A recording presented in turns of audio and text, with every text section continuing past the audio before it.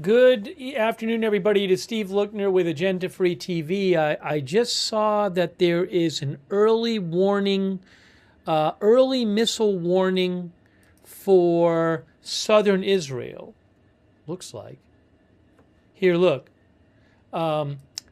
There's southern. We're talking about southern Israel. Missile alert. Alert.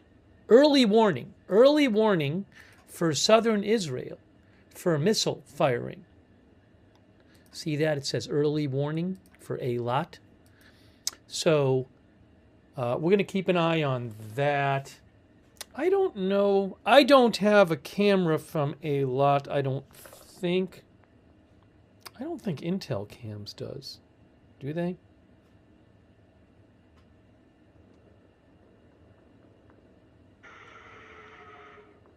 Let me see. Maybe they do. I'm looking at Intel Cams. Intel Cams, northern, southern, Jerusalem, Kuwait. I don't see one. Austin says they don't. So let me just see. I don't know if I have.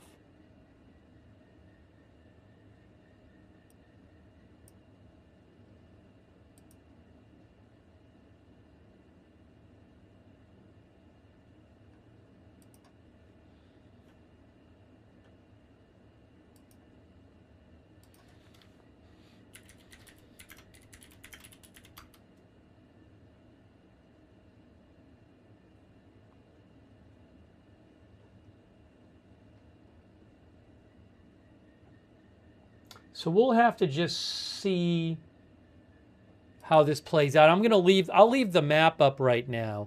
So at some point soon, I assume we're going to see a missile alert this is in Eilat, in southern Israel, and all the way south in Israel. Kuwait is also reporting that they are under some sort of drone and missile attack. Drone and or missile attack. They reported that about 10 minutes ago. We'll keep an eye on that. I appreciate everybody being here. So again, missile early warning for southern Israel, Eilat, on the so far red alert map here, as you can see. Hold on. Still there.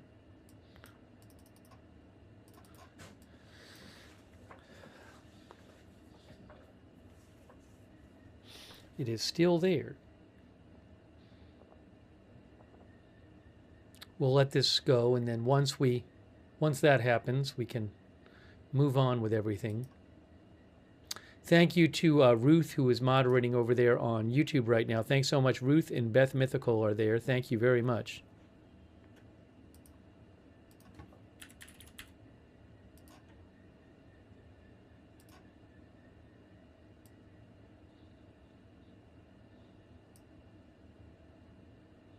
Hang on. Hang on.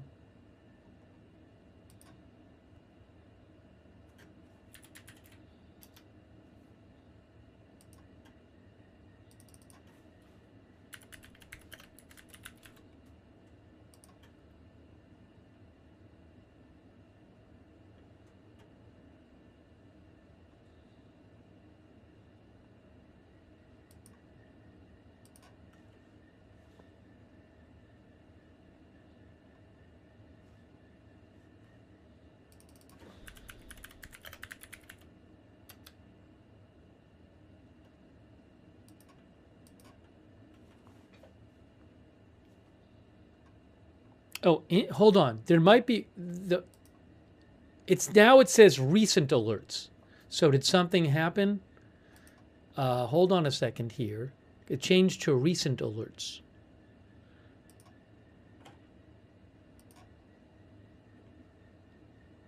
I'm looking for updates here. Don't see any Israeli reporting on it. Al Jazeera said explosions heard near Eilat due to missile interceptions. That's what Al Jazeera said. Al Jazeera said explosions heard near Eilat due to missile interceptions. Well, for what it's worth, there is no longer a warning in southern Israel. I'm guessing we might hear something from the Israeli military on this. Hey, let me say thanks to some people. So again, let me just thank our moderators, Ruth and Roberts Mayqueen and Beth Mythical.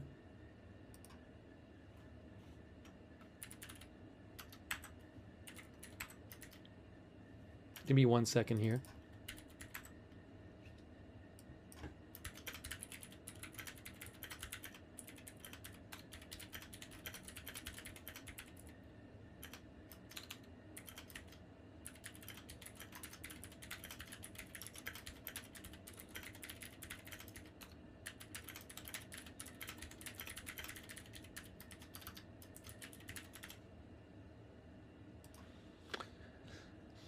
Leslie Ladyhawk is moderating as well. Thank you so much, Leslie Ladyhawk. Hold on a second. Now we have another early warning.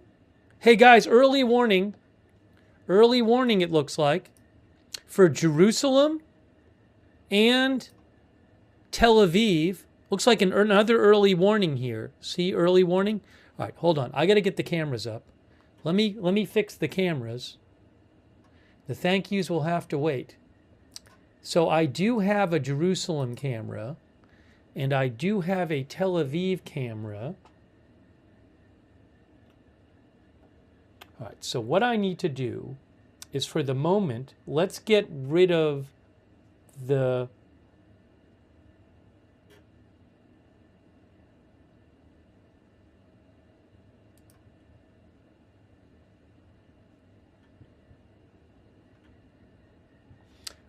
I got to get the Jerusalem camera up instead of the Beirut camera. So we have missile pre-warning. Okay, I'm doing this right now. Okay, I can see Jerusalem.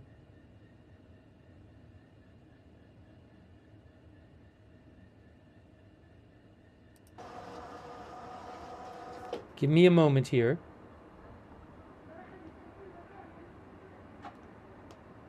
All right, that is Jerusalem and Tel Aviv.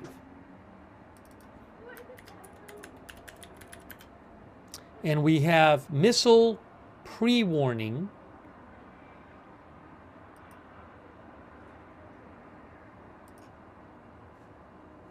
Tel Aviv is zoomed in.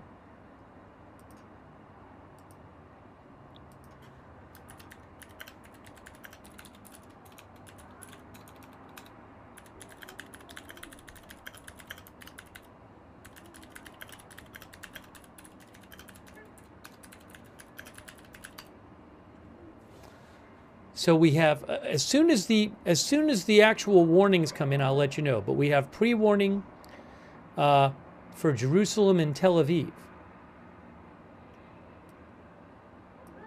and some other areas. So, and the camera zoomed in Jerusalem.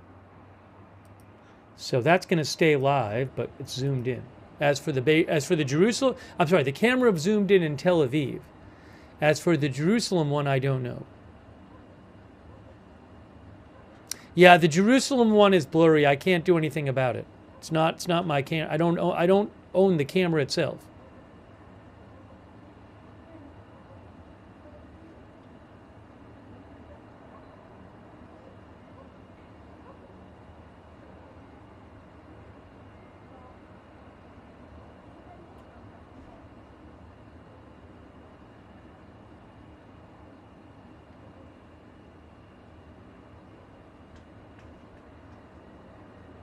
So we're waiting to see where these actual alerts are. Missile early warning in Israel.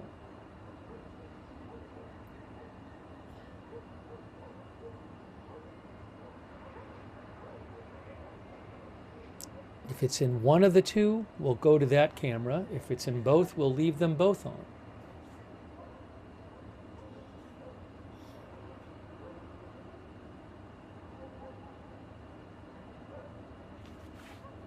Brighten this up a little bit.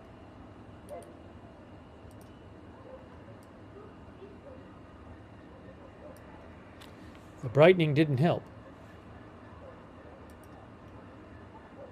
I don't think. You know, if I do this, yeah, it doesn't really make it that much brighter. Make it a bit brighter.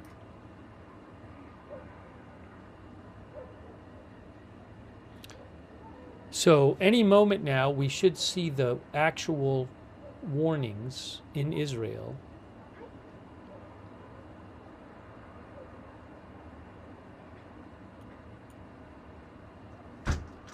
Okay, I am seeing some right now more towards the Jerusalem area. More towards the Jerusalem area, but we'll see where they come in. More towards the Jerusalem side on the east of Israel right now. So I am expecting to hear sirens. Well, they might cut the Jerusalem feed. I would not be surprised if the Jerusalem feed gets cut, because well, we're hearing the sirens. I don't know if it'll stay on the air. Nope, they're cutting the feed right now. They just cut the feed. Watch, you're going to see the feed cut out. So there you go. That's by order of the Israeli government. They can't show it, and I guess they can't zoom it in over there. So here is the alerts right here. Yeah, I don't have another Jerusalem camera. Unfortunately, that one doesn't zoom in like the Tel Aviv one does. But again, that's per orders of the Israeli government. We can't control that. So here is where the missile alerts are. Jerusalem and to the east of Jerusalem, basically, is what we're talking about. We'll have to see. Hey, you can check Intel cams and see if there's anything on Intel cams. Now there's more. Oh, Tel Aviv as well. Tel Aviv, hold on. Maybe Tel Aviv. Where are we here? Let's put on the Tel Aviv audio. Actually, south of Tel Aviv, not Tel Aviv, south of Tel Aviv. So you look at, see the alerts here? There's Tel Aviv is up here. So I don't know that we're going to have a Tel Aviv sirens right now, but looks like more south. But as you can see there, alerts stretching across.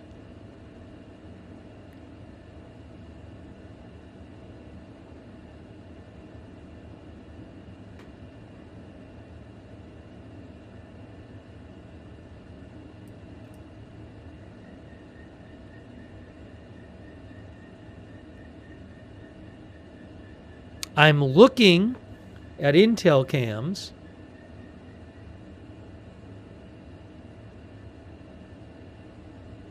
I have the audio on from Tel Aviv, by the way. If there's sirens, you'll hear it.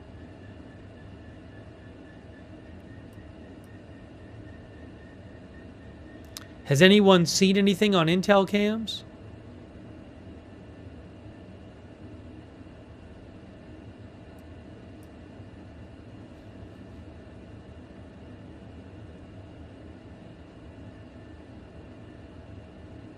People are saying not yet on Intel cams.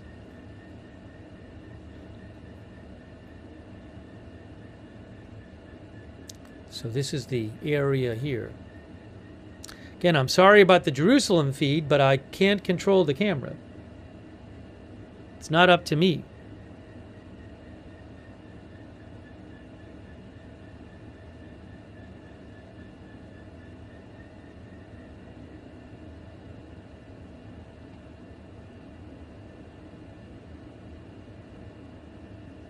I'm looking at Intel cams and I haven't seen anything yet. Austin said he heard a distant boom on Intel cams.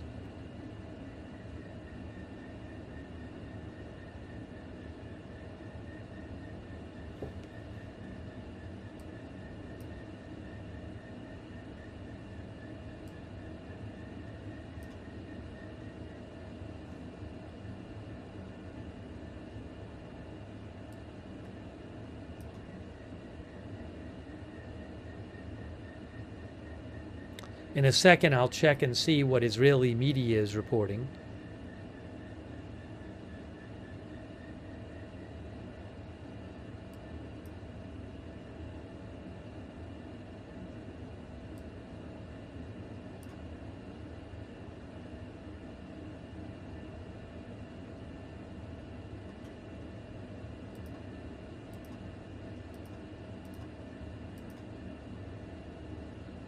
Some of our viewers are saying they heard some booms on Intel cams.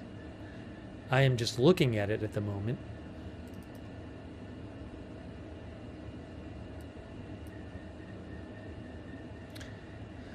Let me check.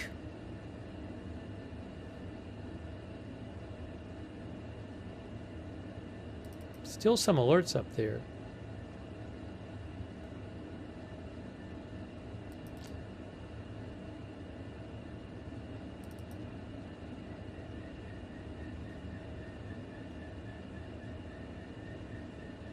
Dimitri heard 2 booms on Jerusalem cam but said no visual. All right, so I'm going to check right now. We can't look at the Jerusalem cam because it is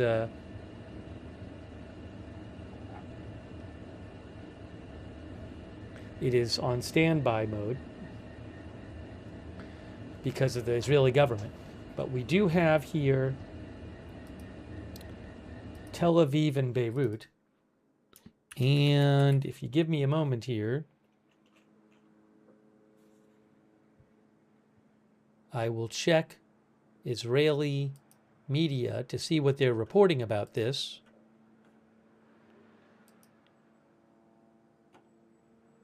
I'm seeing a report on the Hot News Telegram of a successful interception.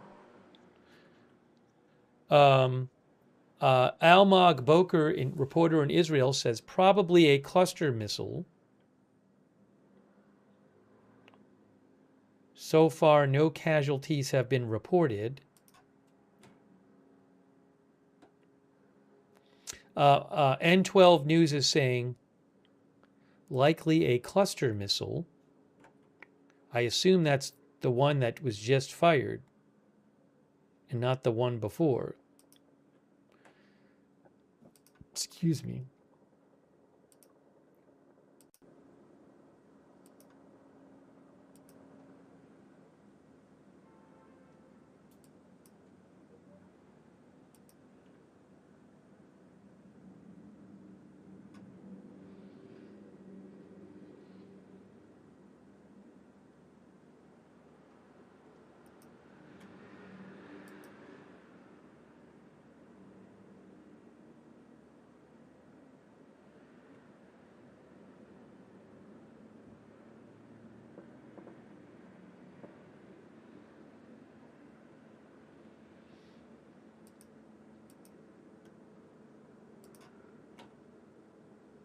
I am seeing a report from United Hatzalah that no reports of any casualties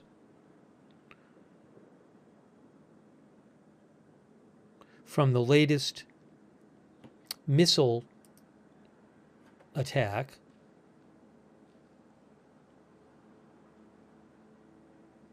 That's the latest I'm hearing. I think we're hearing a drone in Beirut. I'm seeing Yediot News says reports of an attack on a hotel in Erbil, Iraq. Maybe a drone or something. I'll have to look that up.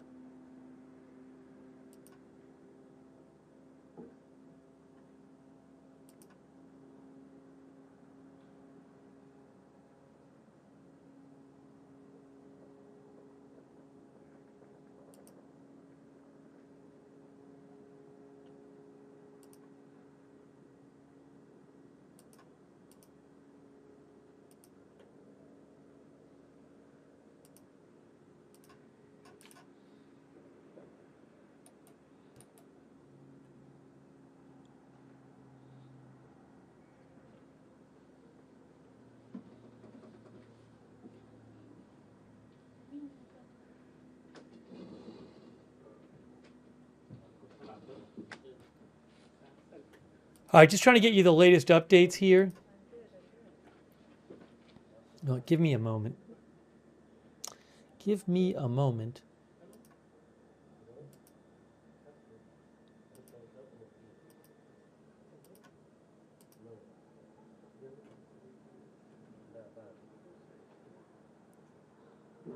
Let me just thank our moderators. We have Ruth is moderating, Beth Mythical over there on YouTube. I really appreciate it. Thank you. Roberts May Queen is there.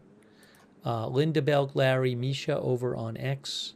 Moderate for us on Twitch. We have Big Ball of Yarn, Good Luck Duck, Idaho Star, I Got That Fire, Matthew Kohai 3, Sarah, and Surly Dev. Thanks also so much to our Facebook moderators as well. Hold on. Kay Lowry Body is moderating, Shannon Davis Hughes, Margaret Riley. Also, we have thank you on Facebook to Kristen McConnell Gates and Brian Davio and Michael Fergal and Rachel Louise Gibson for the Facebook stars. Also, I want to say thanks to Nina Drew and LARNCM gave a bunch of memberships. Thank you, LARNCM. Also, speaking of memberships, Sobek gave a bunch of memberships. Thanks so much, Sobek. That's really nice of you. LAR gave 15 and Sobek gave 20. And then Thomas P0419, I think, gave 30 memberships. That's really kind of you over there on YouTube. Please make sure you thank somebody. Actually, I think LARNCM gave 25 or something. 25 maybe. Please make sure you thank people like Thomas and LAR and our other viewers, Sobek, for who are giving memberships, and Kerry Poteet as well. So, or if you get a gift subscription, please thank them. Thank you so much. Also, thanks to our Lonely Lego 09. Thank you. Least Trustworthy Weasel. Thank you. Our member, Dave Charles Media. Thank you. Thanks also on Twitch to Rakins and Mardoc for subscribing. All right. I just want to get organized here.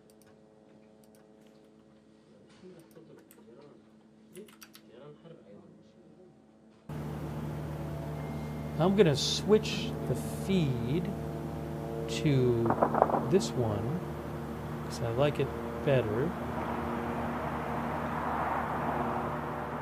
There is a drone over Tel Aviv. Sometimes, a lot of times when there's a drone, in Beirut, drone in Beirut, a lot of times when there's a drone you hear airstrikes.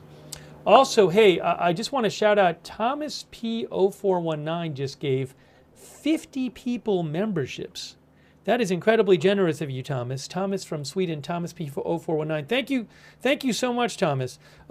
Please thank Thomas if he just gave you one of his 50 memberships he just gave. Thank you, Thomas, and everybody else who's giving the memberships and supporting the channel. Thank you.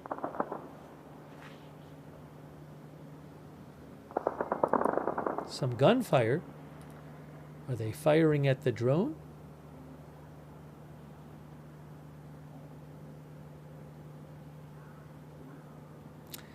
We need to give you other updates, obviously, too. We just got on the air and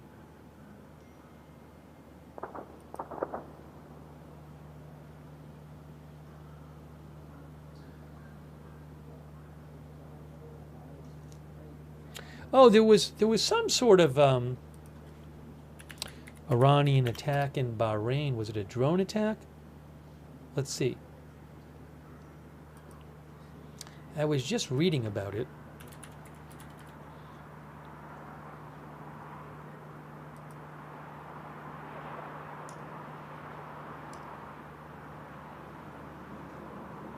Hang on.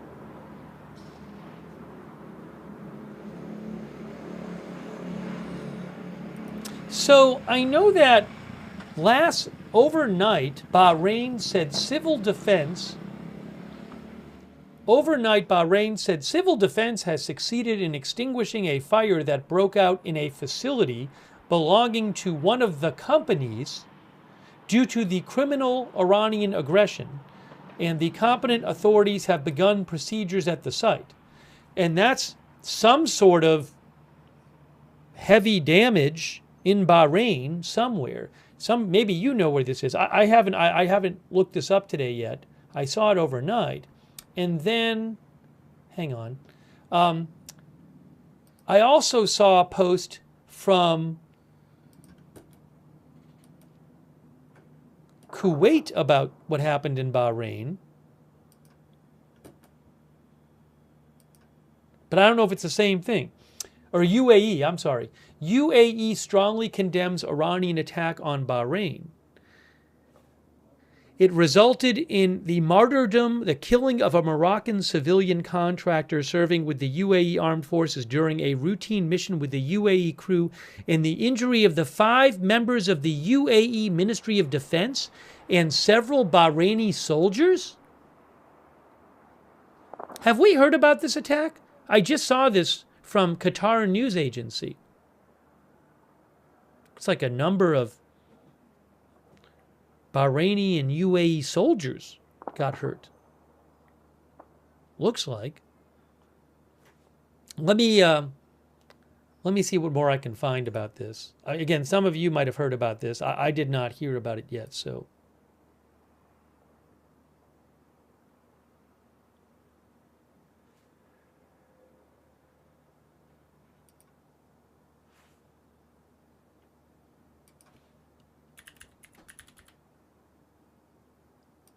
Somebody said they heard it last night.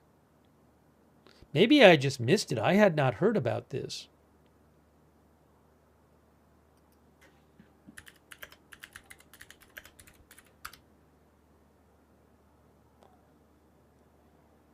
It sounds pretty serious.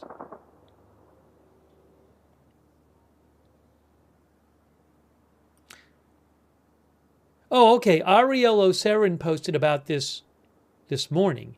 He said the Bahraini Defense Ministry said a UAE service member was killed while performing his duty alongside Bahraini forces during Iranian attacks. The UAE said a Moroccan contractor working with its army was killed in an Iranian missile attack on Bahrain. 5 other Emirati service members were injured. That's from Ariel Oserin, I-24. Let me see if I can find the actual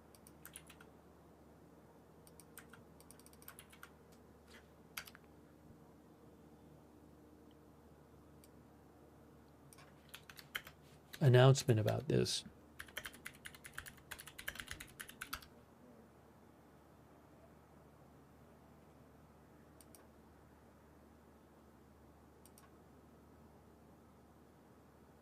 Ah, I have it here. 8 hours ago.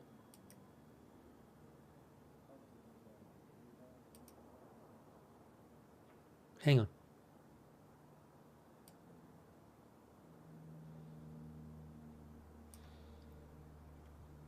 It's a whole announcement here.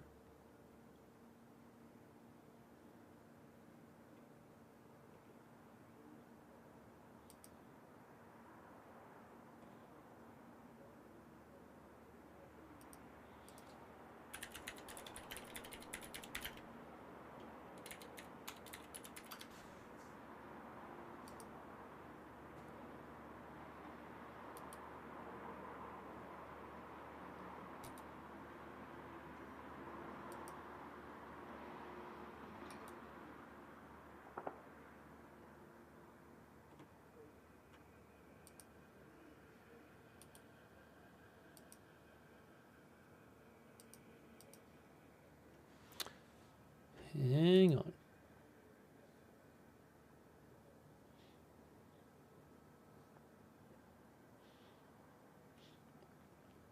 Excuse me. Releases.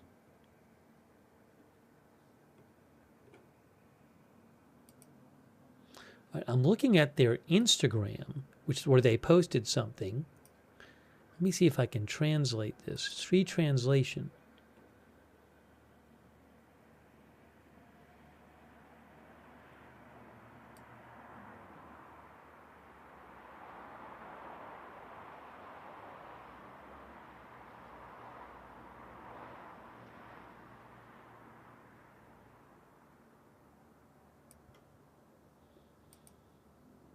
All right. Again, it's not exactly clear to me what happened from what Bahrain said, but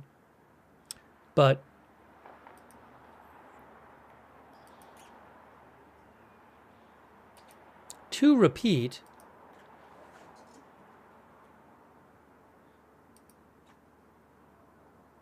where did I even see this?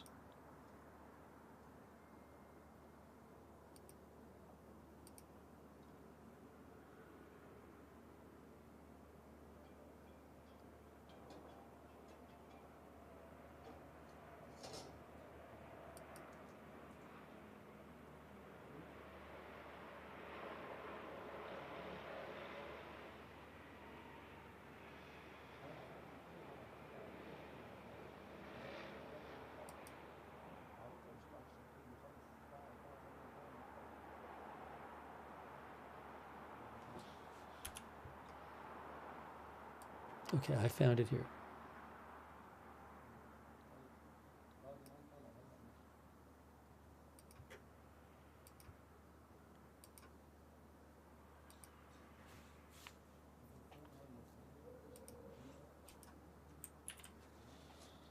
The UAE has condemned, the UAE Ministry of Foreign Affairs said the attack on Bahrain by Iran killed a Moroccan civilian contractor working with the UAE.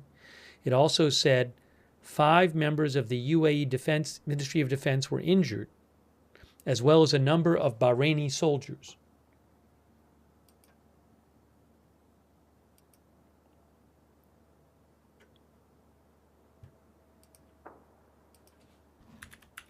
I just want to post something about this. Oh, I found it here. I found it here. I found the post. Here it is. 6 hours ago. Sorry, I hadn't seen this. The UAE Ministry of Defense mourns a civilian contractor, a Moroccan national, who was martyred while performing his duties during a routine mission in the Kingdom of Bahrain following an Iranian missile attack. The attack also resulted in the injury of 5 members of the UAE Ministry of Defense.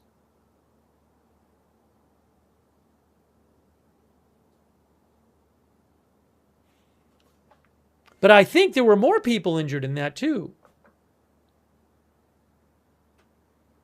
It's weird because they keep a pretty tight lid on things, I feel like they're about what's going on in terms of attacks. So it must have been a significant, I haven't seen footage of it.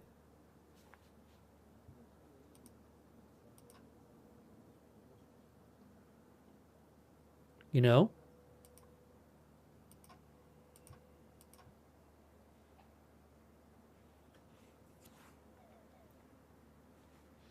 And then, but I think there were even more injuries.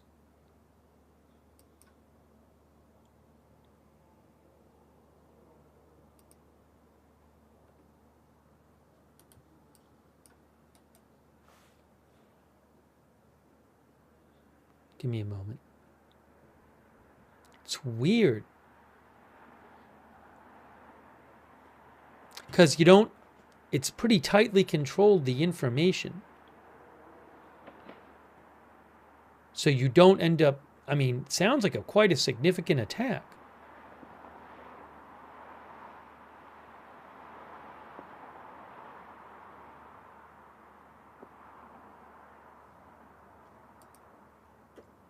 Manny Fabian of Times of Israel reports no injuries or direct impacts from the latest Iranian missile fire. It was the 13th Iranian attack in the past day.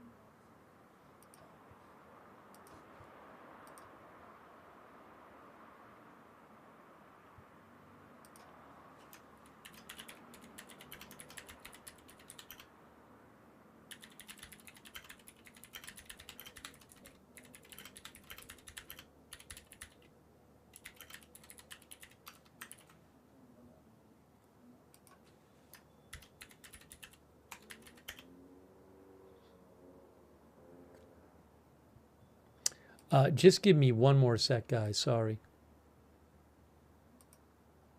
I'm trying to get something posted here.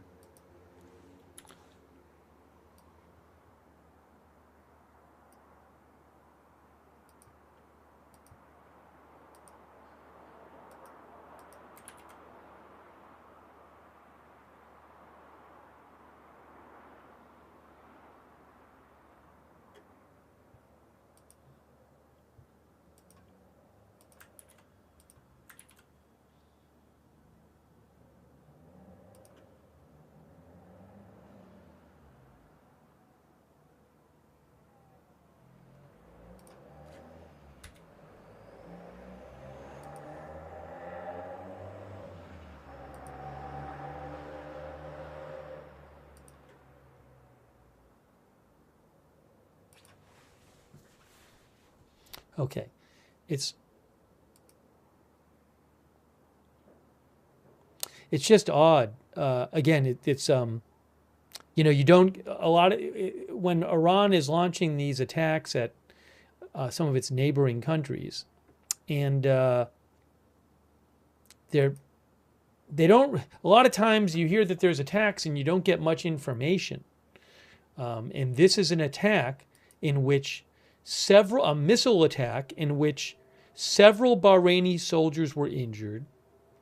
5 members of the UAE Ministry of Defense were injured, and a Moroccan national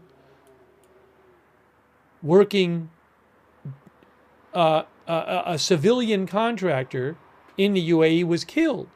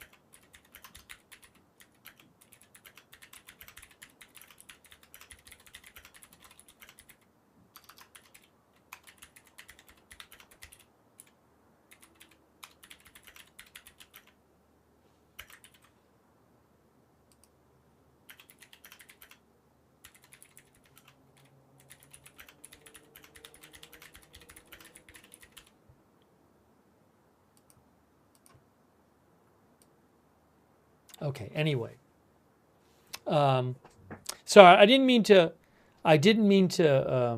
linger on that, but I do think it's important, because I feel like that's the kind of thing that if there were a camera there and they were reporting it more freely, people would talk about it a lot more.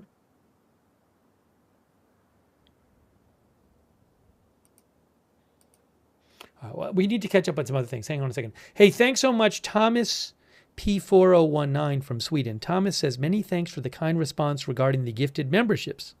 I hope that the random receivers will find the month ahead interesting. Thank you, Thomas. I really appreciate that. Thomas, for all your support. Thomas P0419, thank you. Also, Fiona Diamond, thank you so much, Fiona Diamond. And Rune1033, thanks for the gift membership. Also, Beam28, thanks for being a member. Scottish Lass. And Jay Hammer, thanks for being members. I am Charlie, thank you for being a member. Adrian Goodman, thank you for the gift membership. Infinite Possibilities, thanks for being a member.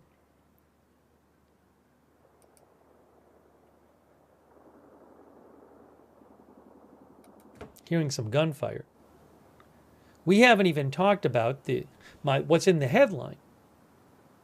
Hold on. I'm seeing a new report from Associated Press about troops going to the Middle East.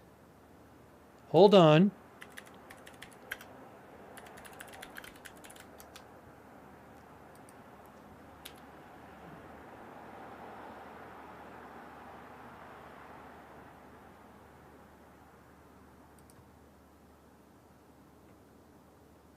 I just saw it.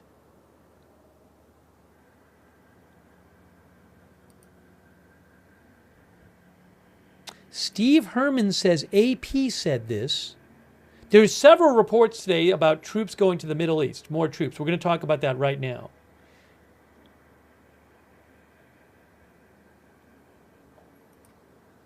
I just saw a report from AP. Michelle Price with AP just posted this. AP says U.S. is preparing to send about 1,000 troops from an Army airborne unit to the Middle East, AP source says. There are several reports like this today. That's I believe, a new report from AP.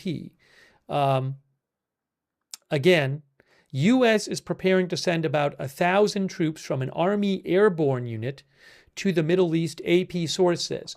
Now, the Wall Street Journal today already reported something to this effect, similar, where they said, the Wall Street Journal, if I can pull it up here,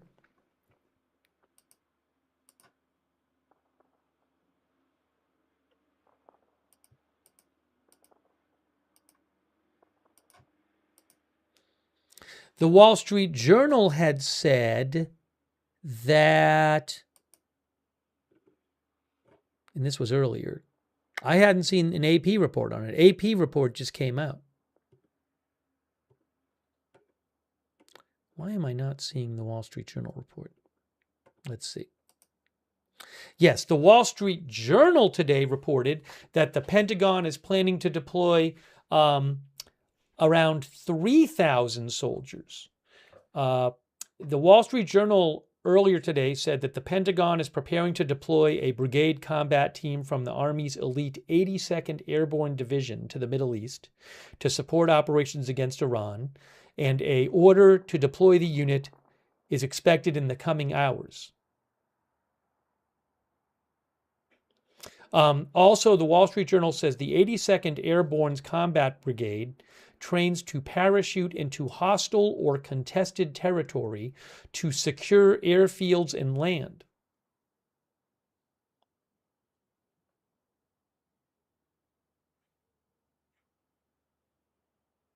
The journal says that these troops could be used to, say, try to reopen the Strait of Hormuz by force, seize Iran's strategic islands or coastline, or launch a mission to capture Iran's highly enriched uranium.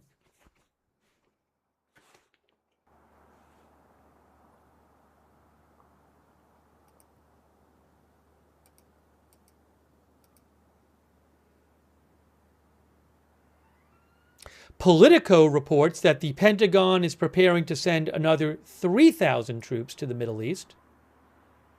That's according to Politico from the 82nd Airborne Division. So we're hearing some different numbers from different outlets. Maybe we'll get something official today.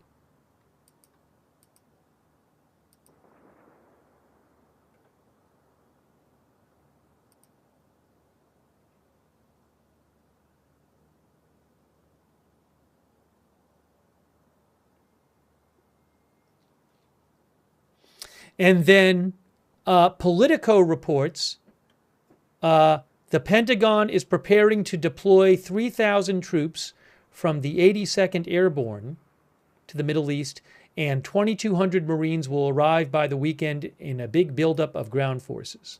That's from Paul McCleary of Politico.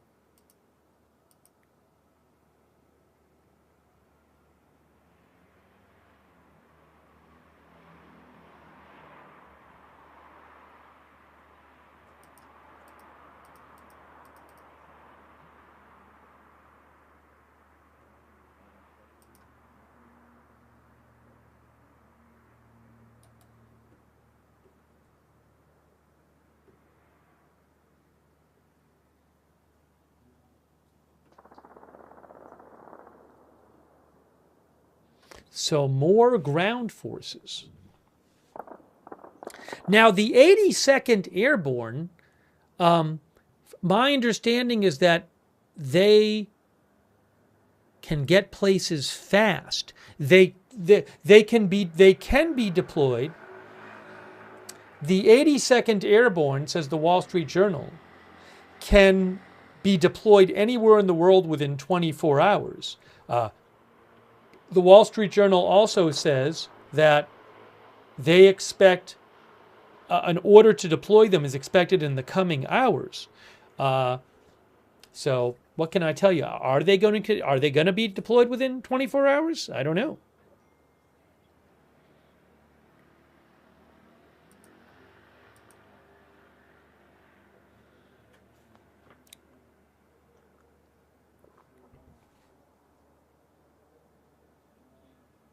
Read the freaking comic says any truth to the rumor that U.S. troops were told they were on a training mission at first, then told the truth very last minute. I have not heard this report anywhere. Literally, this is the first time anybody has said this, or I've read it anywhere. I don't know how they handled these things. I mean, I'm sure there's operational security about these things, and they don't tell more people than they need to tell about military planning. At the same time, I don't know what the source is for that, but I literally have never seen or read it until this very second.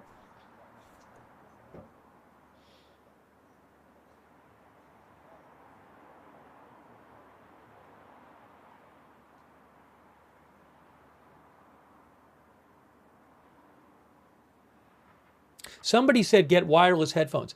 The reason I have wired headphones, I would prefer wireless, but for technical reasons, it messes with the broadcast. I know that sounds weird, and it's something I am looking into and have looked into, but just know I would prefer wireless, but this tends to be much more better for the broadcast for technical reasons.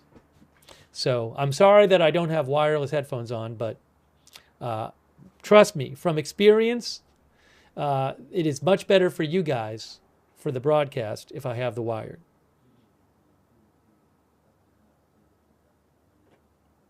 Or earbuds or whatever you want to call them.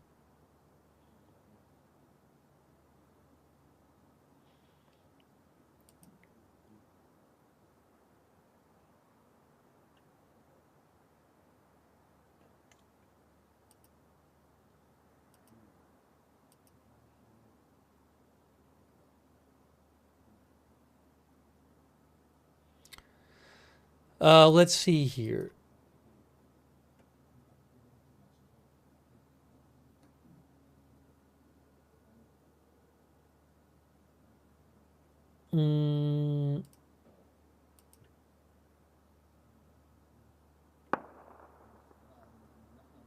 Somebody mentioned Flight Radar 24.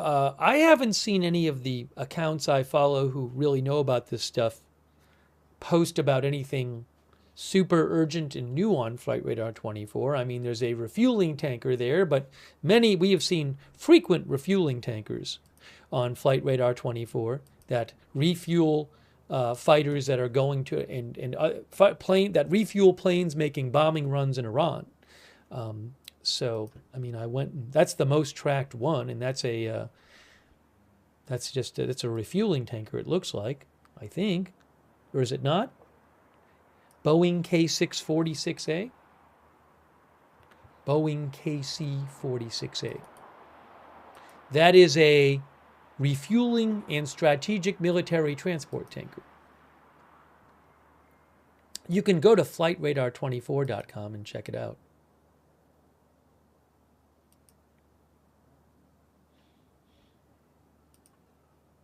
I'm very interested to see if there's some sort of, hold on a second here.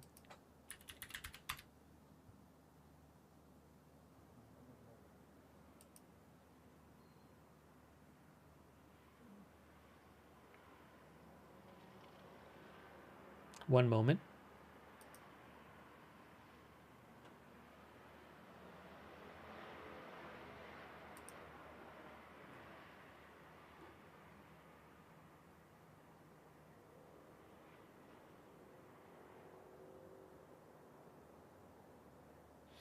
Al Jazeera, 18 minutes ago, I don't know if there was some sort of Iranian drone attack or something. About 18 minutes ago, Al Jazeera had said explosions were heard in the Jordanian capital, Amman, and the cities of Balqa and Rusaifa. Now, again, that was about 20 minutes ago they said that. It's very possible to say that there were drones fired or missiles and they got shot down. I don't know. But that was from Al Jazeera.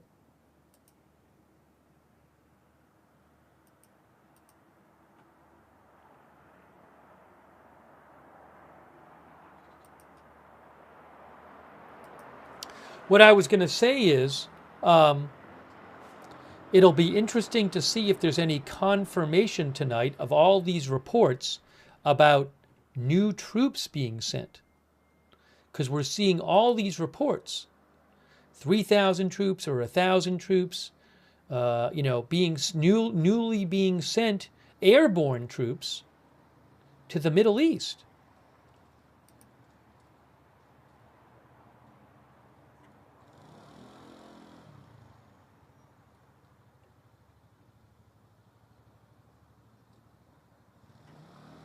So will we get any confirmation of this?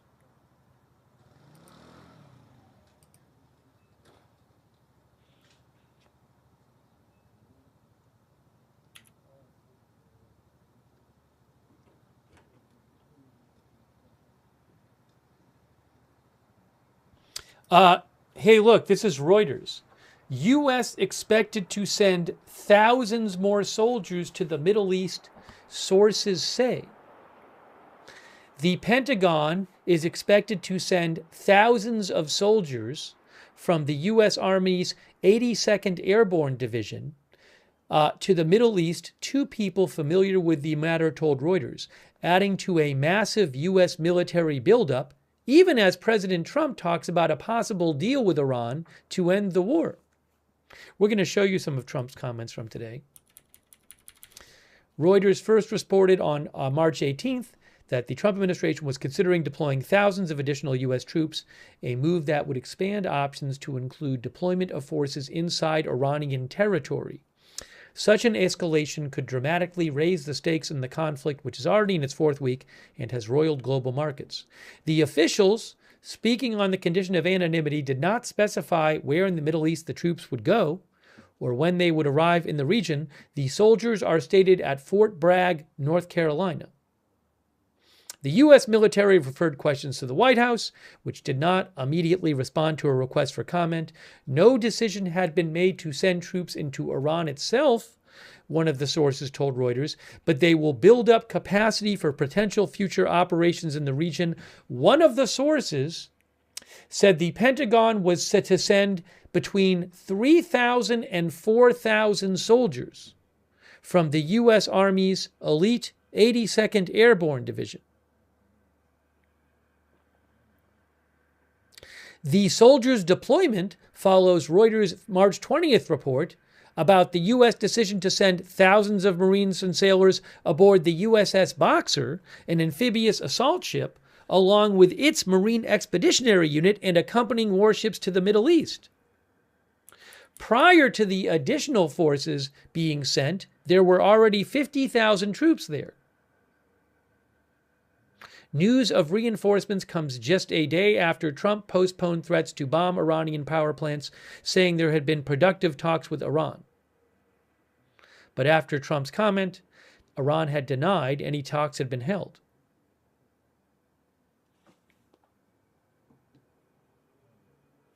Also, Reuters says sources had previously said the U.S. military was looking at options in the Iran war, including securing the Strait of Hormuz, potentially by deploying U.S. forces to Iran's shoreline. The Trump administration has also discussed options to send ground forces to Iran's Karg Island, the hub for 90% of Iran's oil exports.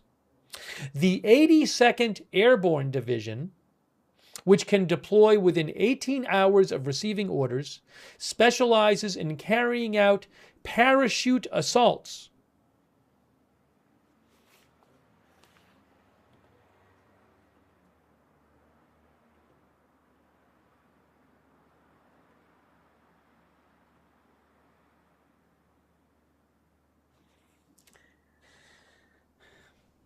The 50 Simmer thinks there is no deal between the U.S. and Iran. Well, no deal has been announced, and it doesn't appear that there's any deal right now. Around 50,000 troops were already there, but there's supposed to be about 2,500 Marines arriving in the next couple days. Then we have reportedly thousands of Marines being sent from California. I don't know when. They might take a few weeks to arrive, supposedly. And then we have this new report of thousands of 82nd Airborne troops. 82nd U.S. Army Elite 82nd Airborne Division.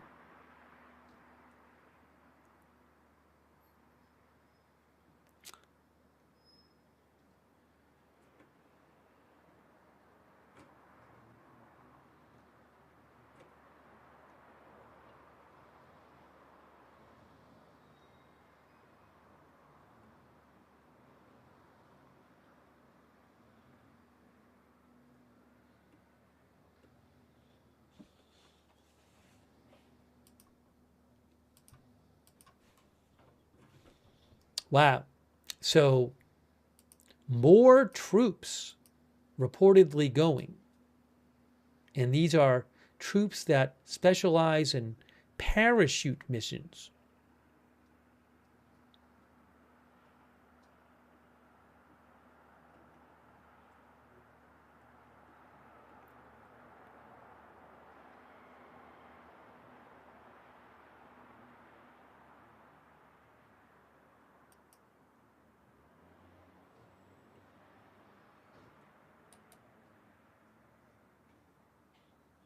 What is going to happen?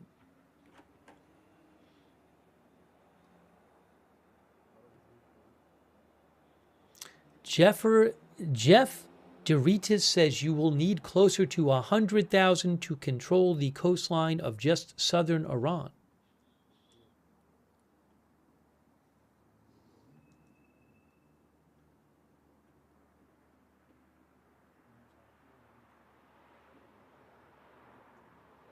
Let me just show you here.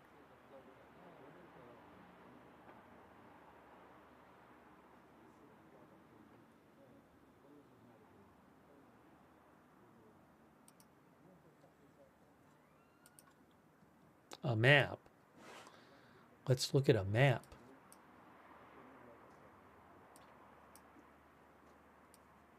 One of the viewers, Jack, says there was a flash on Beirut cams. I've periodically seen some flashes. I don't know, is it, it doesn't sound like it's raining, but is it, I see clouds. Could there be lightning there? Because often we do see lightning on the Beirut cams. People are saying that, are there pre-alerts now? Early warning for southern Israel. Southern Israel. Early missile warning right now. We had one of these before. See, it says a lot. Early warning. I don't have any cameras from southern Israel, but they are under an early warning.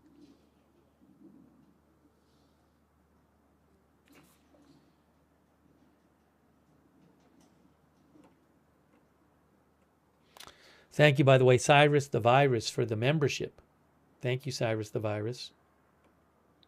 Also, Brian N. Miller, who says 2,000 troops sounds like a lot until you imagine and picture it in relation to concert venue or stadium capacity. Then it doesn't seem like much at all. That's what Brian says. Thank you, Lidwine Elizabeth.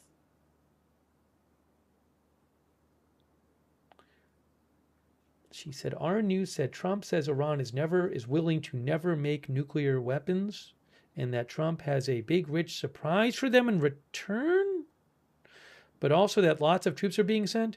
Well, I didn't see it. We're going to play. We're going to play some of what Trump said today during his appearance. He made an appearance and he talked about. I haven't watched it yet, so I can't speak to most of the exact quotes he might have said. But we're going to watch that at some point. And I'll show you what he said. Thank you so much, Lidwine Elizabeth.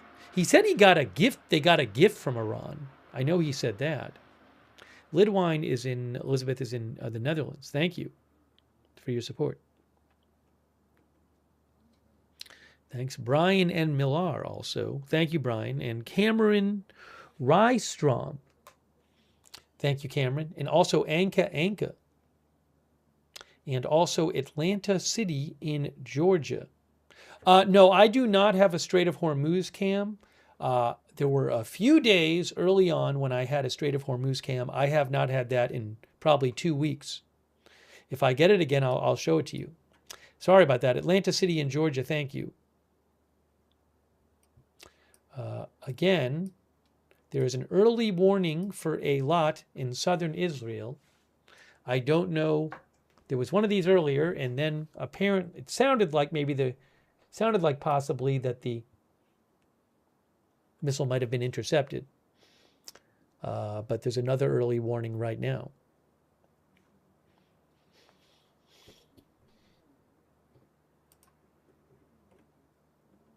See, this is all the way in the south.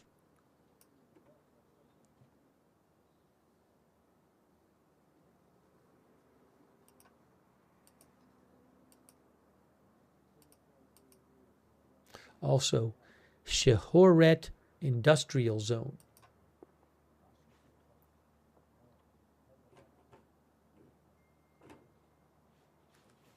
Let me see if I can get any more information on that missile warning.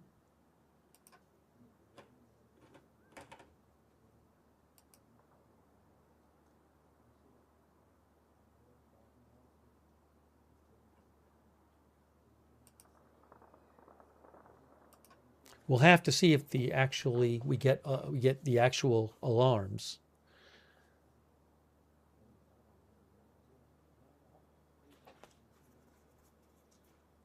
Our viewer Troy Hall says, "I thought Trump said we were leaving."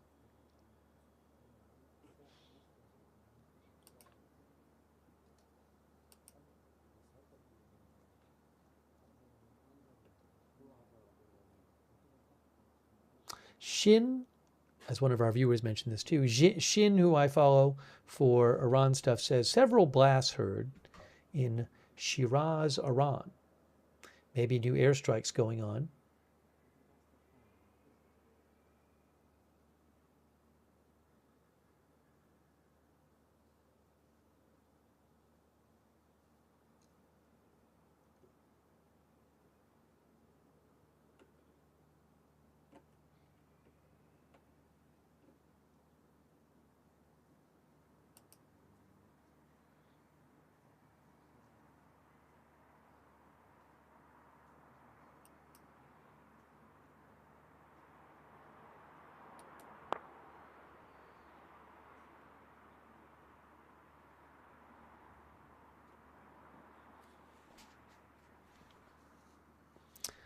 We do not have an alarm yet,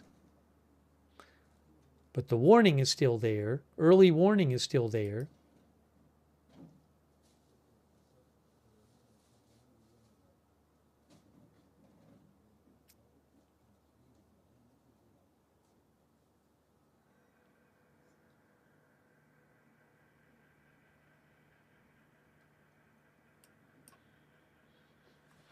Waiting to see if there will be alarms.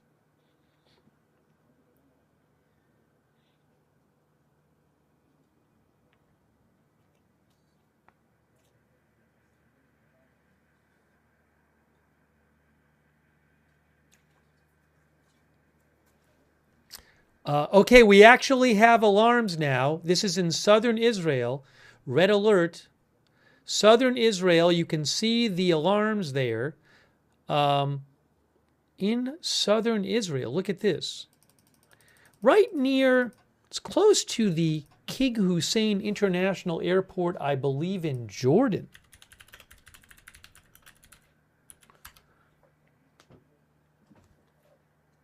That's a minor international airport, according to Wikipedia. It's a minor international airport here. That's in Jordan. The much larger one is in Jordan, is Queen Aliyah International Airport in Amman. Anyways, these warnings are for Israel, not Jordan. Southern Israel here. I do not have a camera from there, but we'll have to see what we hear. Sirens going off there right now in Eilat and surrounding area.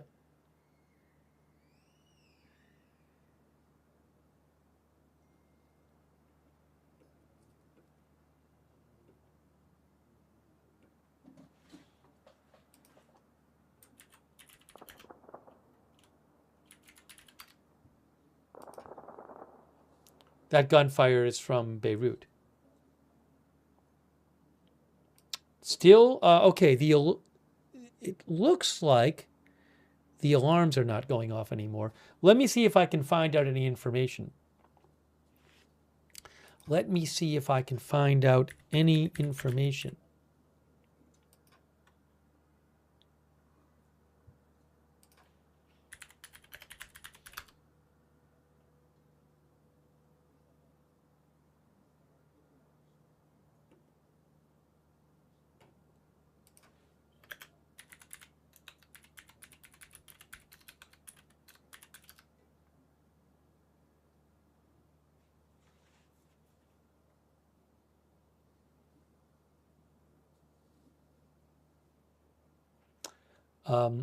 One of our viewers mentioned that CNN is reporting that Iranian representatives do not want to negotiate with Steve Witkoff and Jared Kushner and would prefer to engage with Vice President J.D. Vance. And the message signals Iran basically believes it can't trust Witkoff and Kushner following the breakdown of negotiations prior to U.S. and Israel launching military action. And Vance is viewed as more sympathetic. I don't know if that's true. I'm just passing that along from CNN.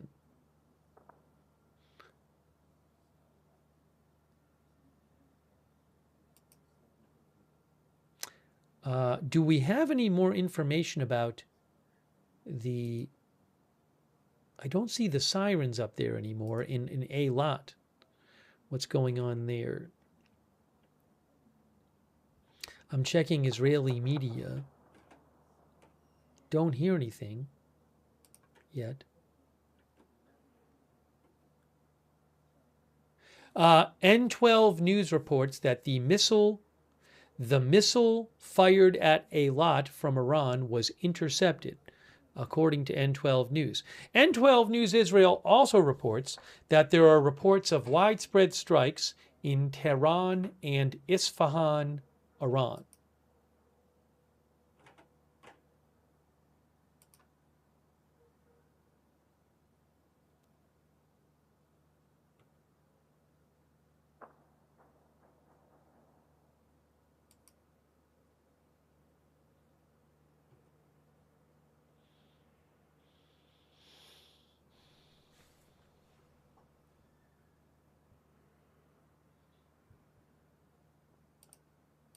Give me a moment here. I just need to check a couple things.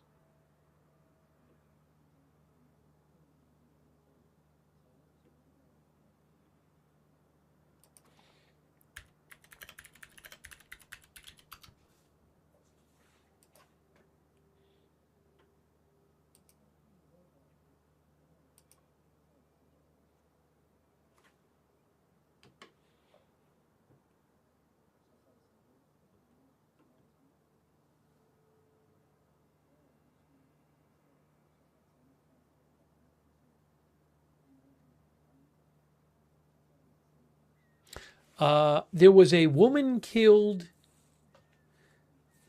in northern Israel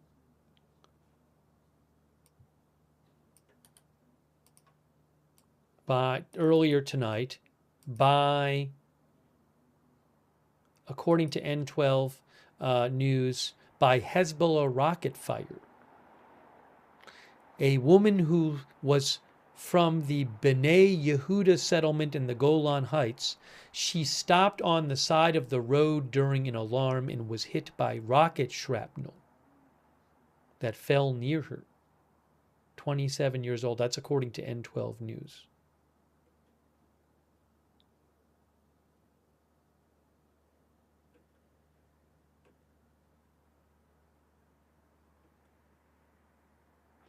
By the way, I didn't know what to make of this. I saw this earlier today.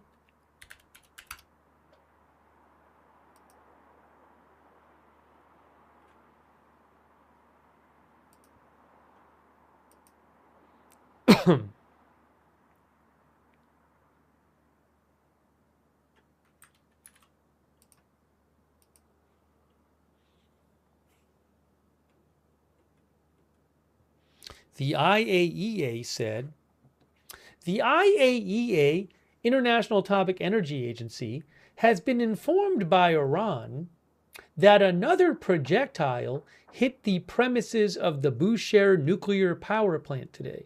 That's Iran's one operating nuclear power plant on the coast of the Persian Gulf. According to Iran, there was no damage to the power plant itself nor injuries to staff, and the condition of the plant is normal. Now, is that really true? Did this happen? I don't know. I believe, what was it, a week or two ago, there was evidence showing that a projectile had hit, I want to say hundreds of meters from this plant in Iran. I think, so there's this question of what exactly was the projectile. One of our viewers, Buckminster, thinks they fired on their own plant. I don't know. I don't know what to make of this.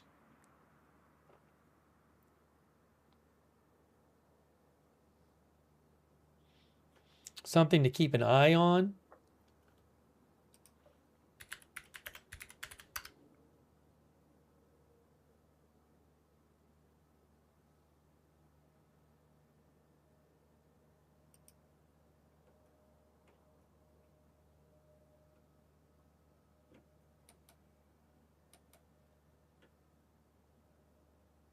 Yes, it was built with Russian help, I believe, as one of our viewers just said.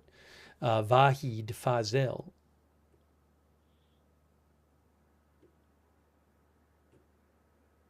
I mean, I don't know whether it happened or didn't. I haven't seen evidence about today. The report says we were informed by Iran. One chance is that it was enemy fire. It's also possible it didn't happen. It's also possible somehow it did happen, but Iran caused it. Then you wonder, is it some sort of vague threat that Iran is making in a way? Hey, reminder to the West, we have this nuclear plant in a very sensitive location on the Persian Gulf. So if you don't want some kind of disaster with it, I don't know. I just don't know if it's sending some sort of message.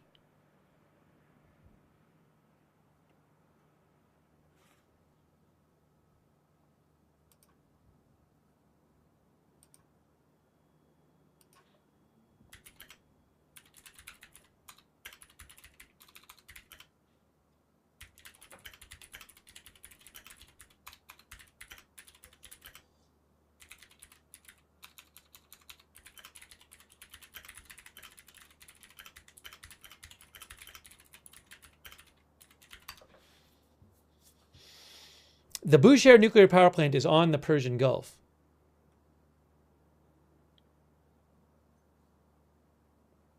I just asked Gemini AI. I know AI isn't always right.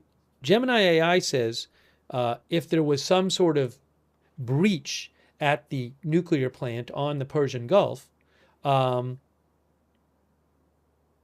it could contaminate Persian Gulf water, which many Gulf desalination plants use water from the Persian Gulf.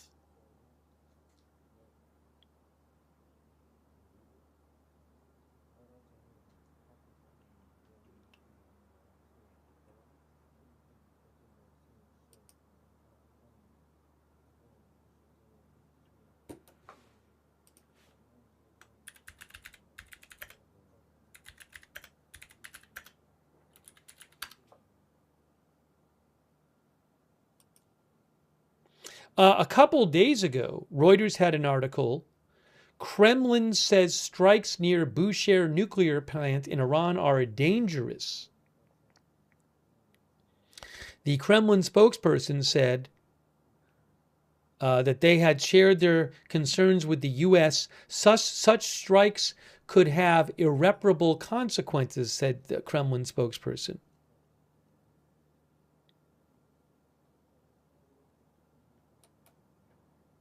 Again, I do wonder if there's some sort of just implication You know, United States and allies, if you make it bad enough for us, you wouldn't want something terrible to happen with this nuclear plant right on the Persian Gulf, would you?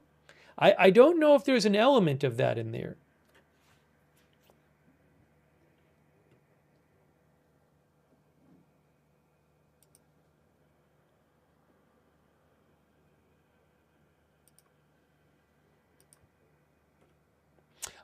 Additional launches to Eilat. There is a new early warning. We've already seen 2 missiles, I believe, launched at Eilat from Iran. So we have a new warning in Eilat.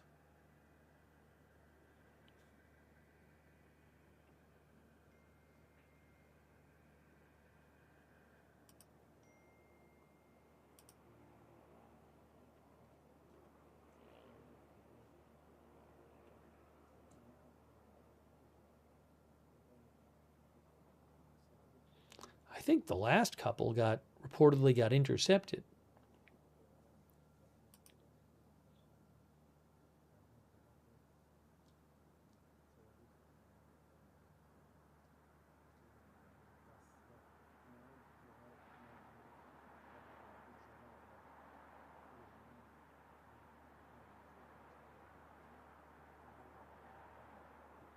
This is the 3rd warning for Eilat in roughly like the last hour, I think.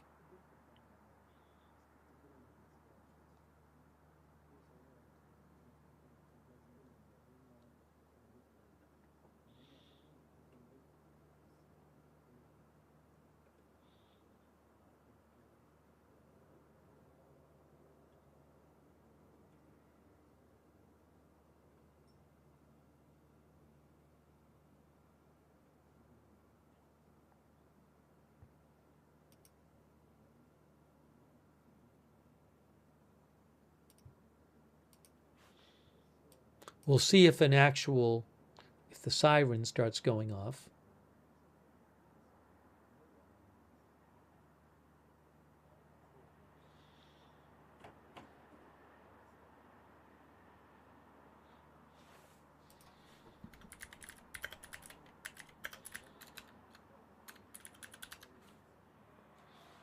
One of our viewers mentioned the Eilat naval base, which I'm reading about right now. There is a major Israeli naval base in Eilat. It is the sole Red Sea naval base for Israel.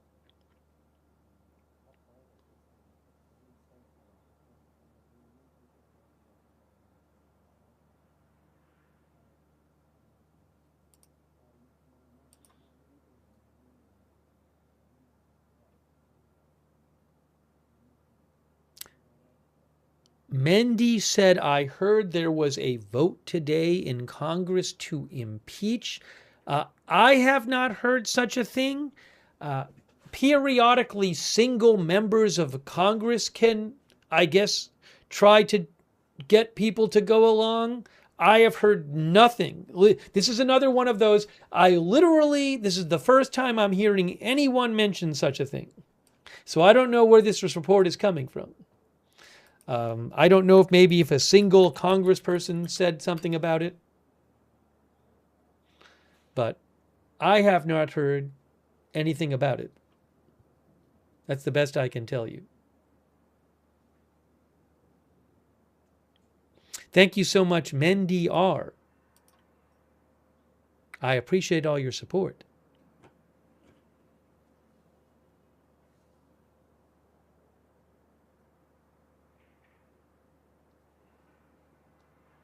Hang on a moment here.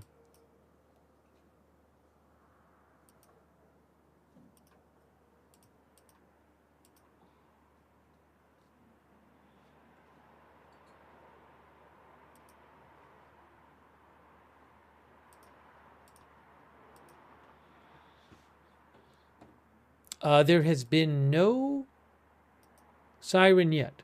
We're waiting. Early warning still in Eilat. Early warning.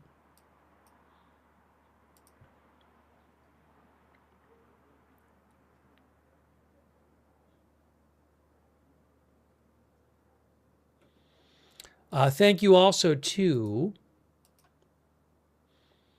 Mr. Slug Snail. Thank you. Also, Copen Electron, thanks for being a member. Fred Bunny, thanks for being a member. Katie Kubiak, thank you so much, Katie, for your support. Katie Kubiak. Thank you. Nino NPC, who says, such a small deployment against 1 million eager and waiting. Whose idea is this? I don't know that Iran is itching to confront the U.S. in just regular military battles. They're vastly inferior, their armed forces. So I don't expect Iran to just line up troops on a field of battle and say, let's go, U.S., your troops versus our troops.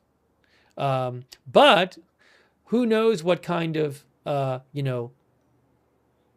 what we've seen a lot of so far from Iran are things like drone attacks, missile attacks, those kind of things. Purportedly some mines. But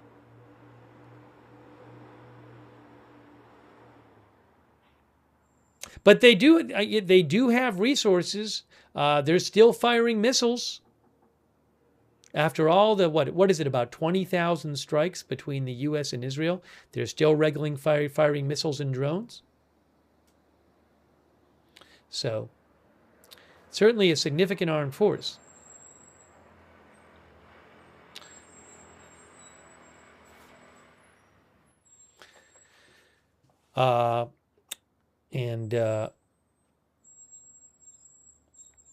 Certainly soldiers, if they go on Iranian territory or try to capture Iranian islands, could face attacks. Thank you so much, Nino NPC, for your support. Also, from Turkey, oh, by the way, this disappeared. That disappeared, so I wonder if there was an interception. Let's see if I can find that.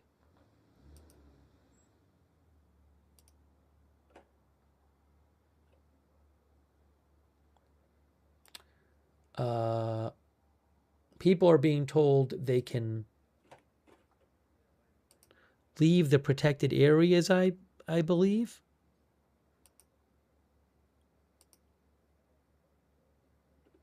Yes, the Eilat event is over.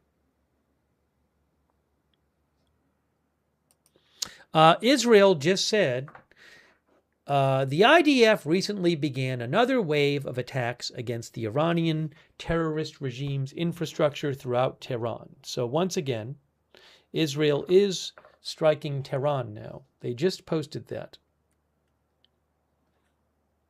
I wanted to say thanks to our viewer from Turkey, Copen Electron, who says, do you think all these actions from both sides are justified? I'm not going to start opining on justification. In the United States, that's a big debate about whether the war was justified or not. And then you could ask questions about, if Iran fires missiles at some country that's not actively attacking it or something, is that justified? These are very deep questions. So I'm not going to start getting into that, but I certainly, those are certainly important questions. Thank you so much, Kopan Electron from Turkey.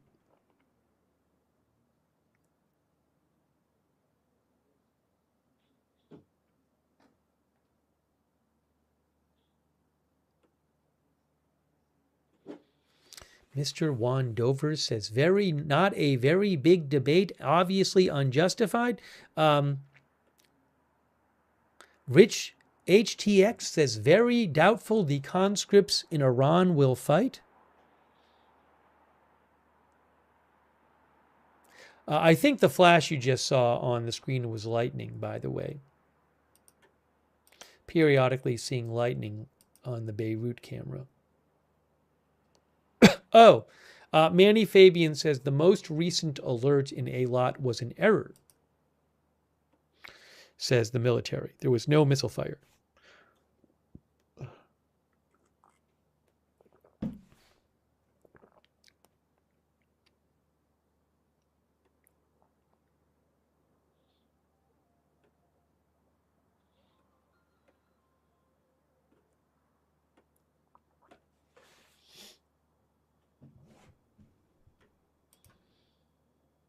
I want to talk some more about these reports of new troops possibly going to the Middle East.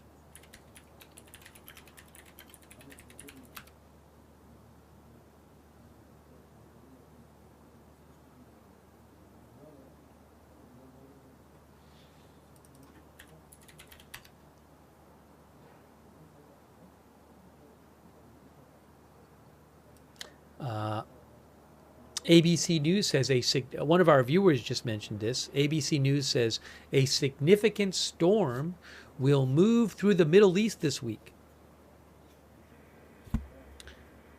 There are chances for widespread flooding rains, haboobs or dust storms, and severe weather, including brief tornadoes. ABC News says there will be impacts in Saudi Arabia, Qatar, Kuwait, the UAE, and Iran on Thursday and will last into Friday.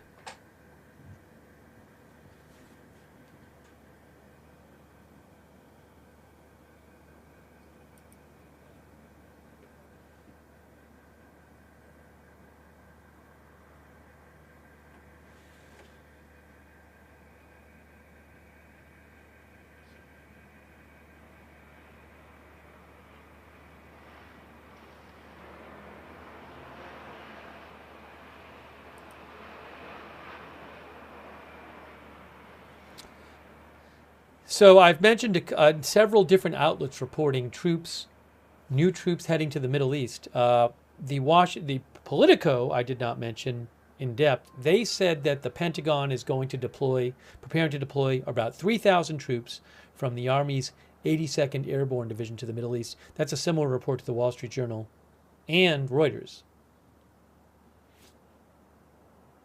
They call it a drastic escalation in the U.S.-Israel war against Iran.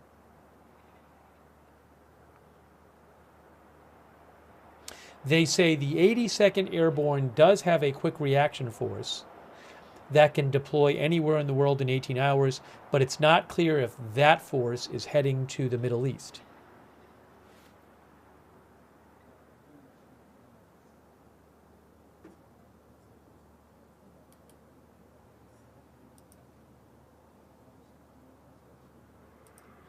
The New York Times yesterday said that the U.S. military was weighing possibly deploying a combat brigade from the 82nd Airborne Division. They said they said the forces would come from the 82nd Airborne's immediate response force, who can deploy anywhere in the world within 18 hours.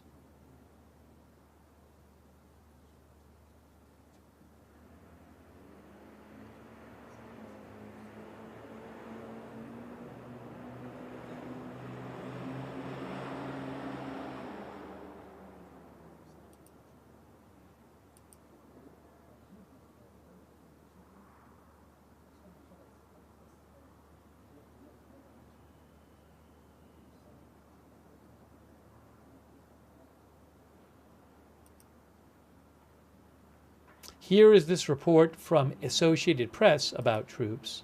They have a slightly different number than some of the other reports. U.S. to send around 1,000 troops from 82nd Airborne Division to the Mideast, AP says.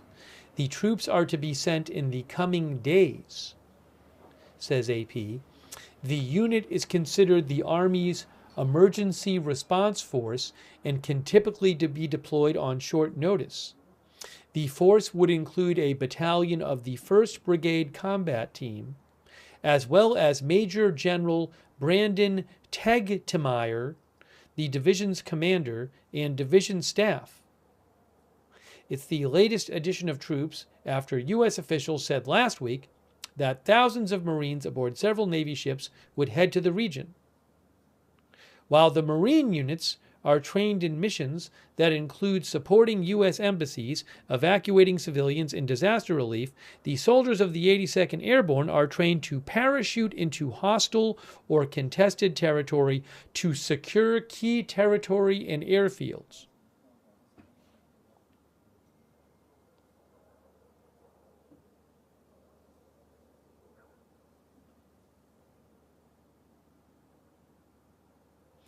Birdman says they should turn around because the war is over.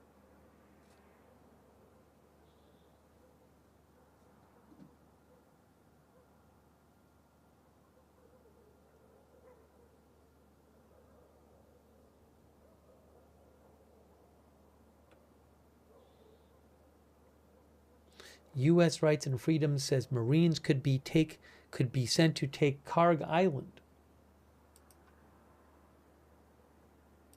I did want to show you a map of the area. Hold on a second here.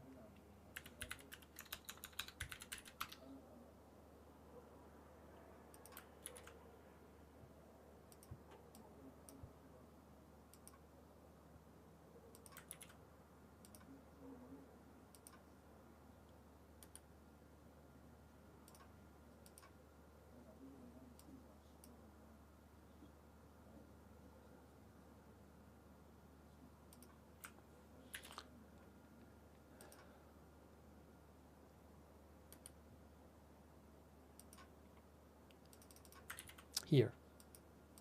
Maybe we'll do a poll in a little bit. So here is a map. And again, this is the Strait of Hormuz here. We got to check marine traffic as well. This is the Strait of Hormuz here. But this is a sizable coastline here in Iran. So, I mean, this island, Keshem Island, I think is about 60 miles long. That's about 60 miles long, Keshem Island. And then, so, you know, if the U.S. is thinking of putting troops on the coast, it's also very forbidding terrain.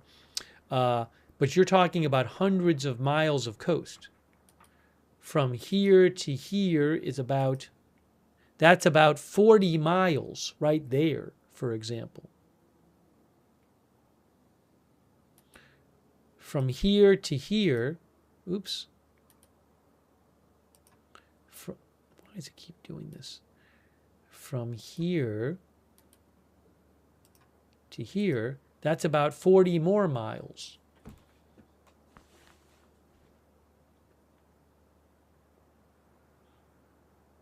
So if you're trying to take the coast to prevent attacks from the coast, it's many miles worth of coastline.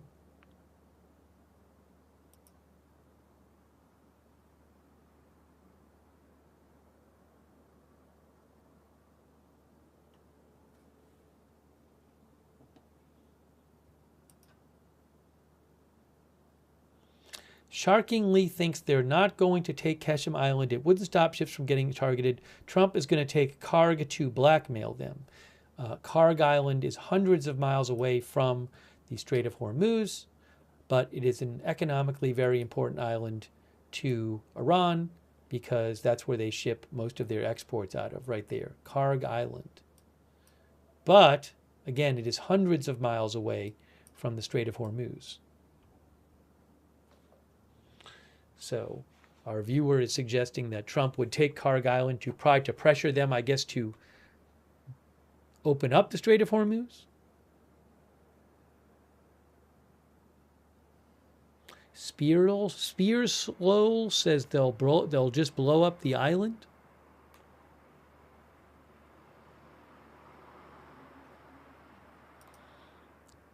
One of the viewers said, I'm curious about the gift that Iran gave Trump. I should play with what he said today. Maybe we'll play that in a second.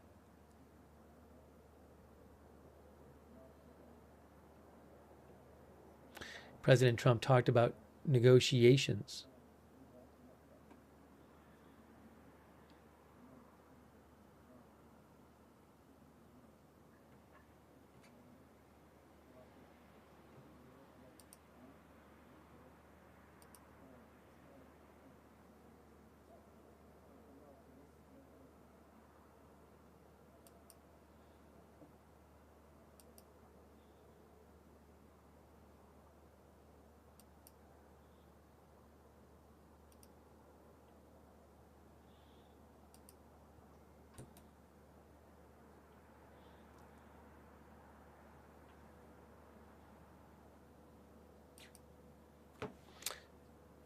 I was going to show you a couple things. First of all, what's this?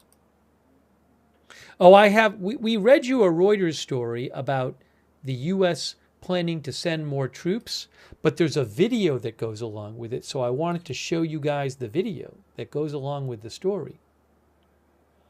Let me get this on the screen for you. Then we're going to talk about the negotiations, supposed negotiations. Where is the video?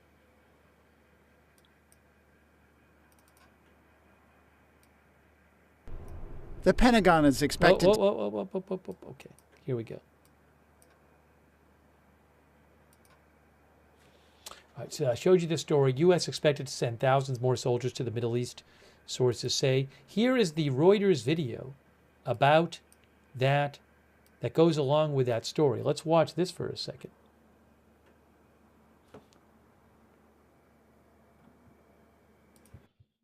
Here we go. If I can get it to play.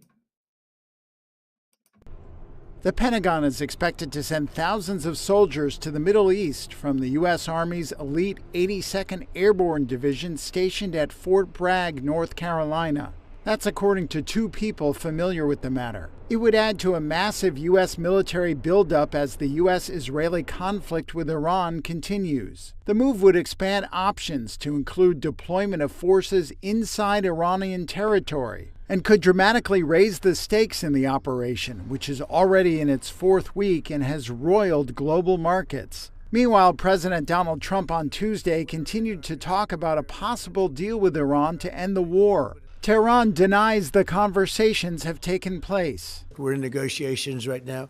They're doing it along with Marco, JD.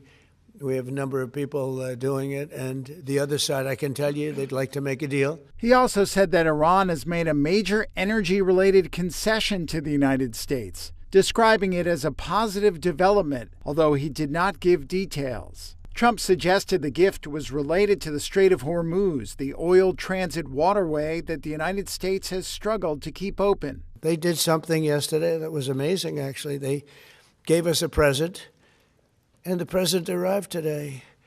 It was a very big present worth a tremendous amount of money. The war with Iran has taken a toll on Trump's popularity. The latest Reuters Ipsos poll shows Trump's approval rating has fallen to 36%, the lowest since he returned to the White House. Americans expressed widespread disapproval of the war as they deal with a surge in fuel prices. Only 29% of the country approves of Trump's economic stewardship, the lowest rating in either of Trump's presidential administrations, and lower than any economic approval rating of his predecessor, Democrat Joe Biden.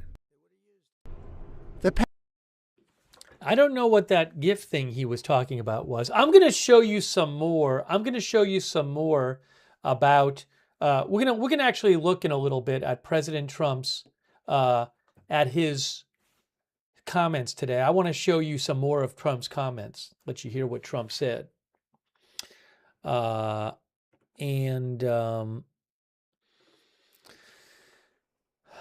also maybe want to ask you about what you think about the possibility of some sort of deal with Iran. I mean, we have Trump saying that they want to make a deal, but at the same time, apparently moving more troops to the region.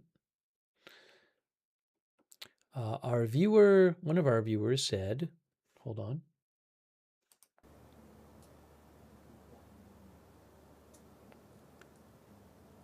Blue Muppet says the negotiations are going on anywhere else besides his head? All right, give me a moment here.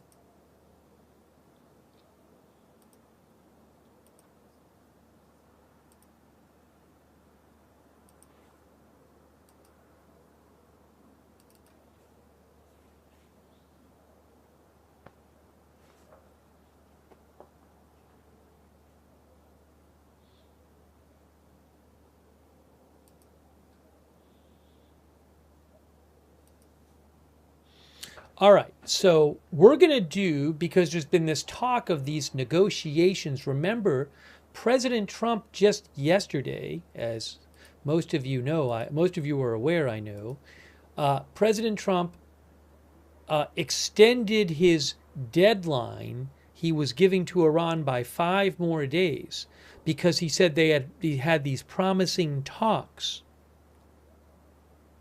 Remember this? Here, look. Well, that was I want to show you the one from yesterday. I am pleased to report that the United States of America and the country of Iran have had over the last 2 days very good and productive conversations regarding a complete and total resolution of our hostilities in the Middle East based on the tenor and tone of these in-depth, detailed, and constructive conversations, which will continue throughout the week. I have instructed the Department of War to postpone any and all military strikes against Iranian power plants and energy infrastructure for a 5-day period, subject to the success of the ongoing meetings and discussions. Thank you for your attention to this matter. All right, so I want to ask you about we're going to do a poll question about your thought about whether there'll be a deal or not. Now, I will say this. I thought this was interesting, and I'm going to show you this. By the way, our sponsor today is Kalshi. Kalshi is an online prediction market where you can trade on the outcome of future events. And you can also go to Kalshi just to see how people are thinking about possibility of future events. So they have a poll, this is a market there, U.S.-Iran nuclear deal. So before asking you, I want to show you what the Kalshi odds are. And they changed yesterday a bunch. So that's yesterday. That's right around where President Trump made his announcement. See how the lines go straight up there? These are different. So the bottom one is before June. The middle one is before August, and the green one is before 2027. But you can see when Trump, before June was 19% and roughly, and then when Trump made his announcement, the odds jumped up to 31%. So those odds went up a bunch right when Trump made that announcement. They seem to have gone up a little since then. And right now, on Kalshi, for whatever it's worth, the odds of a U.S.-Iran nuclear deal before April are 4%, before May are 16%, before June 34%, before August 41%, before 2027 53%. That's not like super optimistic for a deal. I mean, that's less than half of the odds are less than half of a deal before August. Anyways, I'm going to ask you guys what you think about this. We're going to take a poll. I got to think of what options will I give you in the poll. I'm going to think of that right now. But the other thing I want to mention really quickly before I do the poll is that you, if you want to, can go to kalshi.com/agenda-free and get a $10 credit to trade on any market of your choosing. Okay, now I have to type the poll in so we can hear what you think about this. All right, now what options will I give you? Maybe I'll do, because on YouTube I can only give you 4 options. Maybe I'll do, we have to have one never. You have to have one no deal option. All right, here we go. Here is the poll. When will there be a U.S.-Iran nuclear deal? Let's see. I'll say before April 15.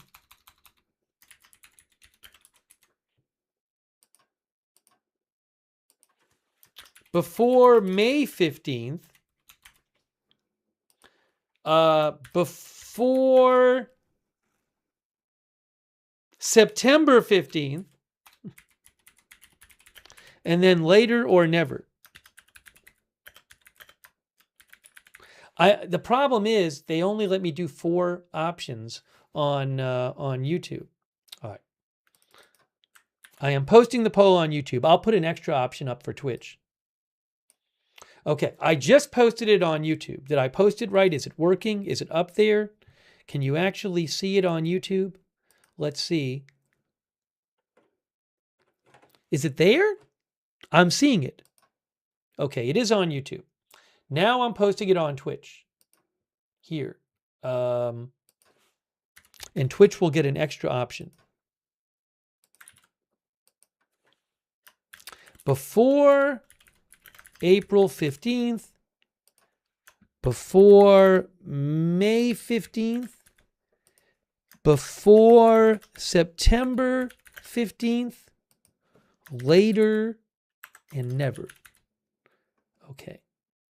I'm going to make it a little longer on Twitch so it doesn't get cut off like last time. And then the last thing I have to do is put it on Facebook. Yes, I have to post it separately on 3 different platforms. Oh, and we're going to do our poll. While I'm posting it, why don't we do our poll graphic? Hold on, I'm going to do the poll graphic right now. Here we go. It's coming up right now. There you go. Think hard about this.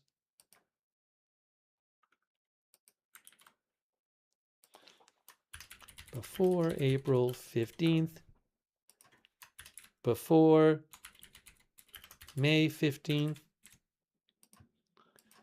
before September 15th, and then later or never. Okay, I'm just posting it on Facebook right now, so I'm going to show the graphic again. Here we go.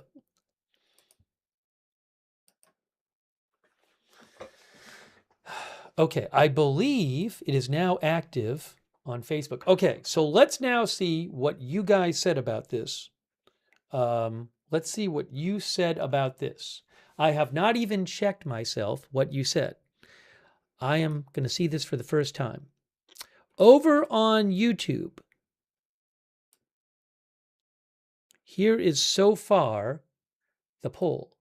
Wow, not very optimistic for a deal anytime soon.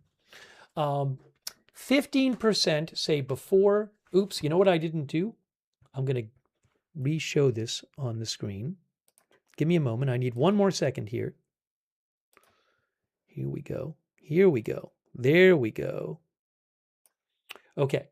15% before April 15th. 10% before May 15th. 11% before September 15th. And 64% say later or never. Now, I mean, someone might say, well, there's this question of, would the war ever stop without a nuclear deal? I mean, I guess it's possible there could be some sort of ceasefire deal that's not a nuclear deal. But, I mean, President Trump has talked so much about preventing them from getting a nuclear weapon. So, but anyways, I don't know if this means that people on YouTube think the war is going to go on for a long time, or if they think it's going to stop, but without a nuclear deal. Anyways, about 2/3 of the people saying later or never. Now, on Facebook, we have 62% say later or never on Facebook. And then it's 15% before April 15th, 15% before May 15th, 9% before September 15th. So Facebook right now is pretty similar. Actually, Facebook and YouTube both have 64% later or never right now. Now let's see what Twitch has to say. Here is Twitch. I am putting it on the screen for you right now.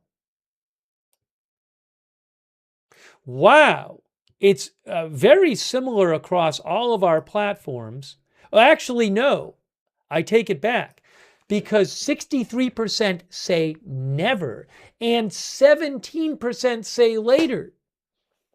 Okay, so 63% on Twitch are a pure never.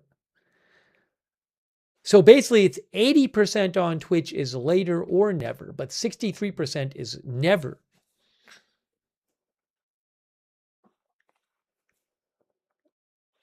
So generally speaking, though, you guys are not confident that there's going to be any kind of deal, nuclear deal, anytime soon, for the most part.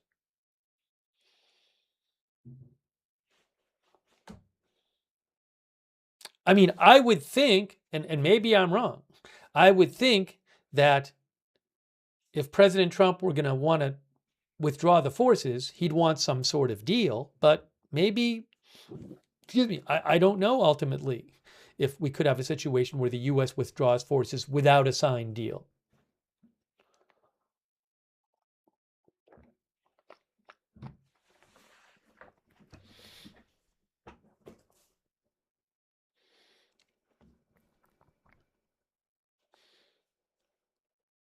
Okay, I appreciate people voting in the poll. We'll leave it up there for a minute more.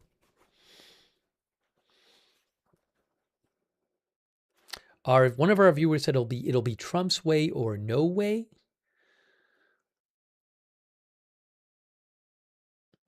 LGS says this is not going to stop because of how many countries are becoming involved, and the fuel crisis exasperates everything. Toby Legit says Iran's literally going to have no choice. By midsummer, they'll have nothing left standing. Rosemary Arnold thinks Iran will never agree to any deal.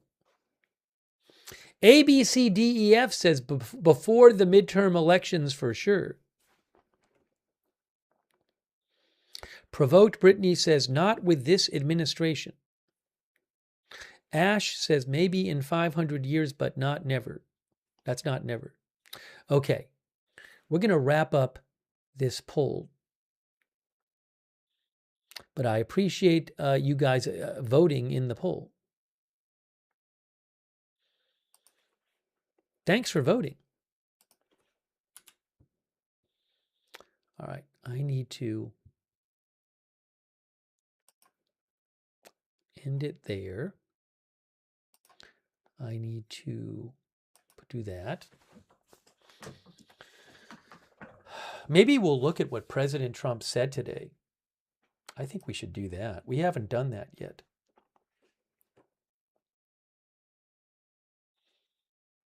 I think. Excuse me.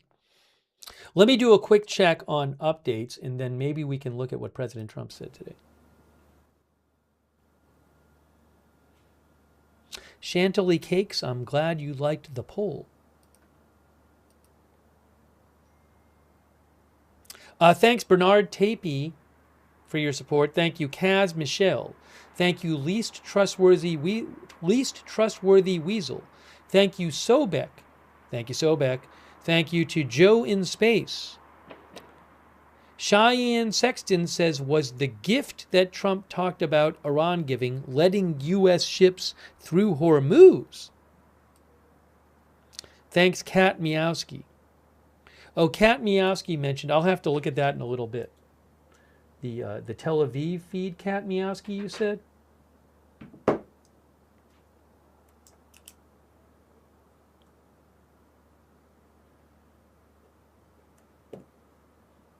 I'll have to check it. Thank you, Kat Miowski. Thank you, Spin City News, our member, Sean67UK, who I think may have that name just so I say 67, who says Karg Island could be heavily mined already. Thanks, Roberts Mayqueen, our moderator, for being a member. Hey, thanks, Ty Lurker. Ty Lurker for the memberships. Very nice of you, Ty Lurker. Please thanks, Ty, if you got a membership from Ty. Thanks, Fiona Diamond. Yes, planning on doing a stream tomorrow. I assume there'll be more news. Thanks, Mr. Slug Snail. Also, thank you to, hang on a moment here. I got to thank our mods, too. I want to thank our mods again. Thanks on Twitch to Who Shot JR. Also, thanks so much to our moderators. By the way, I gave Twitch extra time in this poll, so it's still up there. Big Ball of Yarn, Good Luck Duck, Idaho Star, I Got That Fire, Matthew Kohai 3, Sarah, and Surly Dev are all moderating on Twitch. Thank you so much.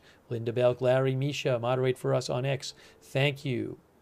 Beth Mythical, Chromite, Leslie Ladyhawk, Roberts Mayqueen, and Ruth are moderating on YouTube. Thank you. Also, thank you so much to our Facebook moderators, Margaret Riley, Kayla Aribadi, Shannon Davis Hughes. Thanks so much. Also, thanks to our Facebook subscribers like Diane Allworth and Dolly Clark and Christy Claft. Also, thank you to William Bowser for the Facebook stars and David Brazier. Brazier, I think it is. Thank you for the Facebook stars. LT, thanks for being a subscriber on Facebook. Also, thanks so much to Horse Whisperer, who says Trump has only a limited time on the war powers resolution right. So what happens after 60 days? Does Congress let him declare war? So this is an interesting question. I am not an expert on all the war powers and congressional law about president making war stuff. What I will say is this. I have not heard a single report from anyone that I would consider in a position to know who has any expertise on this, that in any way suggests that they think that there is some sort of time limit on Trump making war and Russia running the war that will run out, at which point he loses his power to Congress. I have not seen anyone or any analysis saying that. So without knowing the specifics, I'm assuming that is not going to be anything that constrains him. That is my assumption. I don't have the specifics on that. It's an interesting question. But again, I would think that if it was thought that there would be any kind of possibility of a significant congressional constraint on this, after a certain time, we'd be hearing about it. And I just don't hear about it. So again, I just want to be clear. I'm not an expert on this. I'm not giving you a specific answer, but that is my assumption. So maybe a little later I can look all that stuff up, but that's a little bit of a research project.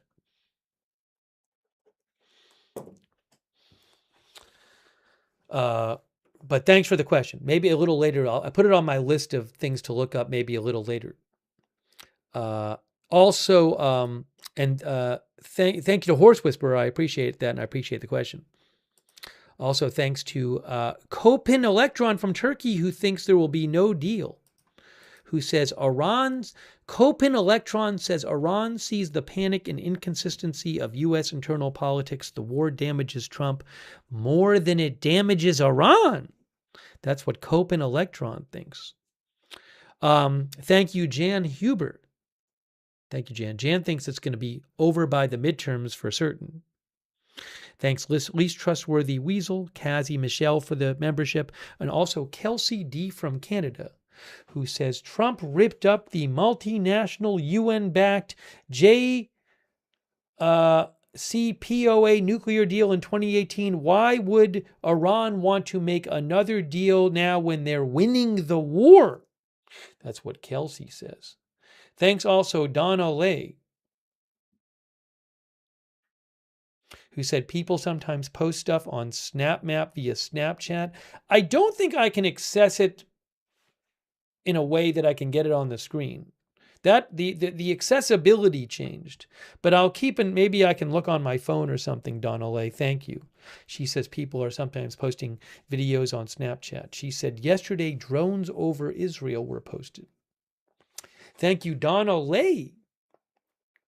I appreciate that. Okay, now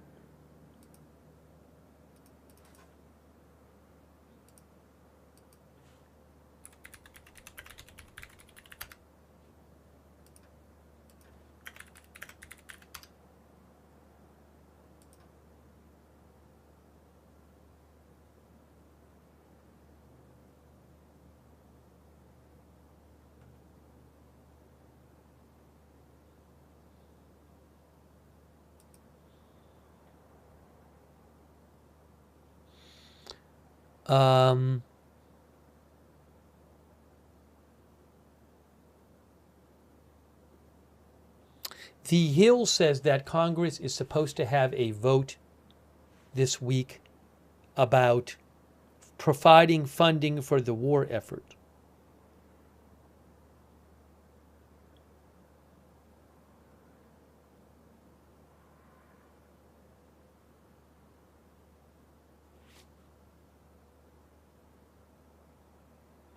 The Hill points out that Congress has not declared war since 1941, but the U.S. has participated in numerous wars and military actions. And only Congress has the power to declare war, but the Constitution makes the president the commander-in-chief of the military. And they say over time, presidents have increasingly claimed more unilateral authority to initiate military action. If you want to read this article in The Hill, it is called "Congress Will Get Its Vote on the War with Iran."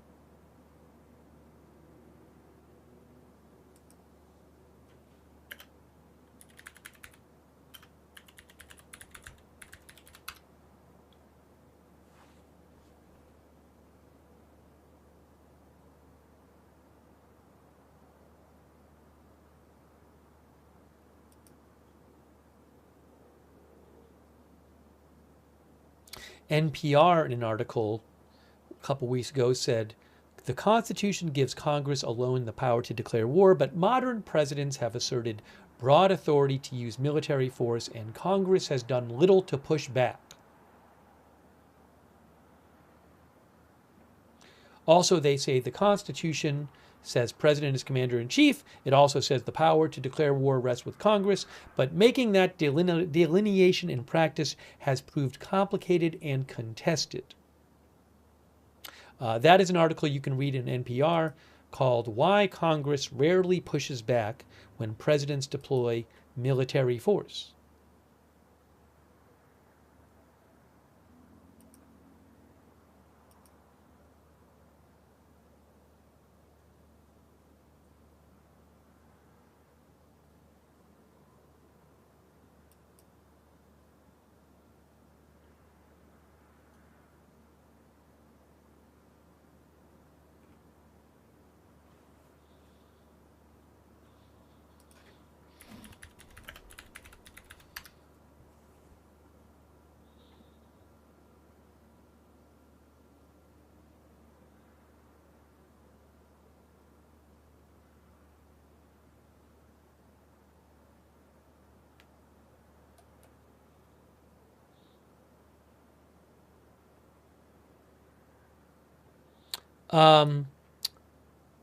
I just saw this report.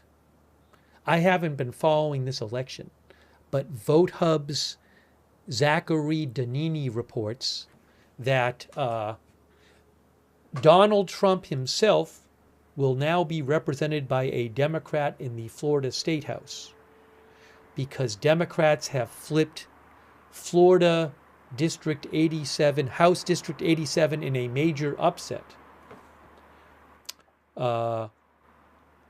It's a Trump plus 11 district, and I haven't been following this election at all, this particular one, but I can show you here. This is it right here. This is from DDHQ, Florida State House 87. Oh, it's interesting. Look at this. See, this is a DDHQ votes. Oh, why am I not signed in? Hold on. I got to sign into the site. Let me sign into the site first. I was looking at the recent odds. Again, this is, I believe this is the district that where Mar-a-Lago is. Right? I believe. And you can see Florida State House 87. And actually down here it shows you the Kalshi odds. And as of earlier today, the Kalshi odds were for Republican John Maples was an 80% favorite. But now Emily Gregory has been projected the winner, with greater than 95% of the vote in.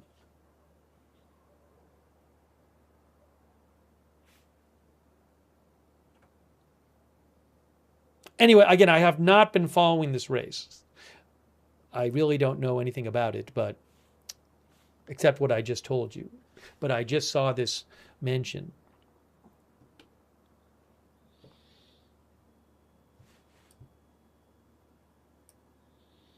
Here is...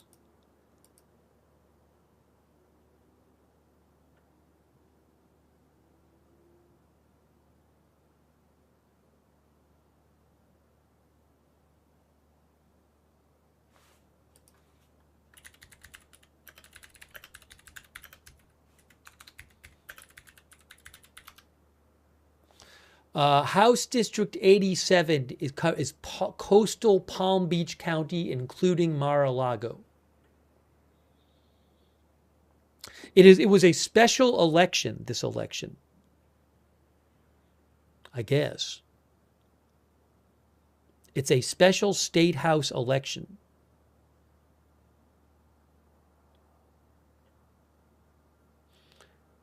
President Trump had endorsed the Republican John Maples.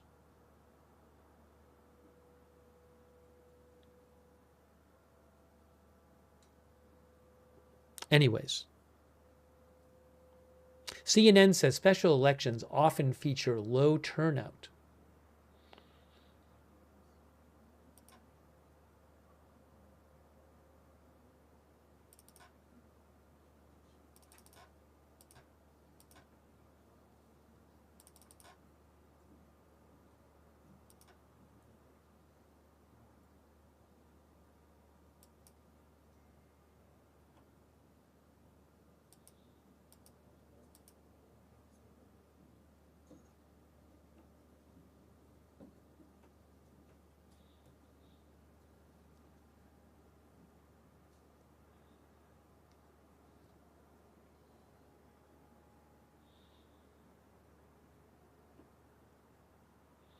Hang on, folks. I'm checking for updates about the war. Give me a moment here.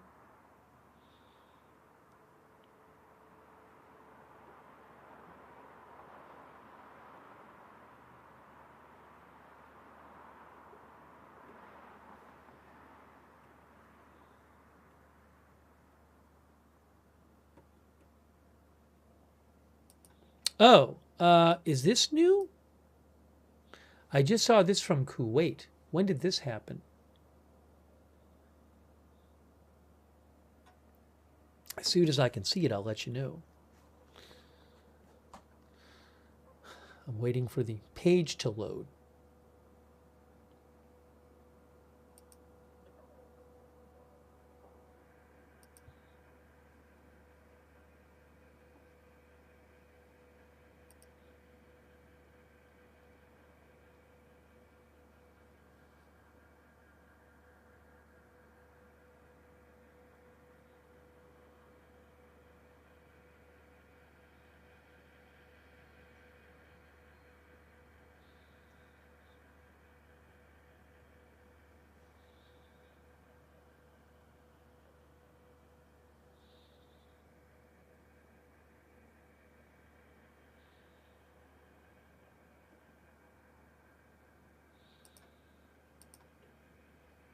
Why can I not connect to the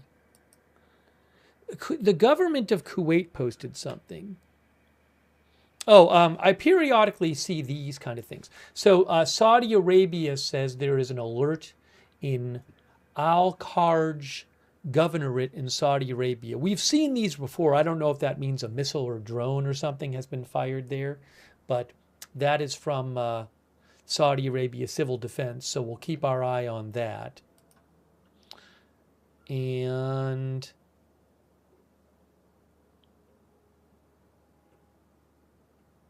the Kuwaiti government posted that I was trying to read the actual announcement, and this website doesn't work. If I can find it here.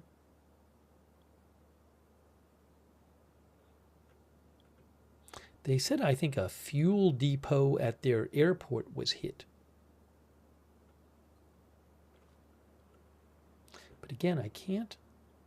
The website isn't working.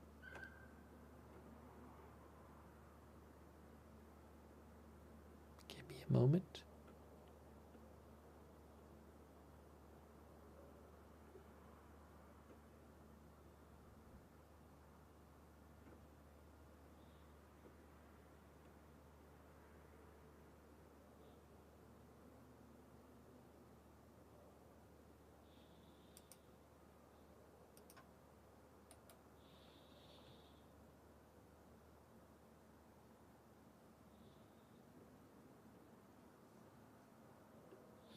I can't find it. Again, there was some sort of post from Kuwaiti government that said that there had been, I believe, a fuel tank hit at the airport. But then when I tried to open up the webpage, yeah, drone hits fuel tank at airport at Kuwait airport. Right. Drone hits fuel depot at Kuwait airport. But the link won't work. That is from the Kuwait news agency. I don't know if that's today or previous days, but the link is not working.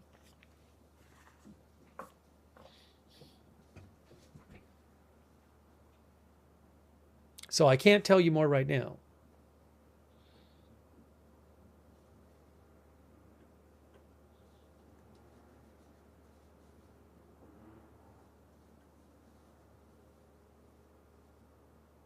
Drone attack, it says.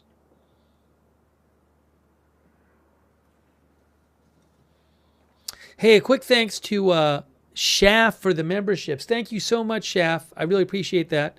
Also, our new member, Susan Ray Silvestri. Thank you so much, Susan, for being a member and supporting the channel.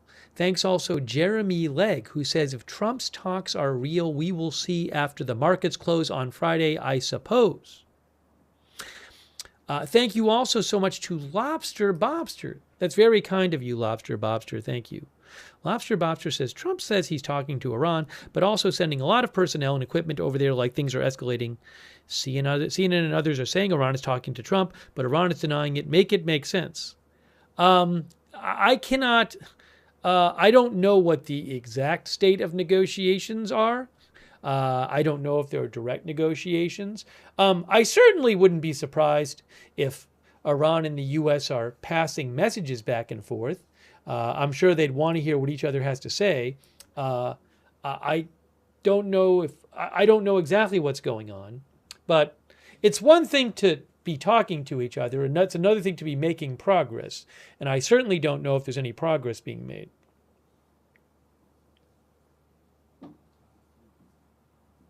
There's also this thing where, in Iran, maybe the leadership would think it's not good politics to say they're negotiating. So I don't know, though, even if they were.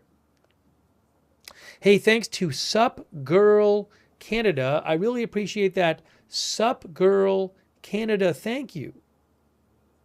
Also, Martin Gingrich saw a flash. I'm sorry if I've missed flashes. I do believe that there's been lightning, because there's been a number of flashes that I have seen on the Beirut cam that look to me like lightning. And I have not heard explosions. Thank you, Martin Ging. Thanks, Sasiad, who says, no deal, it's holy war now. I think we should look at what President Trump had to say today. That's what I think we should do. I keep saying this, but I think we should. Some gunfire.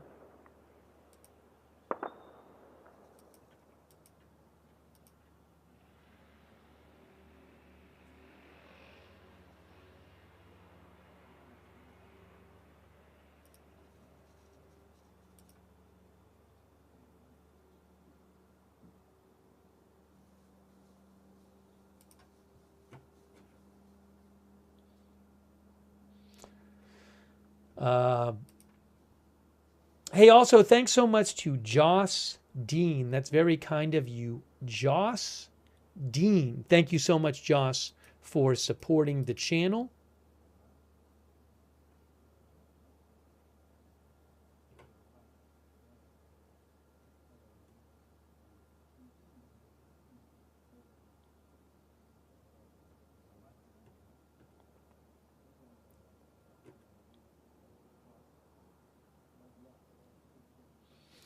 Let's do this, because President Trump made a bunch of comments today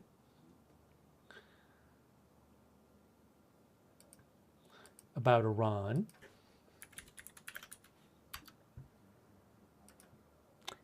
Maybe what I can do is just show you his comments, the ones about Iran that he made.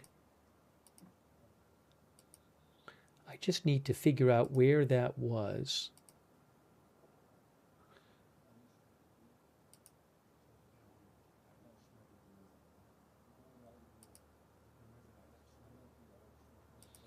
Hang on. This is how I'm going to do it. He talked about the gift, as our viewer just said.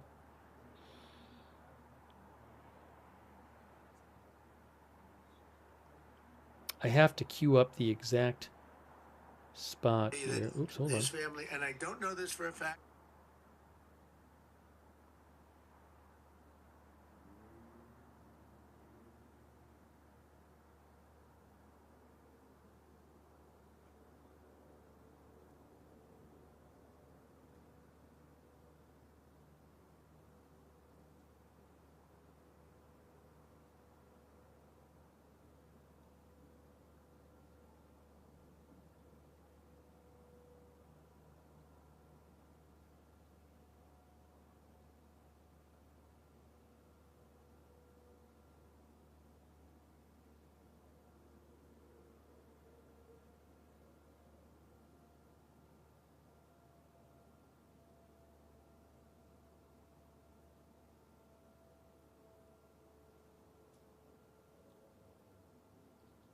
Give me 1 second. I'm just queuing up what Trump had to say today to the right part of what when he took questions.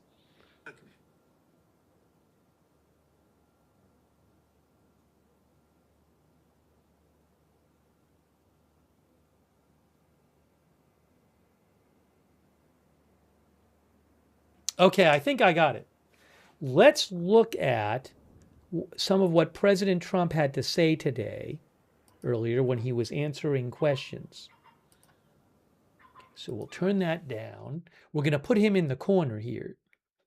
Let's see. If I do this and I put this like this, and then I put this like this, then I do this and I move him over so you can see him in the corner there.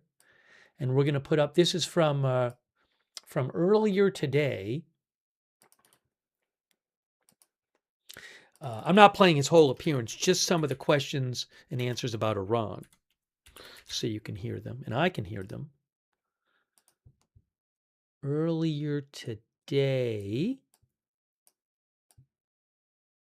Okay, let's hear what he has to. I think this is right when he got the first question about Iran. It was very dangerous the way they used it. And they weaponized government. They used that to weaponize government. It's coming up. So give it a second. I'm not thrilled, but I'll also go along with two groups of people, the military, and I think the military likes it. Right? Hold on. And I'll go along with the senators. I'm fine. But I was a big victim of it. Yeah, please. Are you going to send Jared Kushner and Steve Witkoff to do direct negotiations with the Iranians? Yeah, well, we're in negotiations, as it turned out, and now you've seen what I said yesterday was exactly correct. We're in negotiations right now. They're doing it along with Marco, JD. We have a number of people doing it. And the other side, I can tell you, they'd like to make a deal. And who wouldn't if you were there? Look, their Navy's gone. Their Air Force is gone. Their communications are gone. That's the biggest problem. It's very hard to communicate them between themselves. All of the anti-aircraft is gone. Most of their missiles are gone. We either shot them or they shot them and don't have them anymore. They're down to a trickle. They're pretty much everything they have is gone. I don't know. Can you name one thing that's not gone, or can you name one thing that's doing well? You know, if you read the papers, you think we're tied. You think we're in a tough battle. We are roaming free over Tehran, the city, Tehran, as opposed to Iran. We're roaming free. We can do whatever we want. And as you know, today we were going to have the privilege of shooting down a very big electric generation plant, one of the biggest in the world. And one shot to the right location ends the plant. It collapses. And we held off based on the fact that we're negotiating. Yeah. What do you think was the turning point to make you want to pursue a ceasefire a few days ago? All right, hold on once. I just owe a thank you here. I want to thank Marty Franza. Marty, thank you so much. That's very kind of you. Marty Franza, thanks for supporting the channel. All right. I appreciate that. Let's hear the next question here. It collapses. And we held off based on the fact that we're negotiating. Yeah. What do you think was the turning point to make you want to pursue a ceasefire? A few days ago, you said you wanted to continue bombing Iran. Now you want to pursue peace talks. Was there something The that fact happened? that they're talking to us and they're talking sense.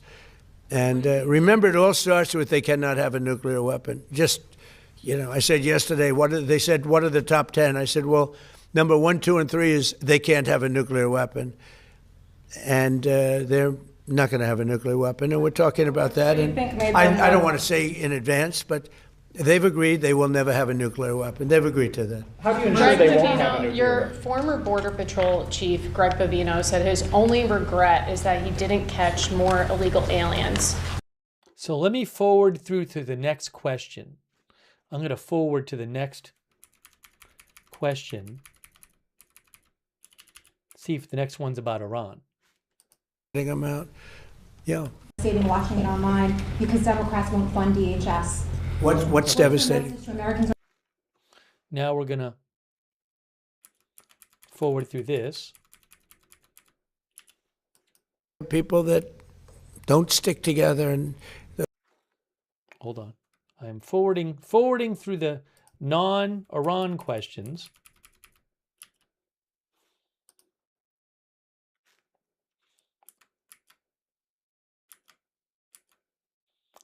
I think he's still not talking about Iran here.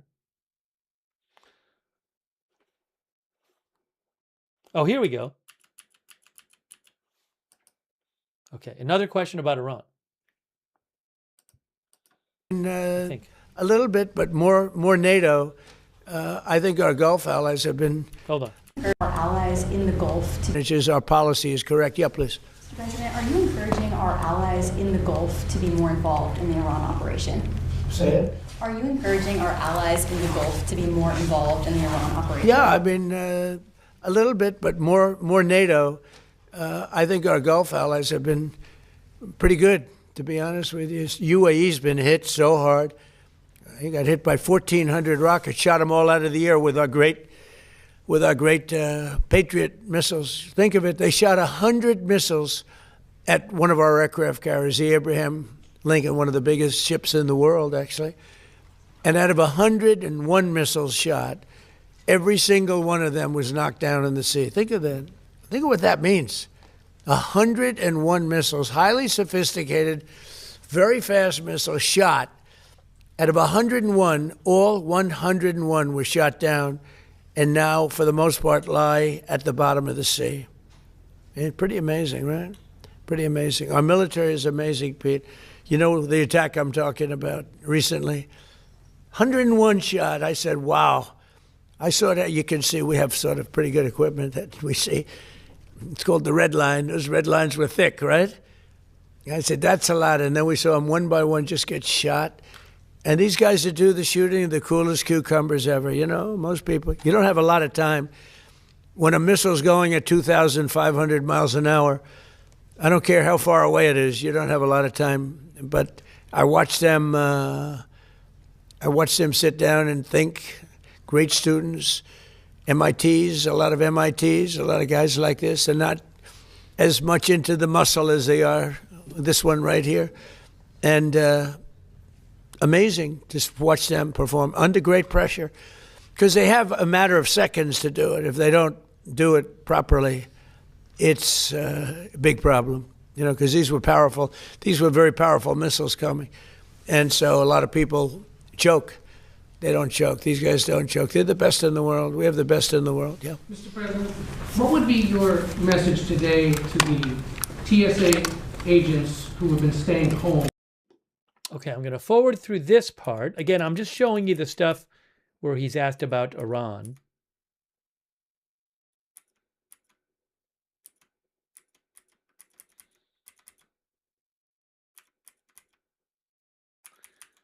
What is this here? Hold on a second.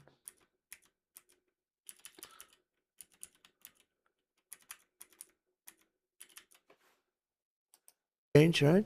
What makes you trust them? I don't trust any. And they hurt our country. And at a very difficult deal. I'm not going to comment until I see the deal. But as you know, they're negotiating a deal. Hang on. I guess they're getting fairly close. This is about TSA. I think any deal they make, I'm pretty much not happy with it. These guys came in. They wouldn't pay people. You know, they had a deal. Okay, this is That sounds like it's not. That's about Democrats and TSA and stuff. Oh, hold on. Follow-up question, I think, is about Iran. And they hurt our country. And at a very difficult time because, you know, we are at, as they would say, a war. They call it a war. I call it a military operation, a very successful one, successful like nobody's ever seen before. Hey, Venezuela was equally as successful. That was a great thing. No, the Democrats had a deal. It was a done deal. And then they said, well, we're not going to pay. And so a lot of people suffered over that and put our country in danger. You have another question? You haven't been here in a while. Well, on Iran, can you give us any more sense of who exactly in Iran it is, either Witkoff, Kushner, and others are speaking with? Yeah, we had, I hate to say this in front of these young people. They're not children. I spoke to most of them. They sound like adults to me, even though they are sort of children, right? They'll always be your children. But I hate to say it, but we killed all their leadership. And then they met to choose new leaders, and we killed all of them. And now we have a new group, and we can easily do that, but let's see how they turn out. We have really regime change. You know, this is a change in the regime because the leaders are all very different than the ones that we started off with that created all those problems. So this was, I think we can say, Jason, this is regime change, right? What makes you trust them? I don't trust anybody. I don't trust you. I mean, that's only because I know you. But if I didn't know you, I'd probably have more trust. But I don't trust anyone. Why do you say that? Why do you say what makes you trust? Do you think I trust them? I don't trust them. Well, then why bother talking to them? Because they're going to make a deal. They're going to make a deal. They did something yesterday that was amazing, actually. They gave us a present, and the present arrived today. And it was a very big present worth a tremendous amount of money. And I'm not going to tell you what that present is, but it was a very significant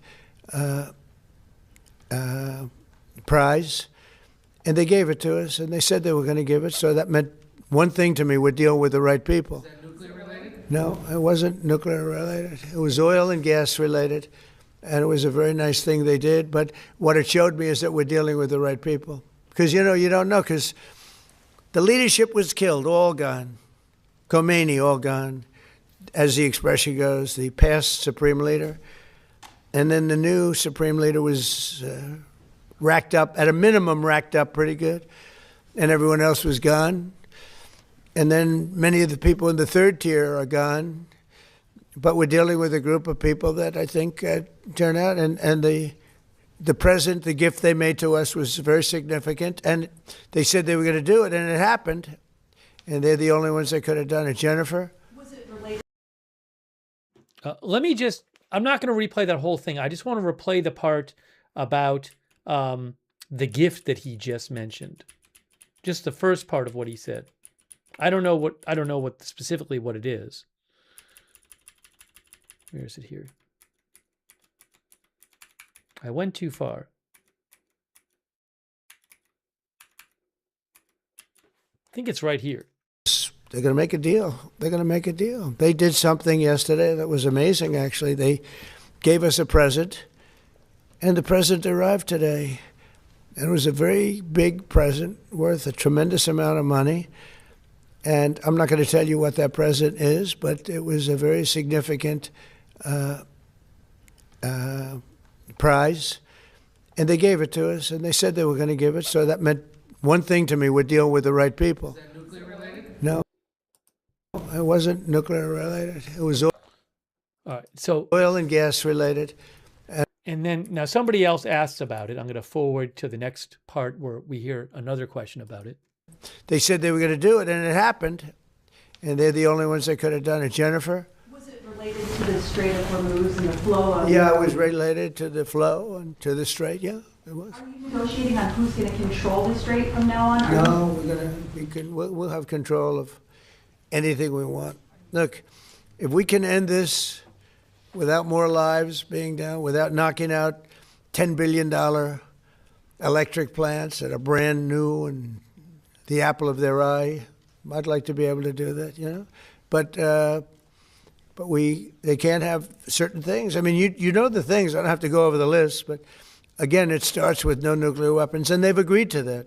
There won't be any nuclear weapons. They're not going to have, and they're not going to have enrichment, any of those things. But look, I hate to say that we're in a very good bargaining position, and I hate to say that they're defenseless because, until that last missile is fired, they have little power. But we are in about the best bargaining position. We're way ahead of schedule. And again, they have no Navy and they have no Air Force and they have no missile protection, and most of their missiles are gone.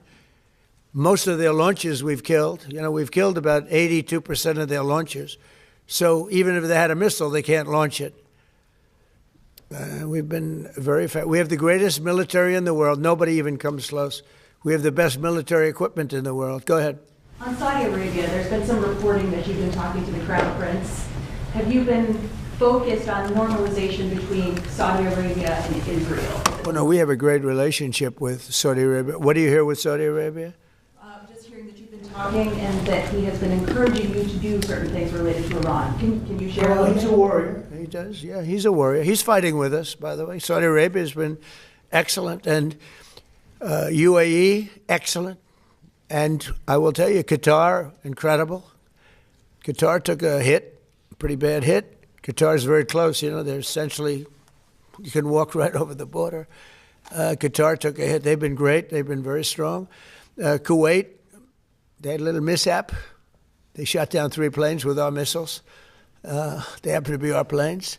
But the pilots made it. Can you imagine the pilots making it? The pilots saw what was coming. And they said, those are patriots. We're not going to escape patriots. And they got out of there pretty quick, Pete, right? Pretty amazing that they got out. The 3 pilots lived. They're fine. In fact, they're flying today.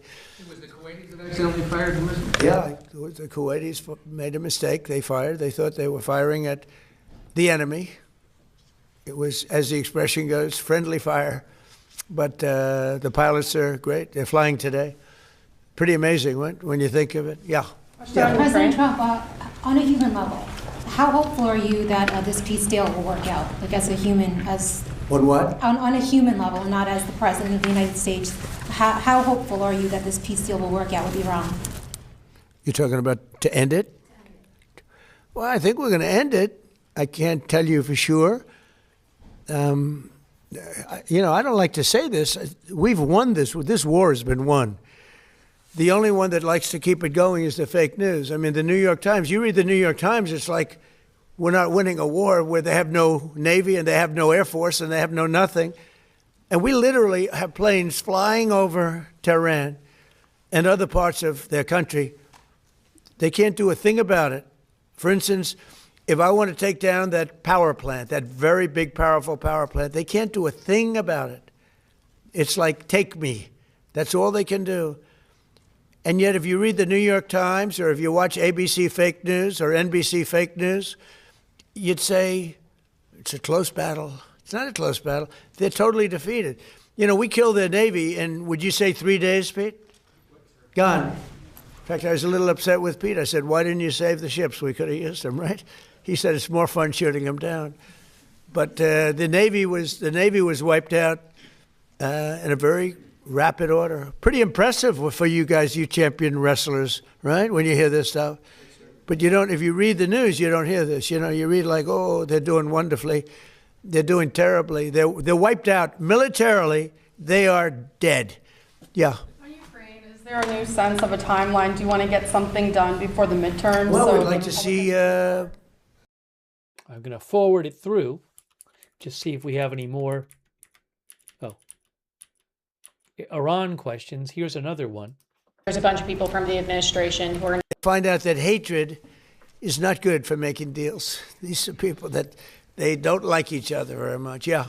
I know you said there's a bunch of people from the administration who are negotiating with Iran. There's been reports that the vice president is leading those negotiations. Is that true? Well, he's involved in them. JD is involved, and Marco's involved, and Jared Kushner's involved, very smart guy, and Steve Witkoff, smart guy, is involved. And I'm involved. I'm involved. Why? I'm going to be so big. Oh, I don't want to talk about it. The President of the United States, Tom, and I'm not going to talk about it. It's beneath me to talk about saving millions of lives, because that's what you're talking about. You're talking about saving millions of lives. If Iran had a nuclear weapon, they would have used it. And if I didn't end the horrible Barack Hussein Obama Iran nuclear deal in my first administration, they would have had a nuclear weapon 3 or 4 years ago.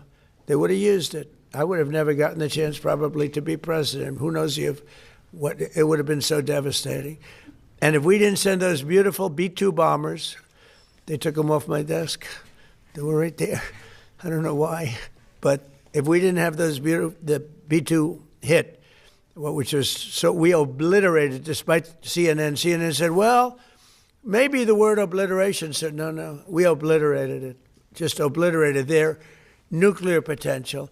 You would have had them having 2 weeks after that attack, had we not made the attack, they would have had a nuclear weapon. They would have absolutely used it. And they would have used it on the entire Middle East, including Israel.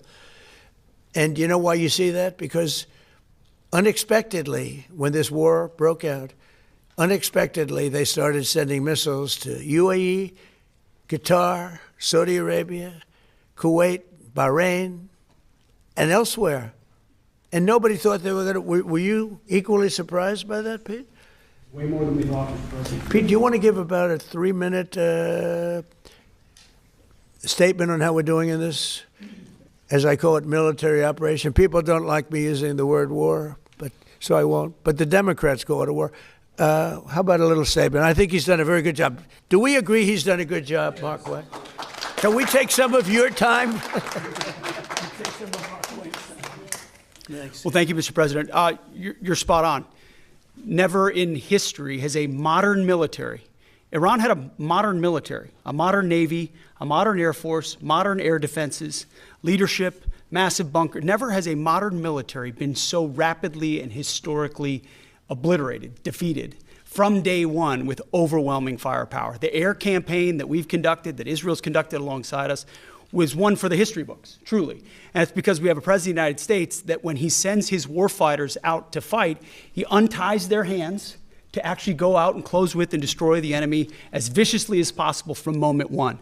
And that's why we see ourselves as part of this negotiation as well. We negotiate with bombs. You have a choice as we loiter over the top of Tehran, as the president talked about your future. The president has made it clear that you will not have a nuclear weapon. The War Department agrees. Our job is to ensure that. And so we're keeping our hand on that throttle as long as hard as is necessary to ensure the interests of the United States of America are achieved on that battlefield. This is not Iraq and Afghanistan. This is not a president who's interested in vague end states. He's been very clear with us about what we need to accomplish, creating the conditions for them never to have a nuclear capability, and that's exactly what we're doing in historic fashion. Thank you, Mr. President. Thank you. Appreciate it. Great job. Mr. President, You know, the only two people that were quite disappointed, I don't want to say this, but I have to. I said, Pete and General Raisin Kane, I think this thing's going to be settled very soon. Here they go. Oh, that's too bad. Pete didn't want it to be settled. It's these guys are doing a great job. That's a good attitude, though, Tom, right? They were not interested in settlement. They were interested in just winning this thing. Yeah, please. Mr. President, can you, just taking things locally, hopefully not throwing international affairs for a second, do you support the construction of the Second Avenue subway in New York City? And I think that might be the last. We're getting, let me see. I wanted to see if there's any more Iran questions here.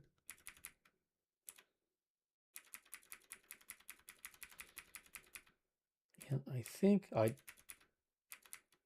that's it. All right. So I just wanted to show you the President Trump's comments so you could see them. That's an update on how President Trump is thinking. He says they're negotiating. That's what he says. He says they want to make a deal. Oops, hold on. I got to go to the other. Wait a second. We got to go to the other feed of that right there is Beirut. Okay. No, We don't want that audio. We want this audio. Then I got to fix the other feed. Hang on. Now, why isn't the Beirut cam on there? Oh, it's coming back. I want to put the other Beirut camera up. It's back. All right, hold on. Wait. There we go.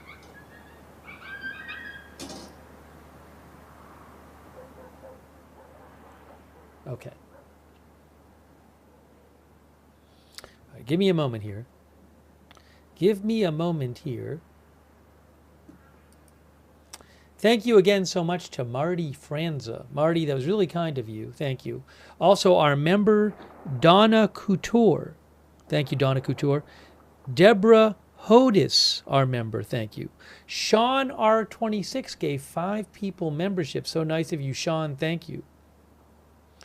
Denmark says, No Not November says, Iran able to keep the strait closed if wiped out? I think what No Not November says is that President Trump says they're wiped out, but they can still keep the strait closed. Thank you, No Not November. Very much appreciated. And hang on a second here.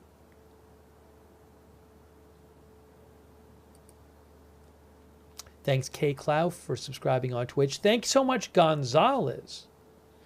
Gonzalez gave 5 people gift subscriptions on Twitch. That's very nice of Gonzalez. Wow. Thank you, Gonzalez. Thanks to Who Shot JR over there. Give me one moment here.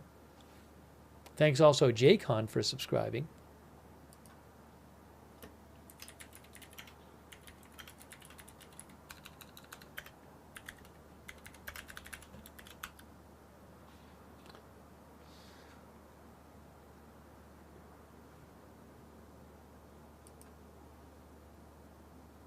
Let me do a quick check for updates here.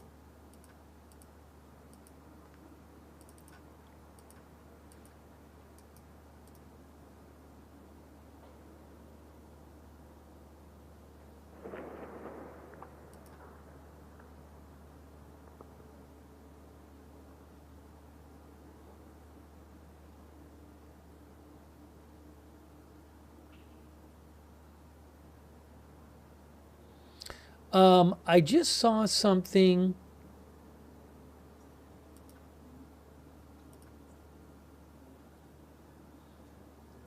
That's an interesting report. I hadn't seen this.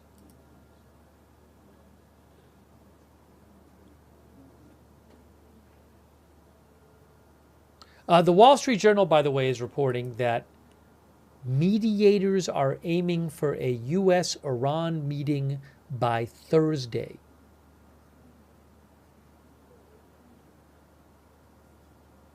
Mediators from Turkey, Egypt, and Pakistan are pushing to have a meeting between U.S. and Iranian officials by Thursday, but both sides remain far apart, says the Wall Street Journal. We'll see if that happens.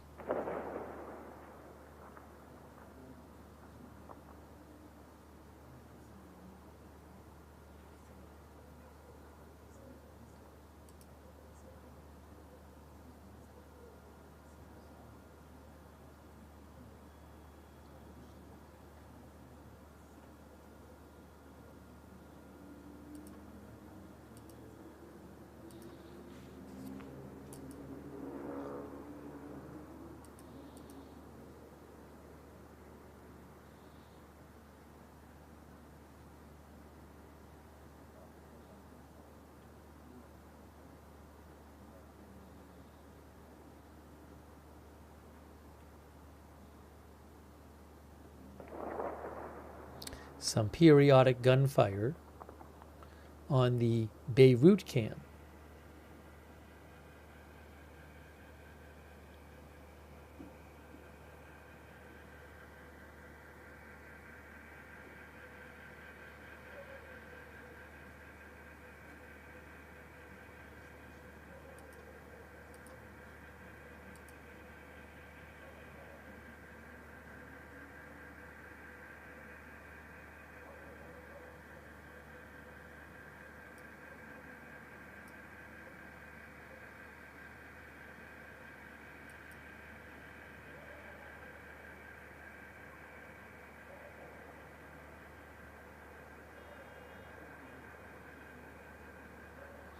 AP says any talks between the U.S. and Iran would face monumental challenges.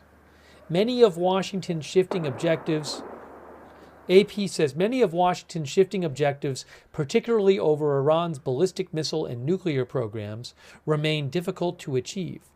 It's not clear who in Iran's government would have authority to negotiate or be willing to.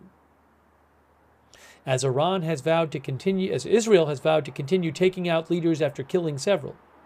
Iran remains highly suspicious of the U.S., which twice under the Trump administration has attacked during high-level diplomatic talks.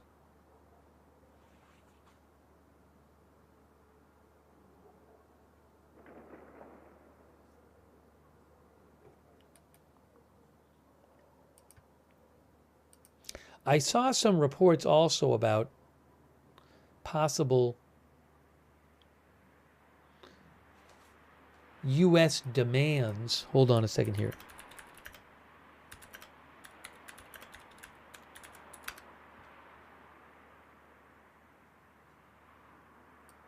Yes, ABC News is reporting that the U.S. sent a 15-point plan to Iran to end the war.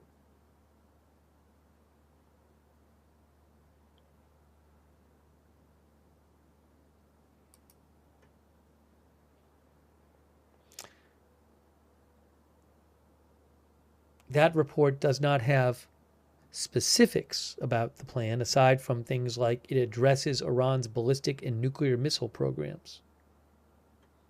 Oh, the New York Times reported on it too, I guess?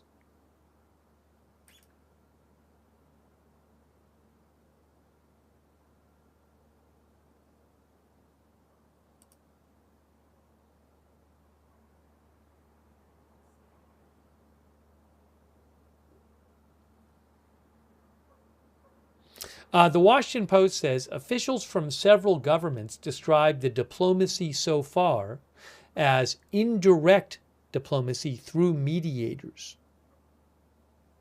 not direct conversations.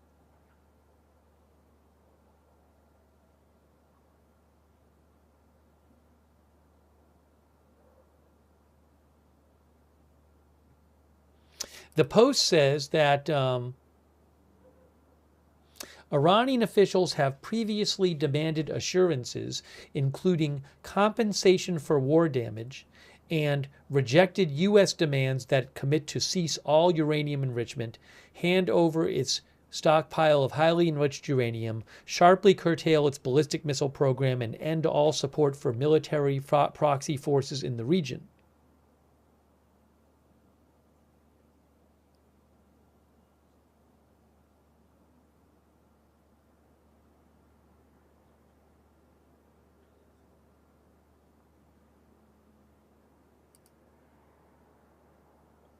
And then the New York Times also reports, like ABC News, that the U.S. has sent a 15-point proposal to Iran for ending the war.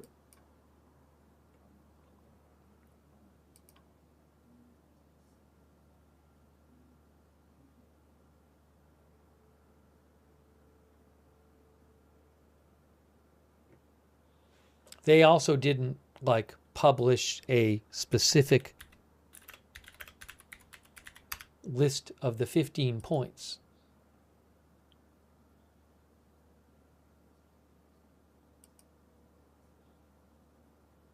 Oh, I think 12 News Israel mentioned something about these 15 points. Let's see here. Maybe I can find something from them.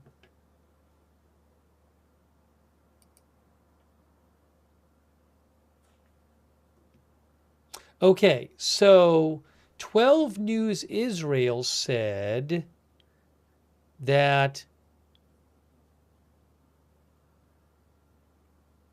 there was a 15-point document passed to Iran.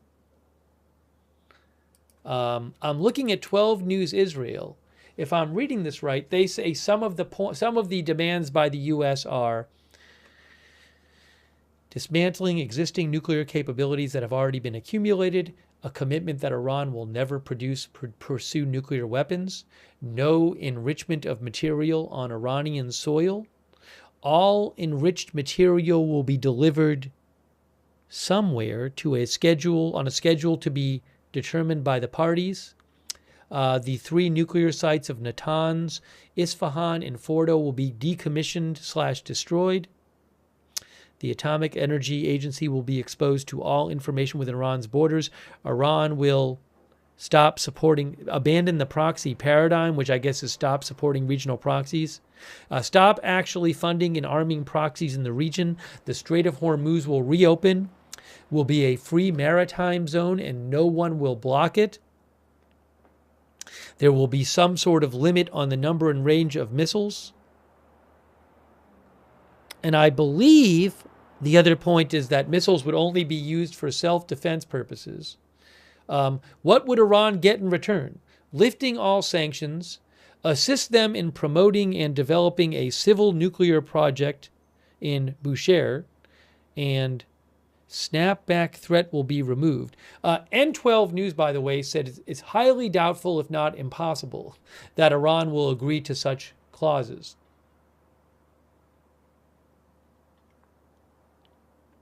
According to N12, that's an outline of the agreement that has been sent to Iran by the U.S. That's what N12 is reporting. Sativa says total surrender, ha ha. JD63 says, is this a list for Santa? Haruna Q says, ha ha, no way. Dilge Warren says, so basically demand so much, Iran says no, and you can blame it on them.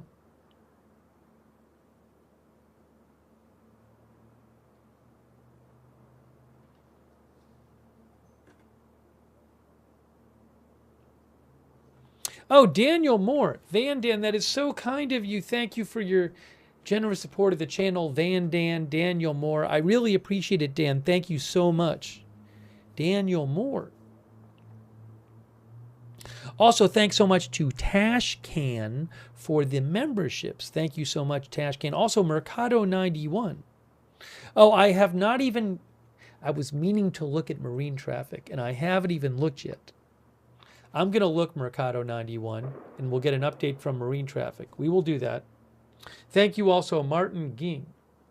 Martin says, I saw a report Russia pressures Iran for a deal. I haven't seen such a report. I'm not saying it's false, Martin. I haven't seen it. I'll let you know if I do. Thanks also, Susan Ray Silvestri. And thanks for shouting out the mods, Susan. I appreciate that.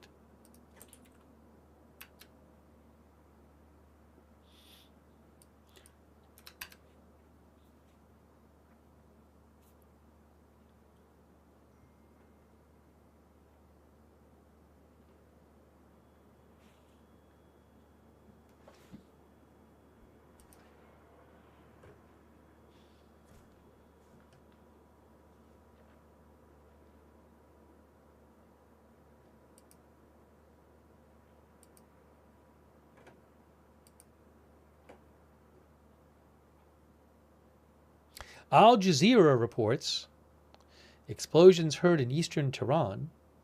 Earlier this evening, Israel said they were carrying out more strikes in Tehran.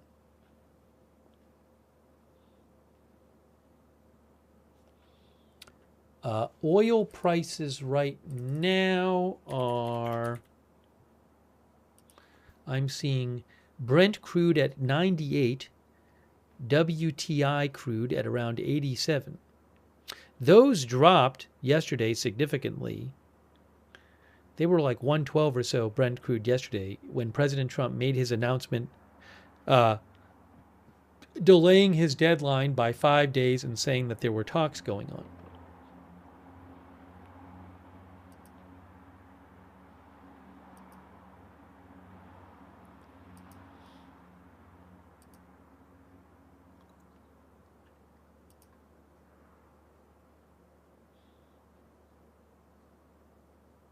Hang on a moment. Hang on a moment here.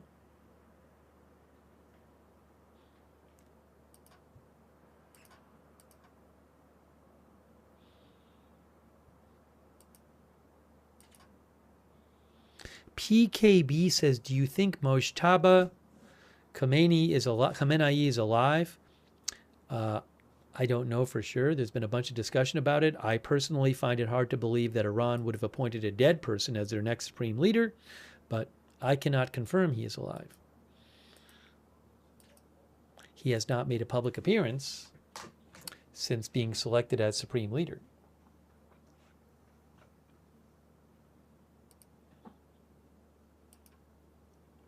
Maybe we'll look at marine traffic. One of our viewers sent me, John McGeady sent me a supposed video of Iranian drones hitting fuel storage tanks at Kuwait airport. Kuwait said that happened. I don't have the details, though. Unless that link works again.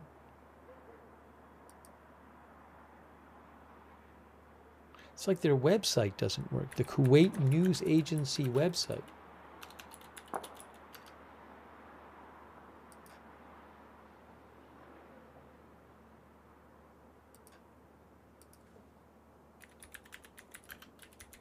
About an hour ago, they said drone attack hits fuel depot at Kuwait airport.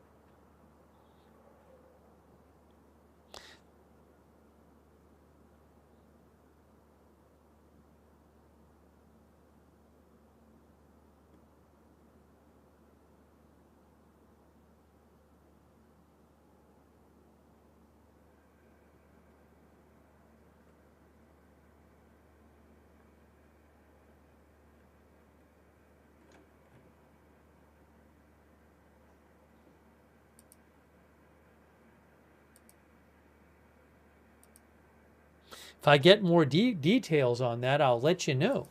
I don't know the extent of what's going on at Kuwait airport.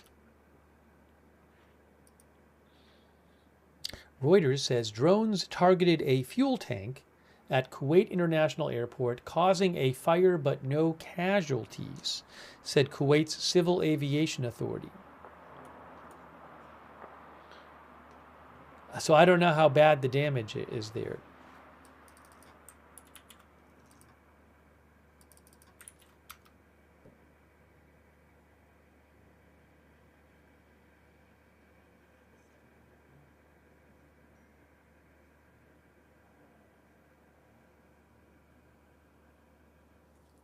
By the way, Kuwait, I think the Iranian drones hit fuel tanks at Kuwait's airport. That happened a couple weeks ago, actually, I believe. So I believe this is an additional time this is happening.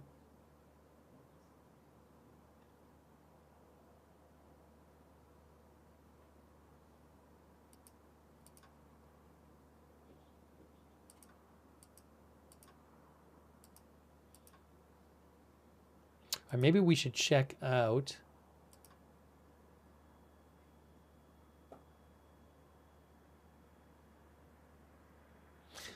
PW360 says Fox is trying to set up Iran's foreign minister to be on Hannity tonight, but the person they spoke to schedule it said they don't know if it will happen because the foreign minister is expected to have a phone conversation with someone in the Trump administration. That's what PW360 said he heard on Fox, I guess. I can't confirm that because I didn't see it myself.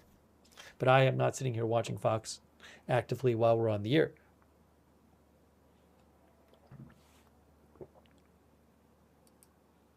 Just Today says rain in Thursday on Iran. Yes, we talked about that a bit earlier about the weather coming up in the Middle East. Thursday, Friday.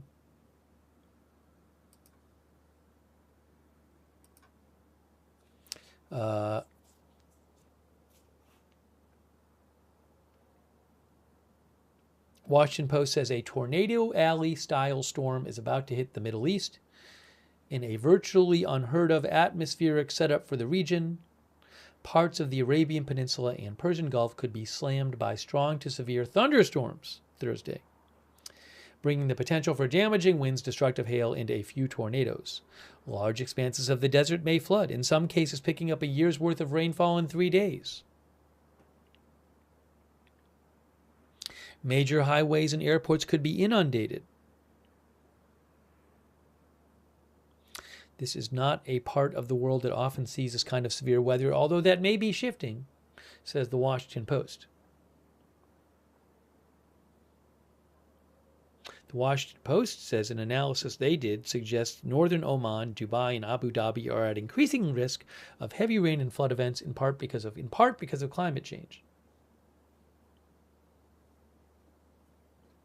Dubai averages 4 inches of rain annually. They could have 3 to 6 inches by the end of the week. A similar event in 2024 dumped around 6.5 inches of rain on Dubai International Airport, forcing the cancellation of more than 1,200 flights. Runways were left underwater. There is also the exceptionally unusual risk of tornado activity in the desert, says the Post.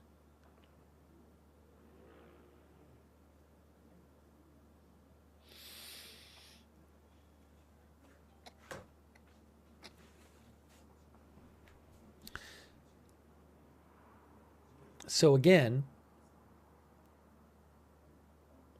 Thursday, parts of the Arabian Peninsula and Persian Gulf could be slammed by strong to severe thunderstorms Thursday.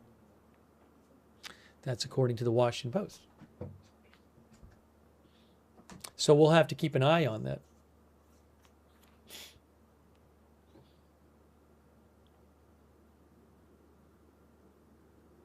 Thanks, Crazy Yoda. Crazy Yoda, I saw a mention of that. I'll have to look at the journal to see what I see about that. Thank you, Crazy Yoda, for your support and for mentioning that. Also, Weather Blitz EU. Thanks for being a member. Uh-oh, is there going to be a strike now? Hold on a second. I'm hearing a plane. I don't know.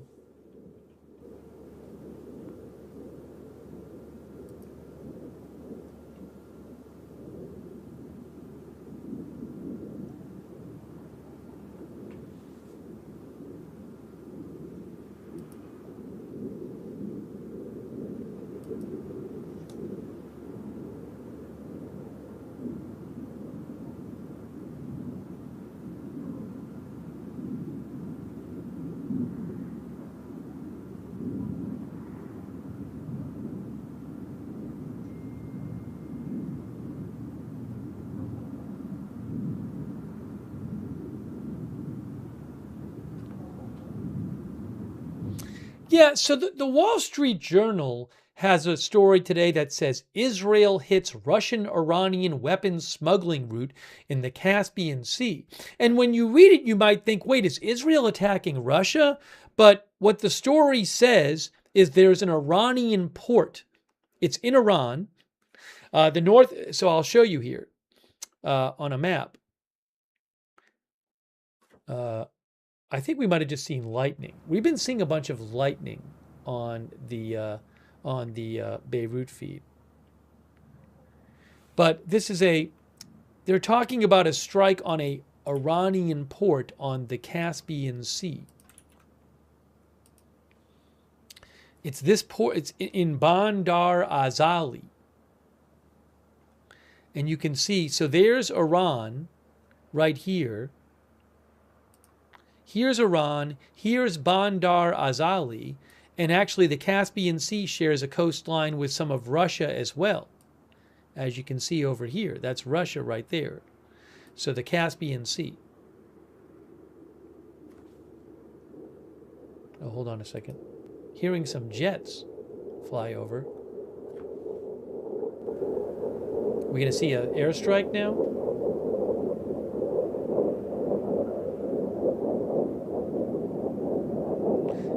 Could be Israeli jets flying somewhere else.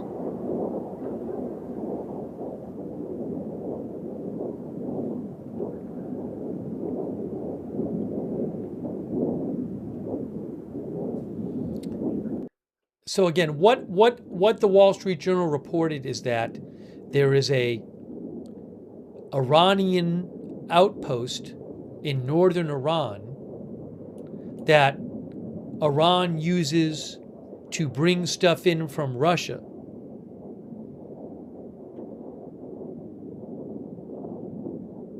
Actually, not just bring stuff in. They say it's a naval outpost that is used by Iran and Russia to move ammunition, drones, and other weaponry.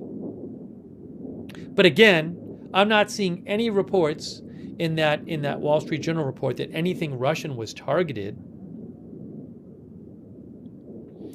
They do say that Russia's foreign ministry condemned that attack, calling the port an important trade and logistics hub it actively uses for trade in civilian goods with Iran.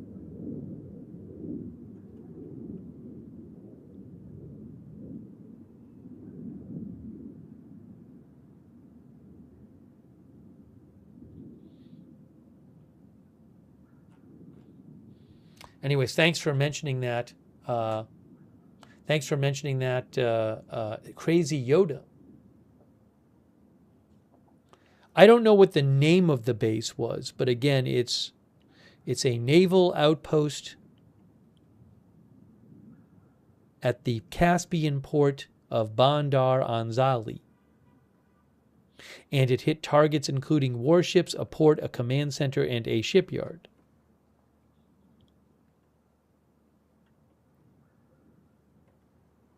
This was an Israeli strike, they said.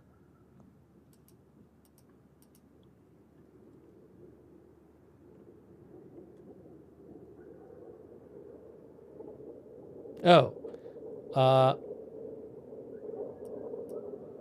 Hold on, what's happening now? We're hearing a lot of planes fly over.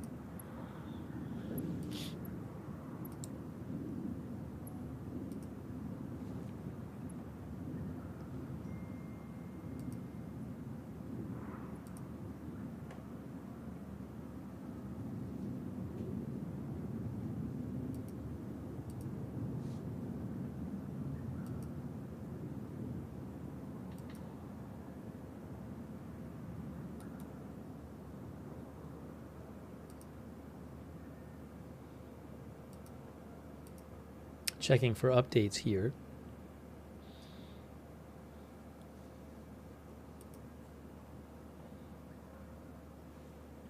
We should check out marinetraffic.com. Why don't we check out marinetraffic.com?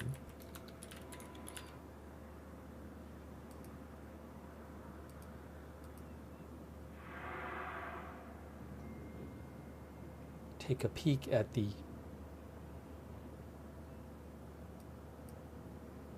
ship tracking.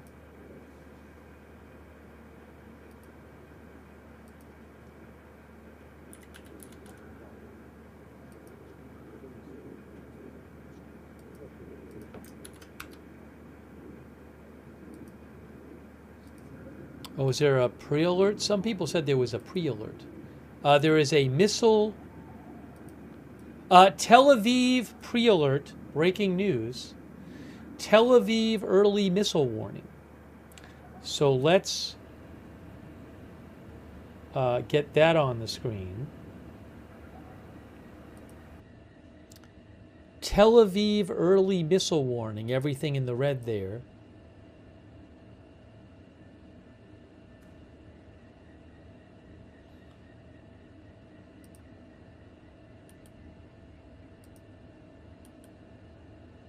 Now, hopefully the camera zooms in instead of, if it doesn't zoom in, they'll just kill the camera because they're not allowed to show the sky. But I'm hoping the camera zooms in.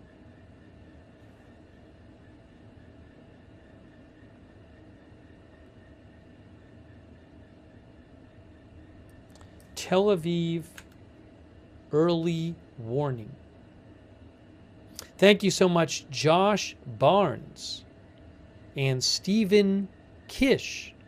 Thank you, Stephen and Josh Barnes, for your support.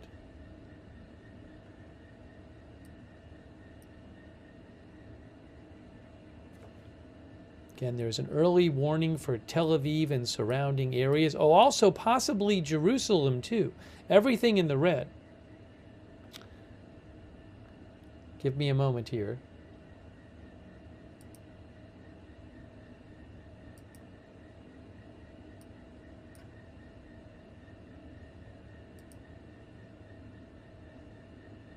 But that is Tel Aviv.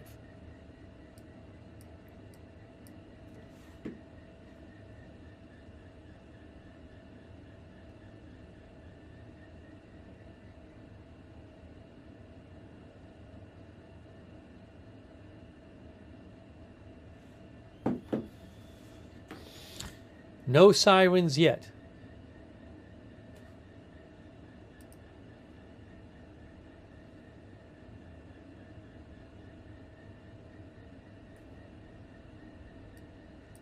Sirens expected shortly. Launch detected from Iran. Uh-oh.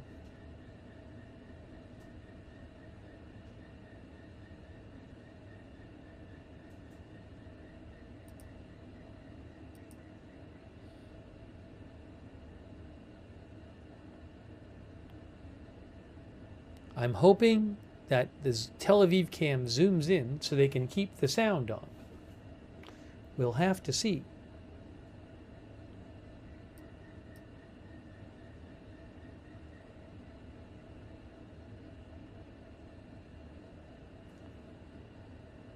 No sirens yet. Early warnings.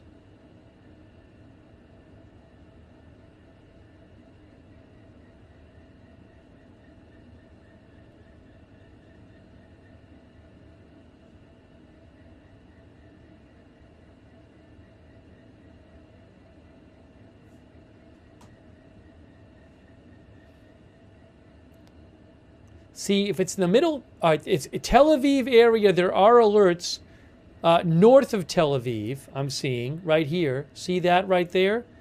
But there's alerts right there, sirens, but the camera has not zoomed in yet, which makes me think we're going to lose the camera. I don't know if we'll hear sirens there. But you can see north of Tel Aviv a bunch of sirens going off.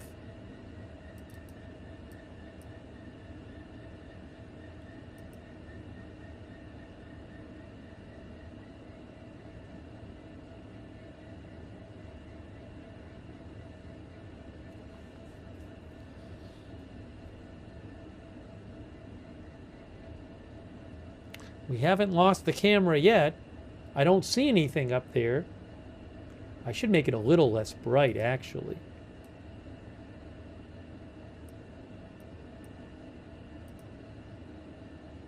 Okay, the camera's zooming in. That means we're not going to lose the camera. So again, there are missile alerts north of Tel Aviv. I don't hear sirens, though. Will we hear sirens?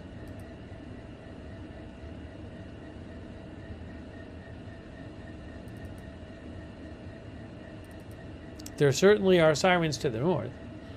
Anybody seeing anything on...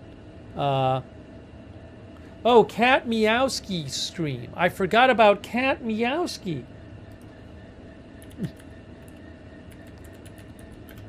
I forgot. I totally forgot about Cat Meowski on YouTube. I gotta check it out.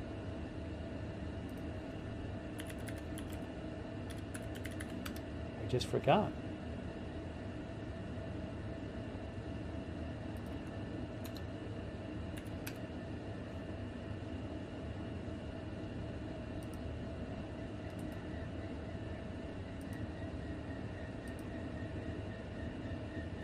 Cat Meowski does have a stream up. Hold on. I'll deal with that after. Did people see some sort of interceptors on... some people said they saw interceptors go up on Intel cams. No, I had meant to do the Cat Meowski thing. I just forgot.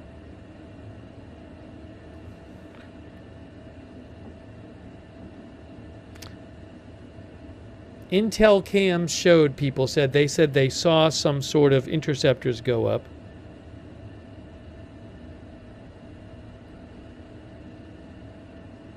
Well, I'll see what happened. We didn't hear any sirens on this camera, on this Tel Aviv camera.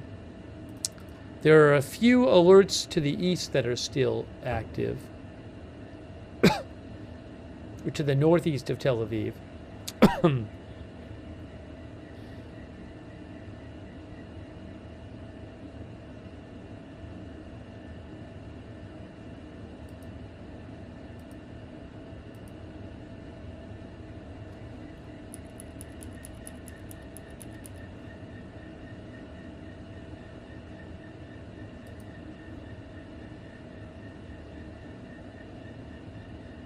Cat Meowski posted a video saying, "This is your proof for Steve." Steve, you can use it, but put the channel name, mention it, and link it. Cat Meowski on YouTube. Hey, I got my proof. I got the proof from Cat Meowski. Hold on a second here.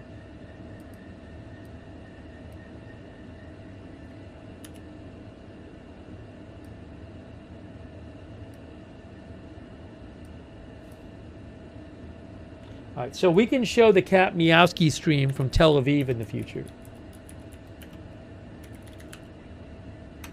Just so you know. Cat Meowski has a feed from, a live feed from Tel Aviv. So we'll keep an eye on that. Let me see if I get if I have any updates about what happened in Tel Aviv. Sorry. Give me a moment. Just give me a moment, please. All right, we didn't hear anything here. Hang on. Now, where is... Ugh, I gotta get the other thing back up on the screen. Just give me a second. I gotta check if we have any impacts or anything in the Tel Aviv area. All right, we'll get the two cameras back up. Beirut and Tel Aviv. There's one, there's two. Cameras are back up. Fine. And there's that.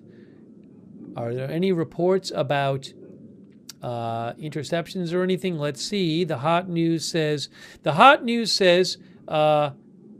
successful interception. That's what it's claiming.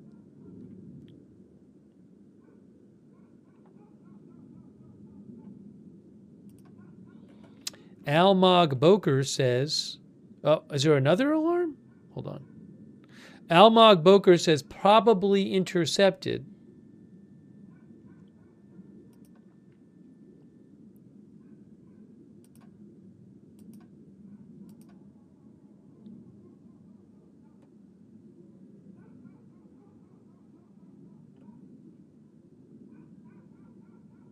I hear a dog. I'll post a link to the Cat Meowski stream, which is from Tel Aviv. You can look at that one too. I just posted a link in the chat. That's that one.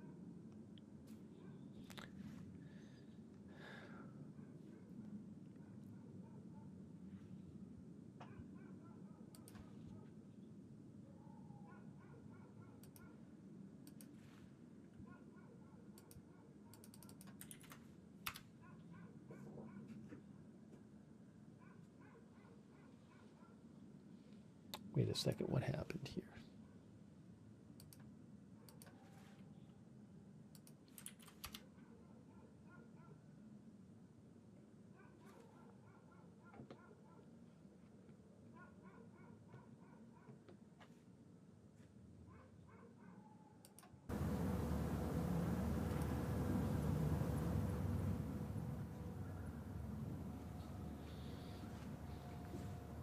Hey, thanks, Sobek. I appreciate that, Sobek. I appreciate it.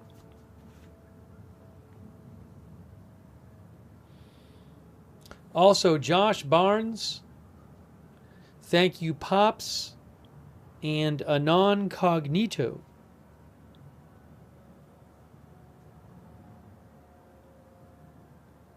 And Jen Haneke. Thank you.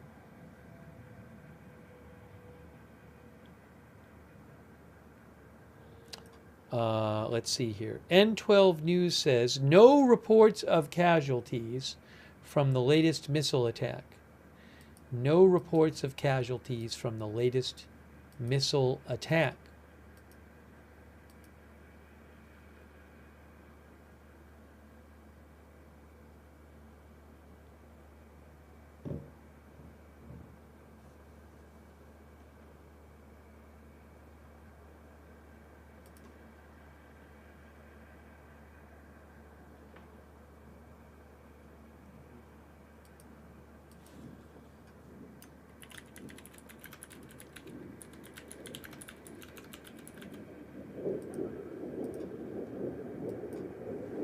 What's happening now? Hearing a lot of planes flying over in Beirut.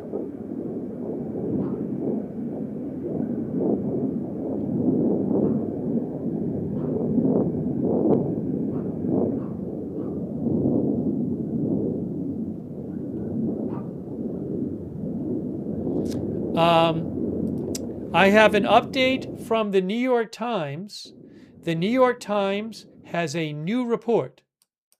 The New York Times says, new report now, about 2,000 soldiers have been ordered by the Pentagon to begin moving to the Middle East from the Army's 82nd Airborne Division.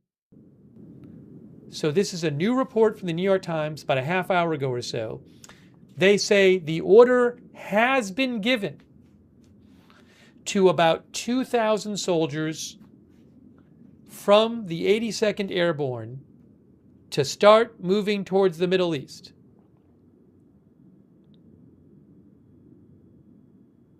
This force is capable of getting anywhere in the world within 18 hours. I don't know if they're going within 18 hours. But the New York Times says the order has been given. It includes a major general, the division commander, and dozens of staff members, as well as 2 battalions, each with about 800 soldiers. More could be sent in the coming days. It is unclear where they will go.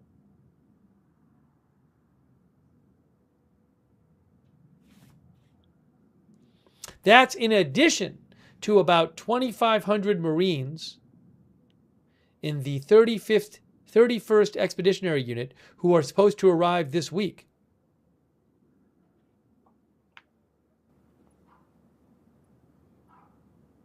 So again, the New York Times reports that around 2,000 paratroopers have received the order from the 82nd Airborne Division. They have received the order from the Trump administration to begin heading to the Middle East.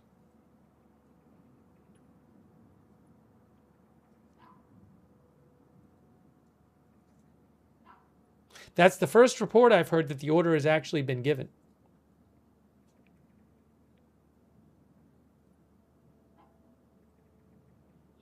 Stacy thinks it's going to end up bad.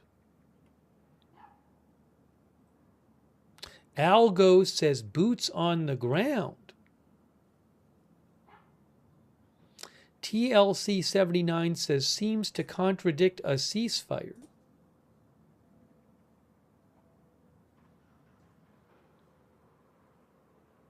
Zim says, but the war is over. Strat says thought they were negotiating. We don't know what they're going to do. Could the troops help take Karg Island? Could they end up on the coast of Iran trying to open up the Strait of Hormuz? Could they try to go into Iran and get the enriched uranium there? I don't know.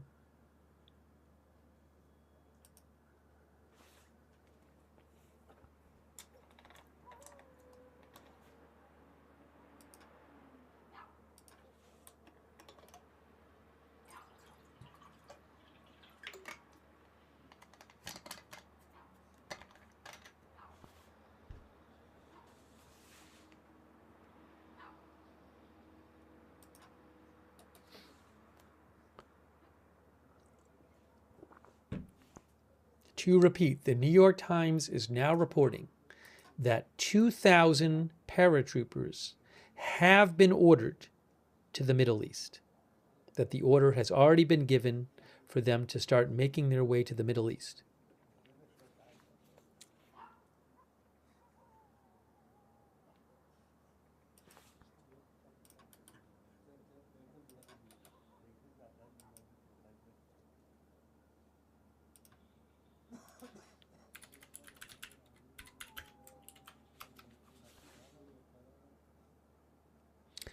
Introvert Mom says, I think we're taking the island. Kuwait just said that they're responding to hostile missile and drone attacks right now. Uh-oh. Camera moving. Camera moving.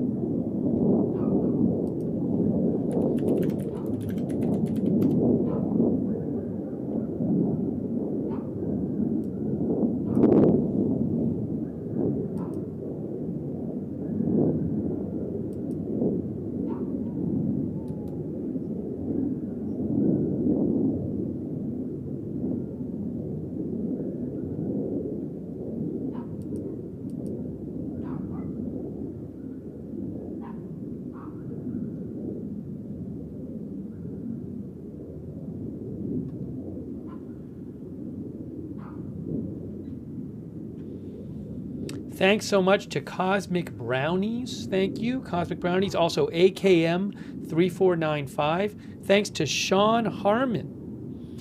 Sean thinks that the reportedly 2,000 paratroopers headed to the Middle East means there's an airport we're going to be securing. That's what Sean thinks. Thanks, Jen Haneke. Thanks, Anon Cognito. Thanks, Pops. Hey, Mr. Baghead gave 20 gift subs on Twitch. Wow, that's really generous of Mr. Baghead. I just saw it.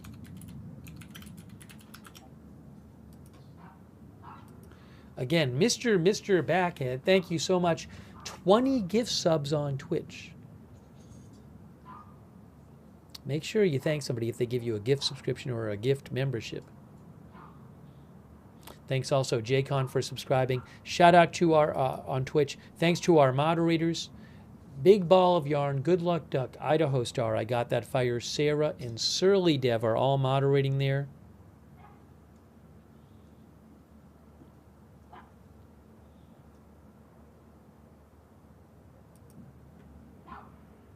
By the way, thanks Heath Mannywall for the Facebook stars. And Laverne Thompson for subscribing there. Thanks Kay Lowry Body, Margaret Riley, Shannon Davis Hughes. Over on Paul Anderson moderating, and Charlotte Webb on Facebook for moderating. Thank you. Also thanks to Diane Allworth and Barry Eisler for subscribing, and Ivelyn Berry Speedell. If I'm getting the name right, it flew by. Ivelyn Berry Speedell? Hey, look at the camera here. They're focusing in on the green light.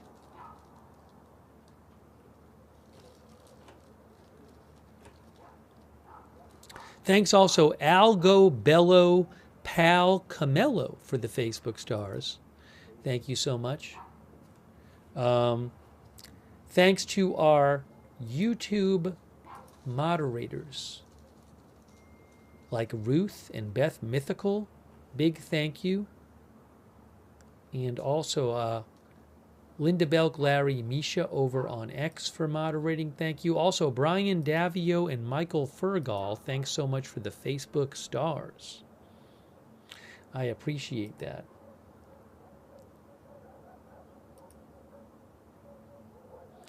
The New York Times is reporting now that 2,000 paratroopers from the 82nd Airborne Division have been ordered to head to the Middle East.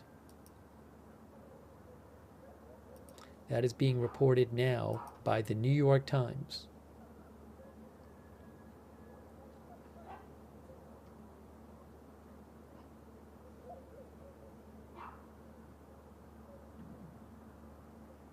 A number of outlets have been saying anywhere between 1,000 to 3,000 troops were expected to be deployed in the coming days, but the New York Times says that the order has been given.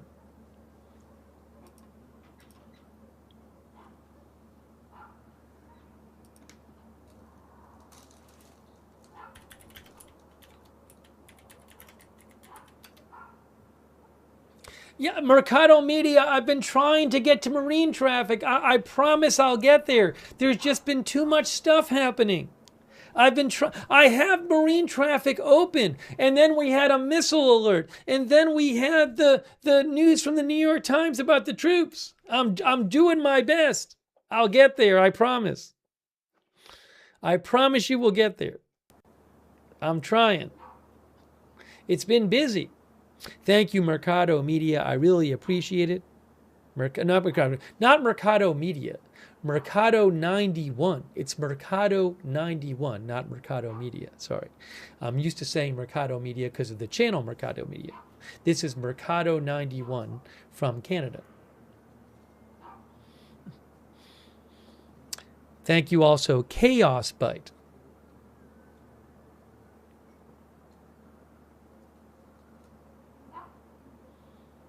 Chaos Byte from the UK.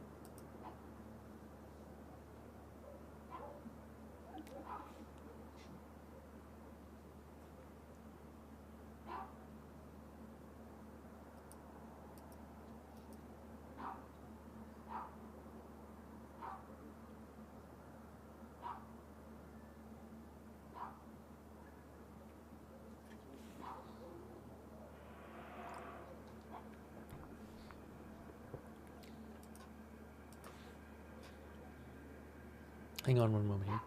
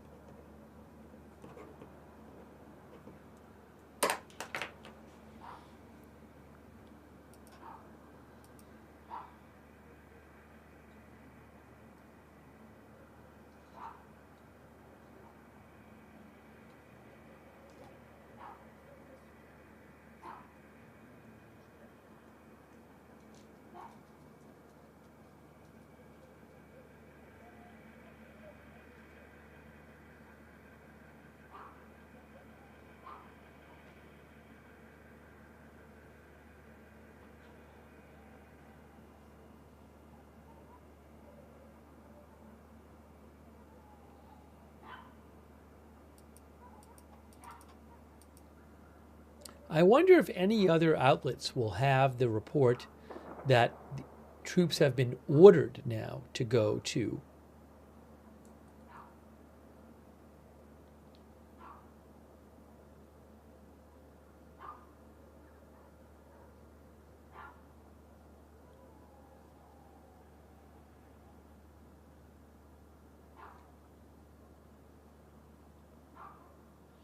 the Middle East, new troops.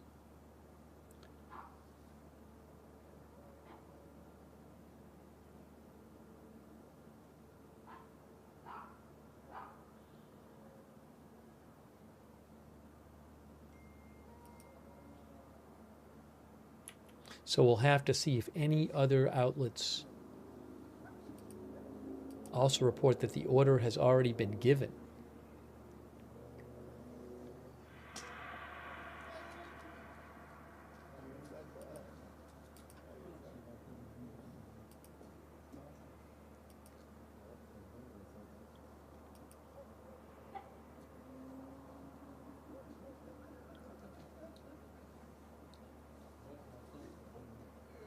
Haven't seen it anywhere else.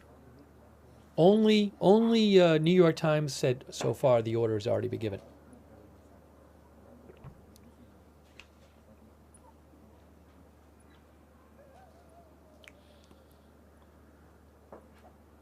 Okay, Mercado will be happy. I'm going to finally try to mention the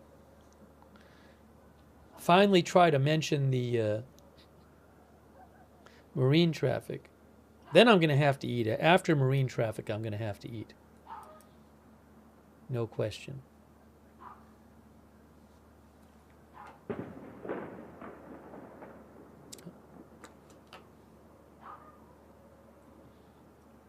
There is marinetraffic.com right now, the ship tracking and marine analytics provider. Hold on, the camera's moving now. We heard a boom of some sort. I don't see any smoke, though.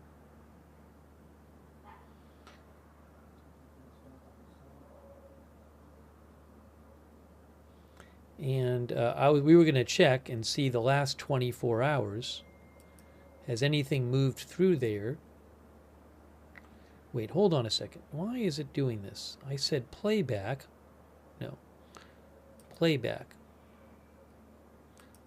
Yesterday. No. Yesterday? Custom. Play. So this is the last 24 hours.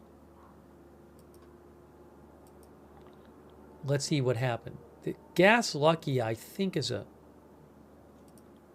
Gas Lucky Chinese? So we see a couple ships going towards the Strait of Hormuz. Nothing yet. Now, we saw something disappear. So there could be ships going through that we don't. Several ships disappeared. Let's see if they appear on the other side.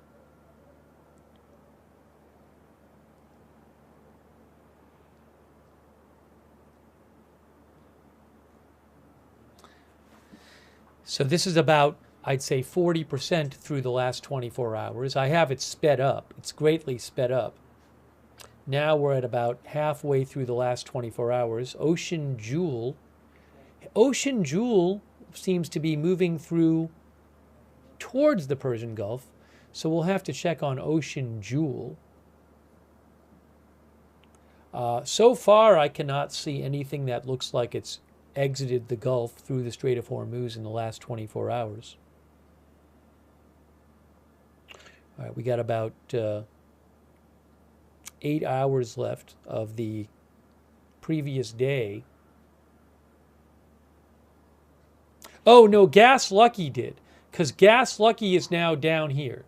So Gas Lucky did exit via the Strait of Hormuz. Although I don't know that we saw the exact path it took. That's the one ship I saw that clearly made it out.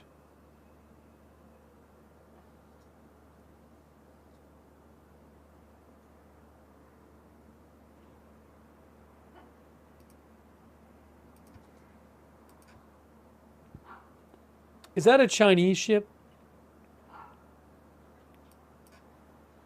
I think I'm basically caught up here. All right, that's caught up. So we want to go to Gas Lucky. You can go to marinetraffic.com to use marine traffic. Gas Lucky. Where is it? Gas Lucky is, it's a,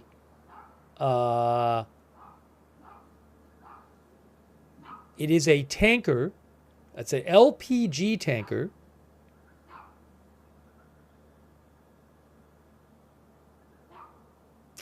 I don't see anything about the, it says it's flagged, Panama flagged. I don't know who owns it. I don't know who owns it. And if we go to Past Track,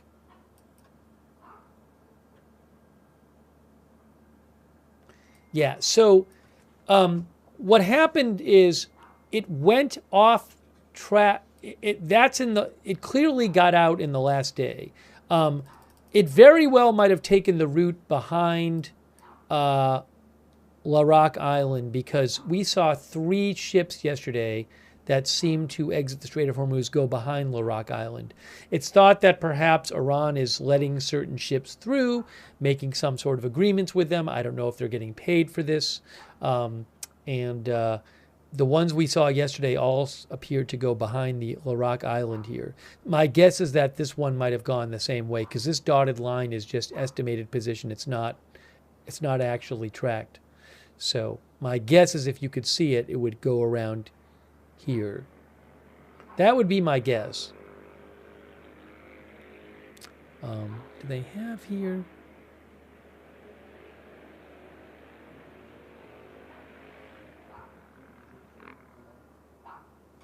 Do they have a drawing tool?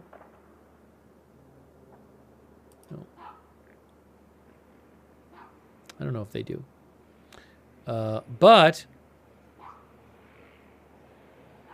Gas Lucky did appear to make it out, and right now it is down here.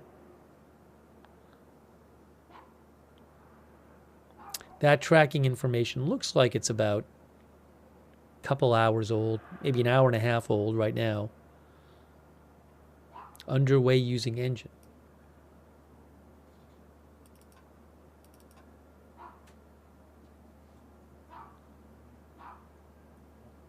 So again, it looks to me like that LPG is liquefied.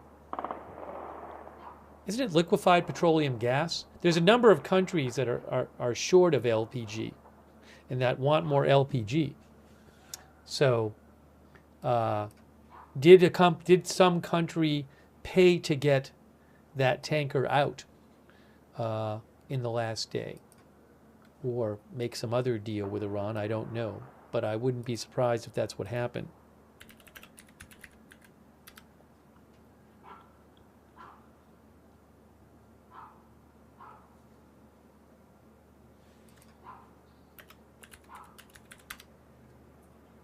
Yeah, Roger Shoemaker says India has a significant shortage.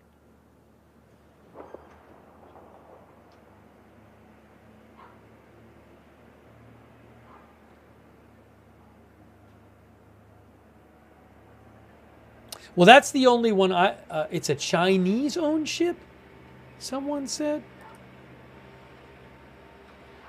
It says chemical tanker. Hold on.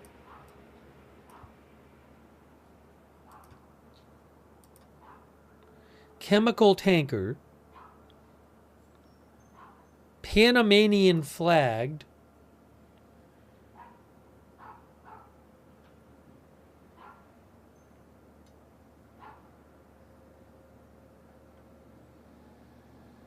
I'd have to look it up to see if I can find any other information about it.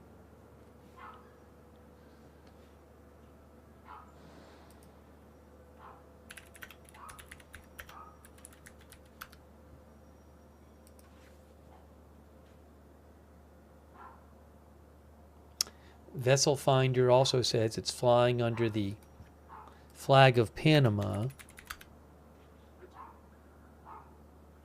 According to Gemini AI, they said that there's a report that says Gas Lucky is owned by a Chinese entity. They say a report from Sea Trade Maritime News says Gas Lucky is owned by a Chinese entity.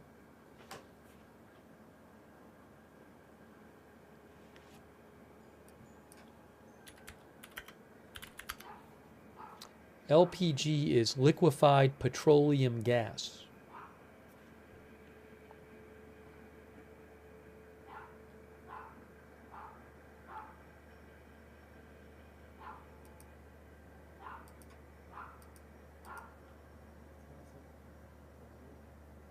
I mean, and basically you could see really gunfire in Beirut.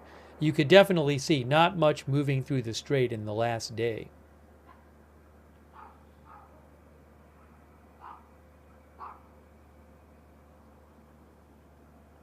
We can check marine traffic again later.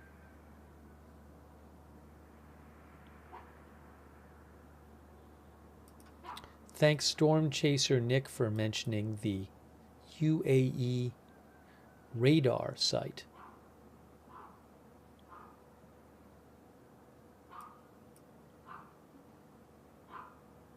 Storm Chaser Nick mentioned to me that there's a UAE radar site. Weather radar, which remember there's supposed to be a bunch of storms in the area on Thursday. Oh, this is predicted. Well, no, that's Wednesday. That's live radar, but I mean it's not predicted. That's live. So I guess some storms are maybe moving into the area. I don't know. I'll post a link to this in the chat. This appears to be the weather radar for the UAE.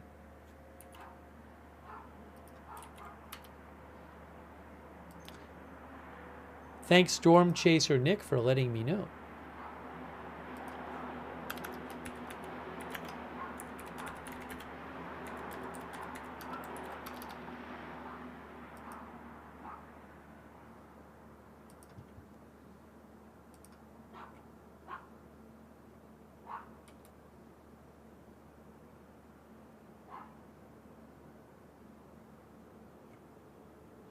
All right, what I need to do, if I'm going to keep this stream going, which I want to do,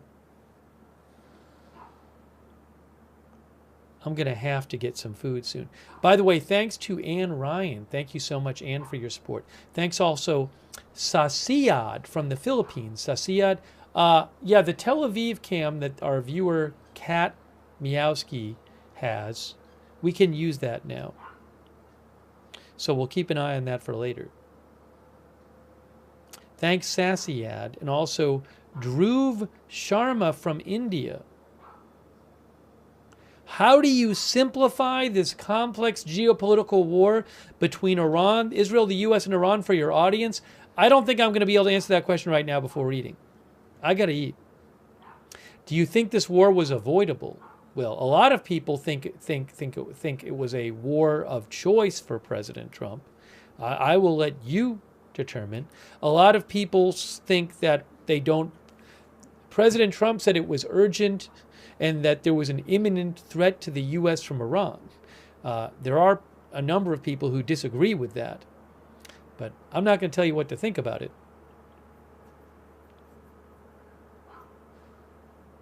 When you, I mean, a lot rides on how you define the word avoidable. What do you mean by avoidable?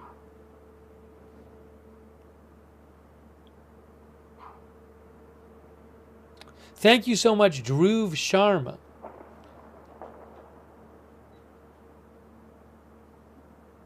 But a number of critics of the war have called it a war of choice, which they don't think there was a need for. All right, I have to put some food in the air fryer. Thank you again, Dhruv Sharma. I'm going to take 5 minutes and put some food in the air fryer. Once again, I feel like we've been barking dog free for a few days, and all of a sudden tonight the barking dog is back.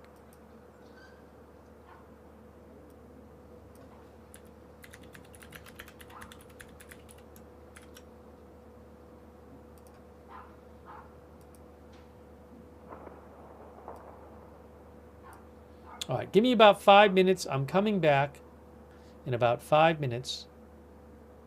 And I'm going to put some food in the air fryer now, and we'll continue with more coverage.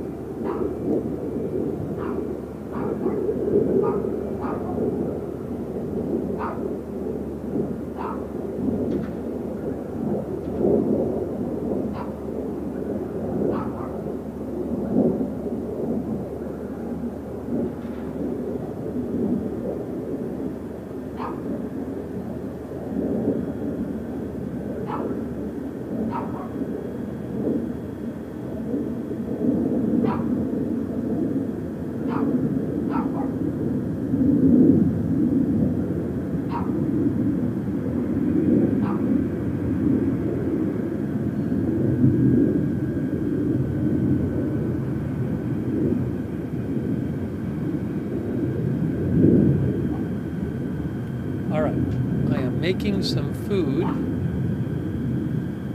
am making food. I'm going to turn down the volume because the dog is so barking so much. So much barking. Why is the dog barking all the time? Oh, Faytuck's News mentioned that the Wall Street Journal now has a new story about American demands and Iran's demands. Oh, Iran's demands? Oh, okay, Iran's demands. So, oh, hold on. Hold on. I have an update for you. I gotta turn the sound down. I can't listen to the dog anymore. It's driving me insane. The dog is driving me insane. Maybe the other volume on the other shot is better. Hold on.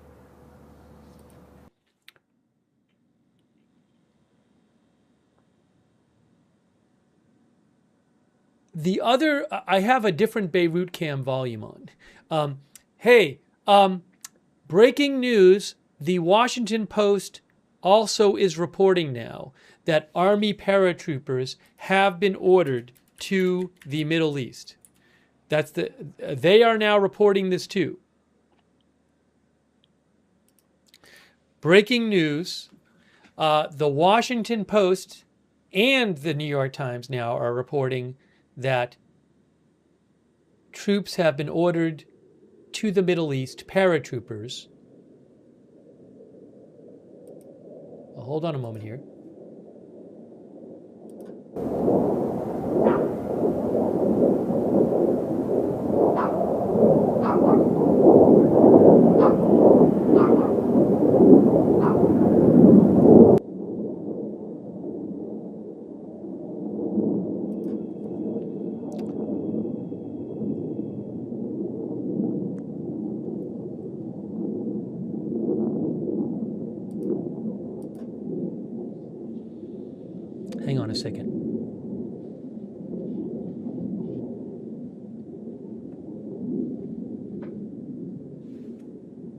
Give me a moment here. Give me 15 seconds. Give me 15 seconds.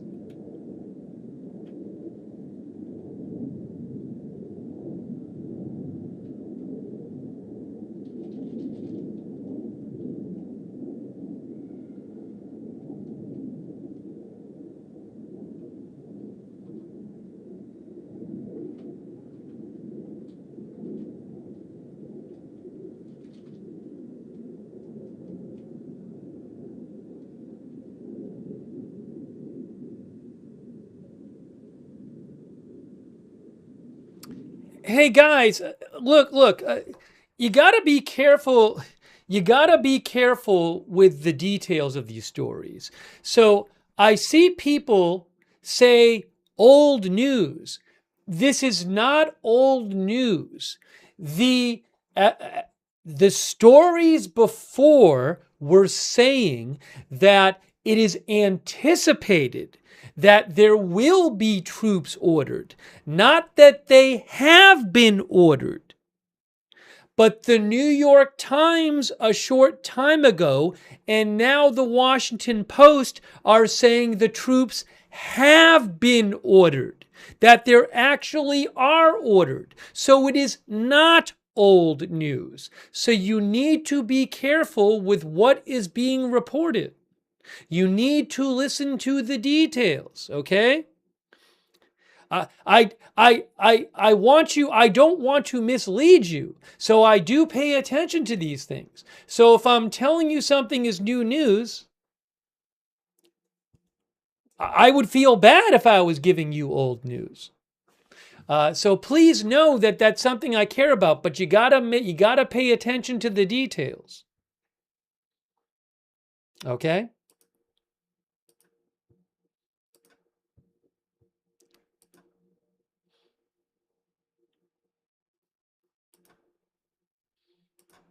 So I've seen this again and again and again. And, you got to pay attention to the details.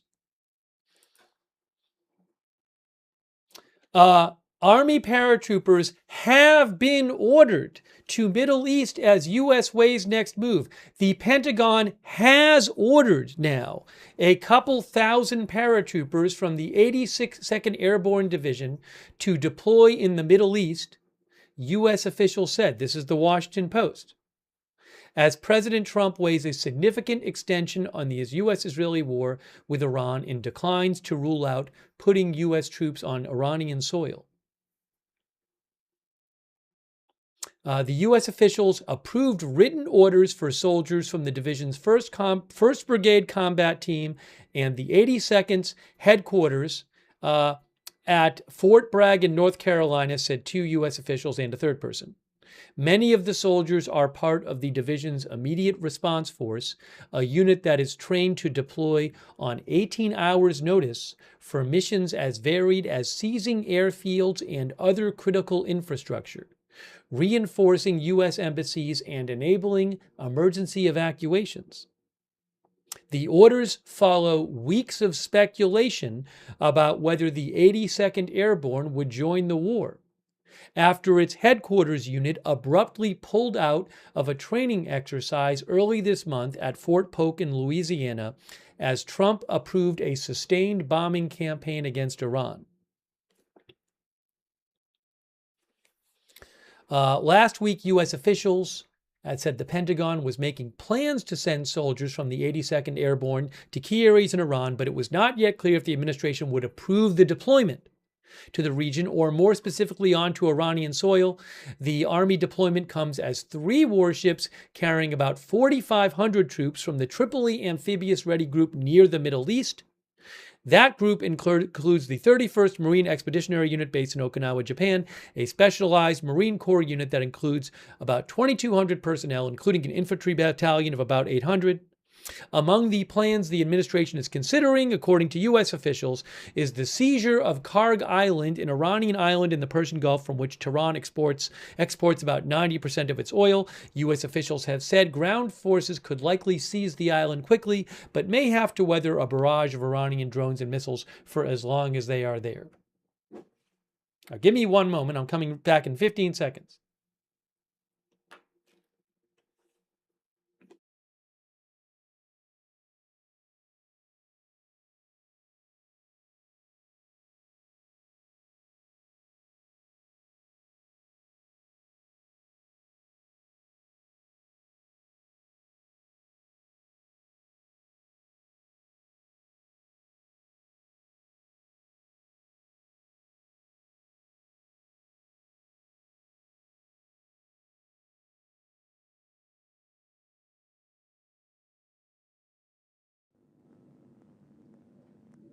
can't see me. So again, new report here from this matches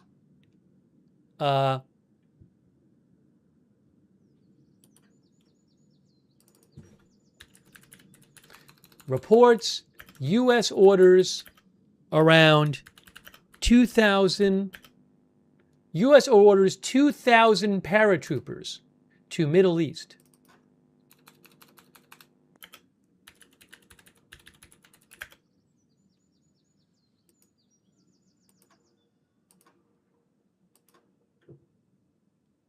Okay, give me one moment here.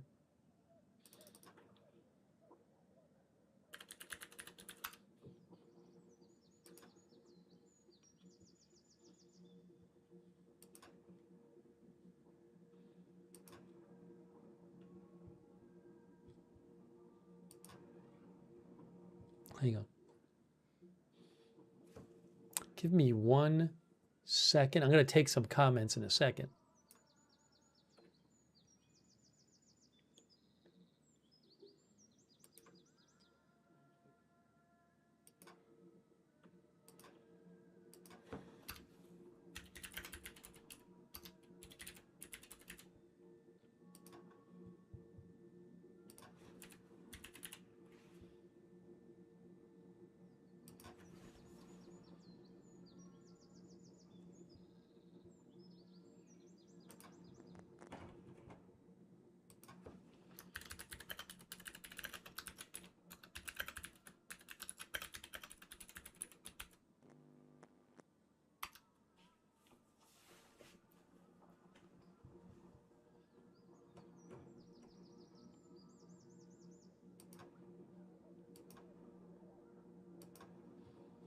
Hang on a moment. Oops, I have to reopen this window here.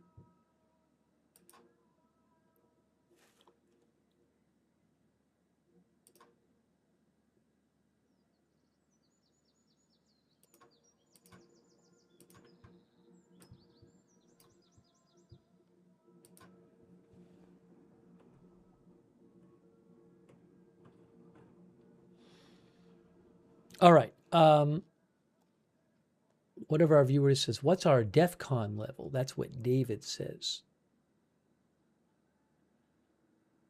Semaphore says American troops on drone cam won't go over well. You mean if there's like a drone that hits American troops while they're there and Iran has a first-person video of it? I just sneezed, excuse me. Yes, the 82nd are elite paratroopers. The 82nd Airborne Division.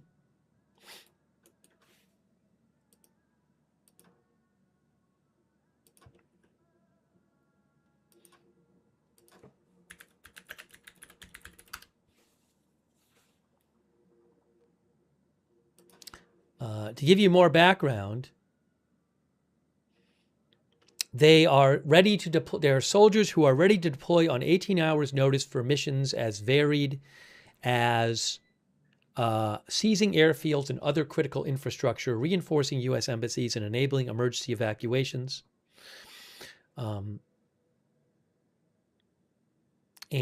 both the New York Times and the Washington Post are now reporting the orders have been given. The orders have been given. Many of the soldiers, says Washington Post, are part of the division's immediate response force, a unit that is trained to deploy in 18 hours notice.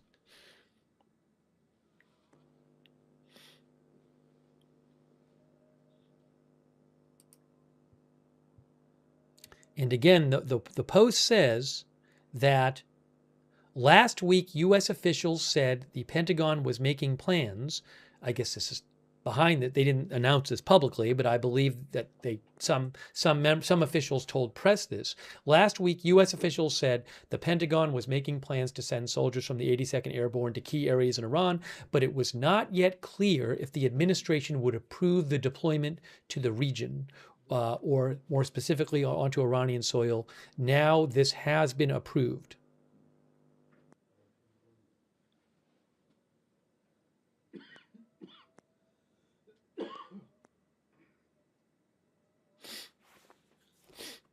This was U.S. officials approved written orders, says the Washington Post.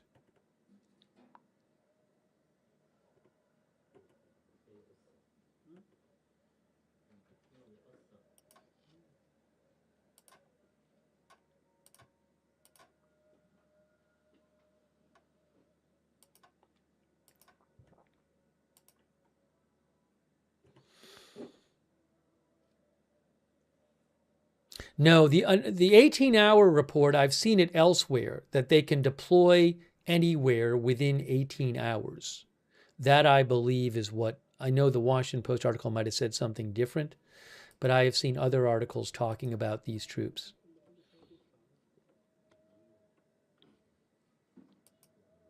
And that's what they have said, if I remember correctly.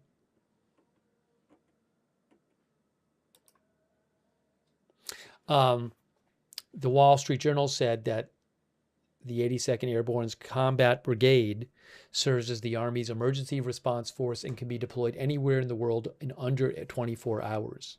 They train to parachute into hostile or contested territory to secure airfields and land.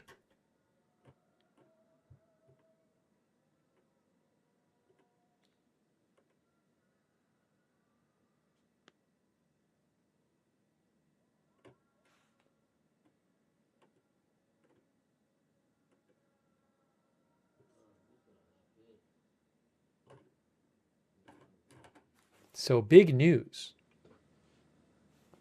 Big news tonight.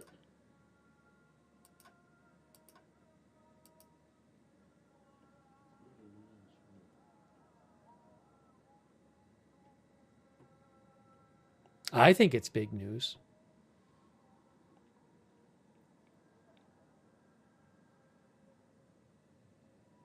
Kuwait is saying that they are dealing with missiles and drones again. We have seen them, what'd they say, this about 20 minutes ago or something?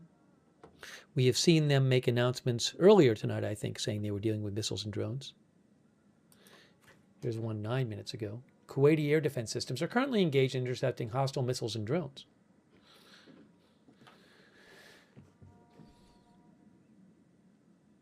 Sasha Mama says, why isn't Israel sending their troops? Spearsall says it is huge news.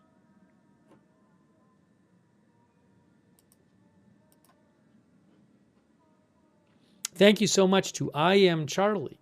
Thanks, I Am Charlie, for your service.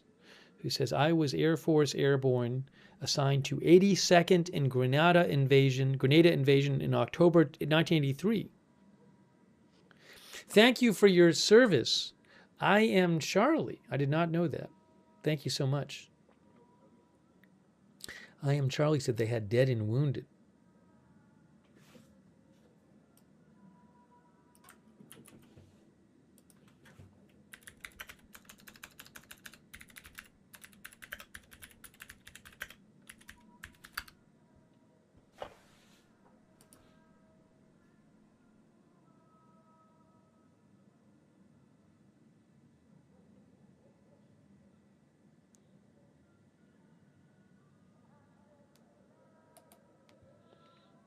Thank you also, Copen Electron from Turkey,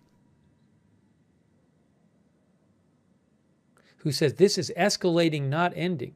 Thanks, Ty Lurker, for the membership. Thanks, Dodger Blue, to you for being a member. Thanks, Tom Lewis, for being a member. Thanks, Wendy Cookie, WM, for being a member.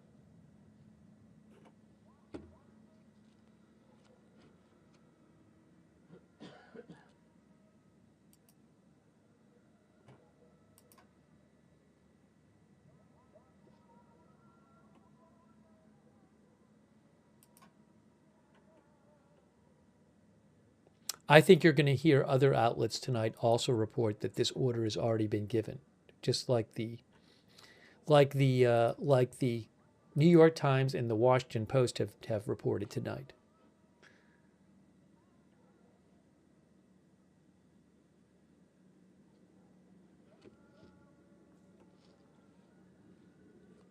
All right, what I need to do is I need to I need to eat my food. We're going to keep giving you live coverage.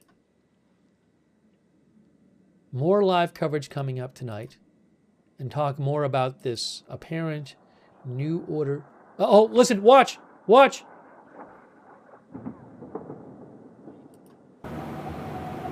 There was just an airstrike. I think we just had an airstrike. That's what it sounded like. I don't see it on the cameras, though. I don't see where it was. That definitely sounded like an airstrike.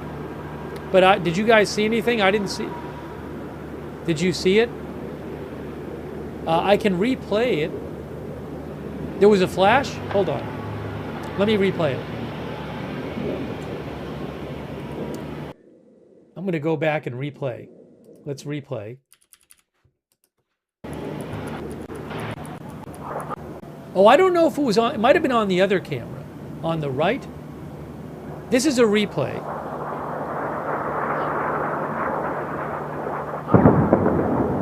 I think it missed it. I'll have to go back and check the other camera, because I think this camera might have missed it. This is moments ago, not earlier today. I'd like to replay it for you. Hold on. Hang on. Let me try to get it for you.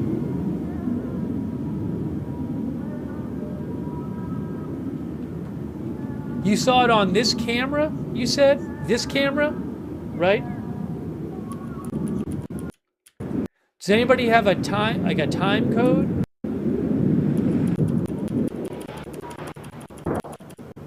I'm rewinding it. I just rewound it. I don't know if I rewound it enough. On the right by the White Houses?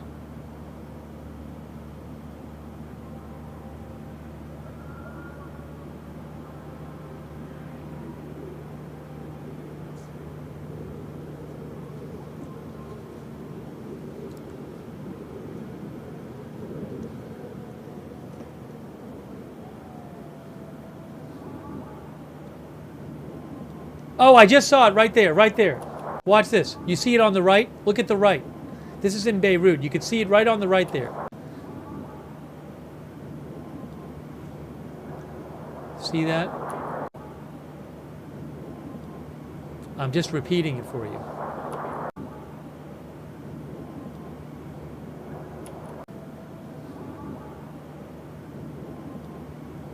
Yep, kind of hard to see there, but that's where it is.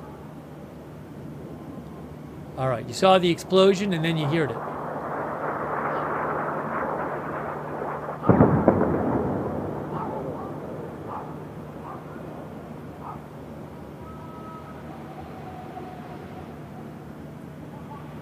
Yeah, one of the viewers said they thought it was a roof knock.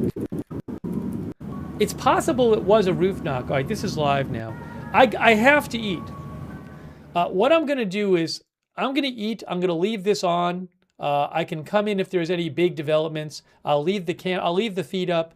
Let me go eat, and I'll be back shortly, and then we'll continue our coverage. But I'll leave the feed up while I'm eating. Okay? I'll see you in a few minutes. A little bit.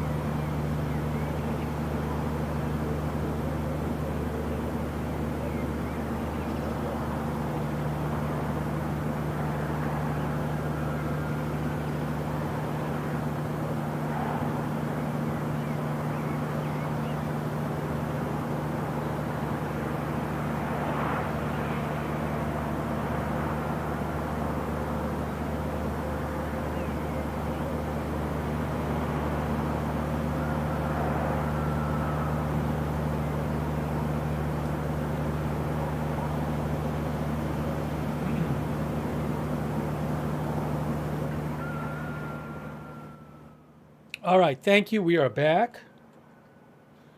We are back.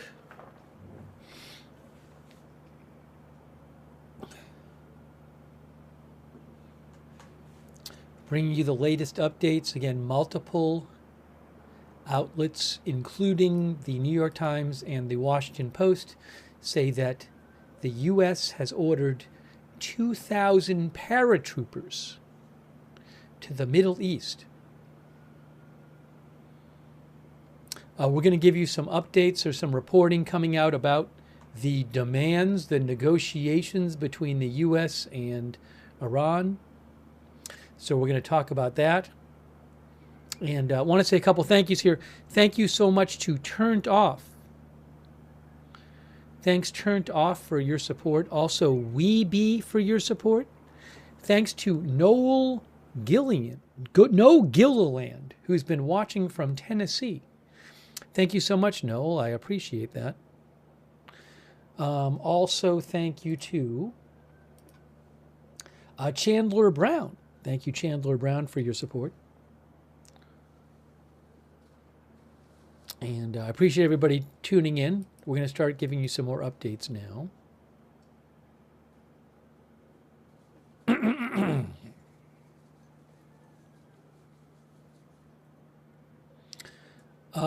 There's some reporting about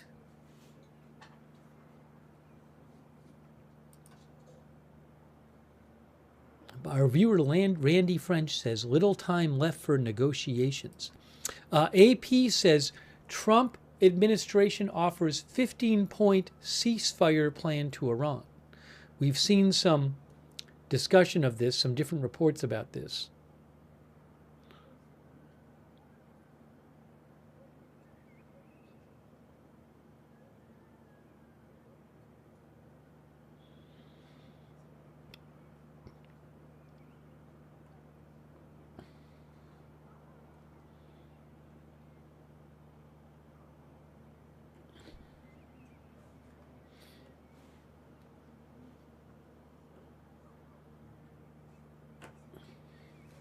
You can see here, AP, Trump administration offers 15-point ceasefire plan to Iran.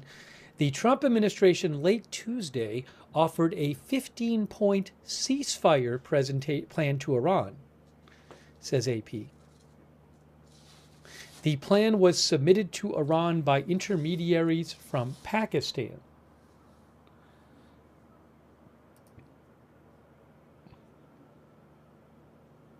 Anyone?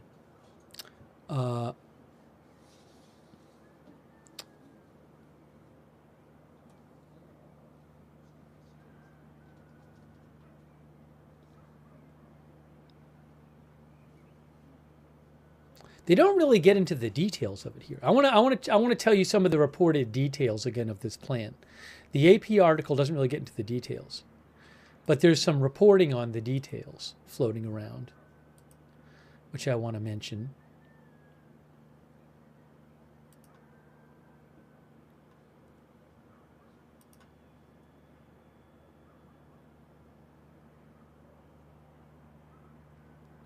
Israeli media, according to, I saw this myself, just to go over what the News 12 Israel, N12 Israel News had, what they said the 15 points are. It includes things like a commitment that Iran will never pursue nuclear weapons, no material will be enriched on Iranian soil. These are some of the points. Iran will stop funding proxies and arming proxies in its region. The Strait of Hormuz will remain open with a free maritime zone and no one will block it. Iran will have to limit the number and range of its missiles.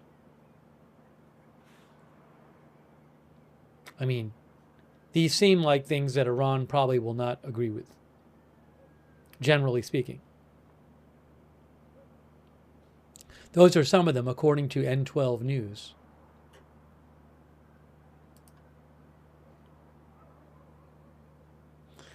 Yeah.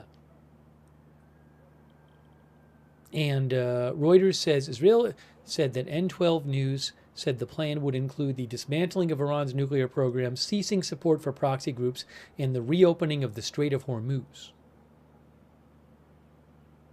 Bad Toastery says that seems insanely optimistic. Now, I think you might be seeing some lightning. Oh, we're seeing lightning on the Tel Aviv camera. That's what we're seeing. Big Mr. Apple says, why would Iran agree to that? They're winning? That's what Big Mr. Apple says. Now, there's also reporting about Iran's demands.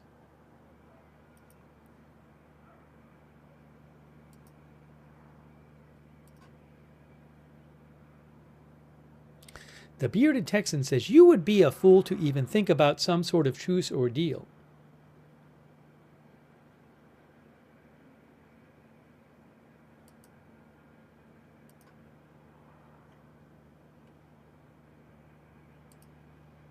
Oh, also, let's see here. Where is this here? The Wall Street Journal has a report on what Iran is demanding. Thanks to Faytux News for mentioning this. The Wall Street Journal says that Iran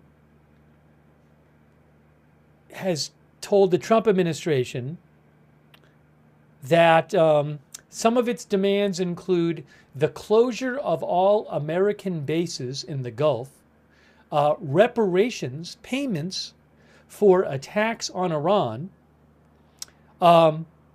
allowing Iran to collect fees from ships that transit the Strait of Hormuz, like Egypt does now with the Suez Canal, guarantees the war won't restart, and an end to Israel's strikes on Hezbollah, lifting all sanctions on Iran, permitting Iran to keep its missile program with no negotiations to limit it. Obviously, those are not demands that the U.S. is going to agree with. So, I mean, basically it seems just like maximalist, if these reports are true, it's basically just maximalist demands on both sides in essence. Jim says it isn't going to happen. I mean, you don't really see any kind of compromise, at least in these reported initial demands. John Miller says it's all pie in the sky.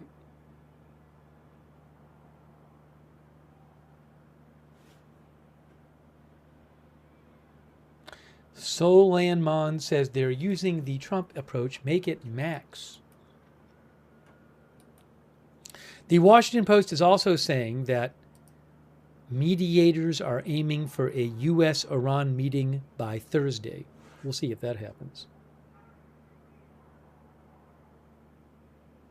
Douthis thinks this is not going to end well for anyone.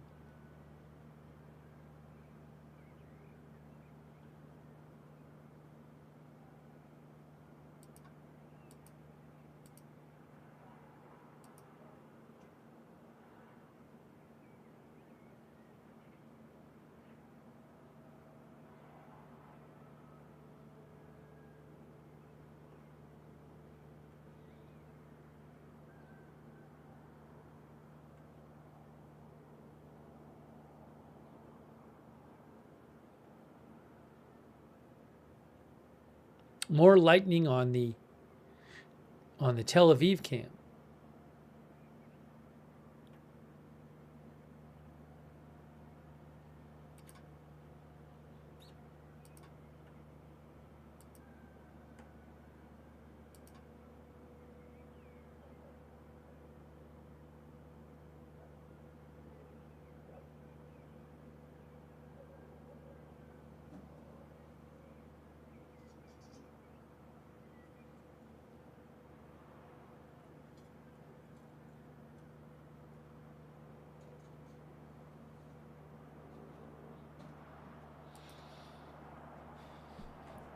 Thanks, by the way, to JFK's Ghost.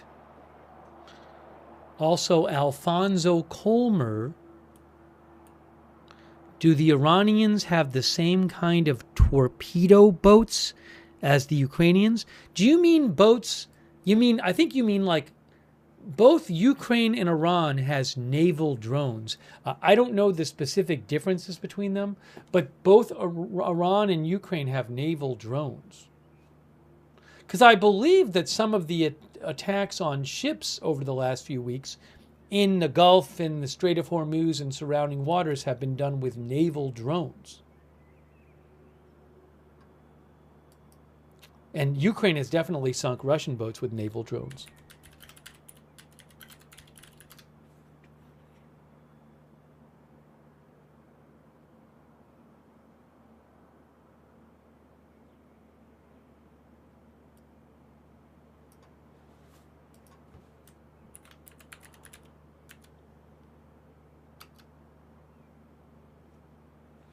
I mean, as an example, this is a Institute for the Study of War article from 9 days ago, and it says,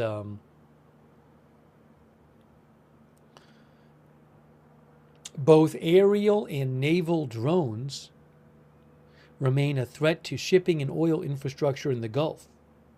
It's talking about Iran. The Iranians have developed 5 lines of effort to compel the U.S. and Israel to end the war. Drone and ballistic missile attacks, drone, missile, and naval attacks involving mines, proxy attacks. Anyways.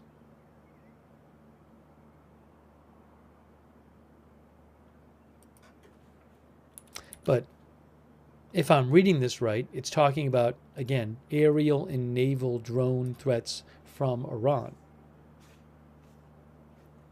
I don't know the specifics about Iranian naval drones versus Ukrainian naval drones.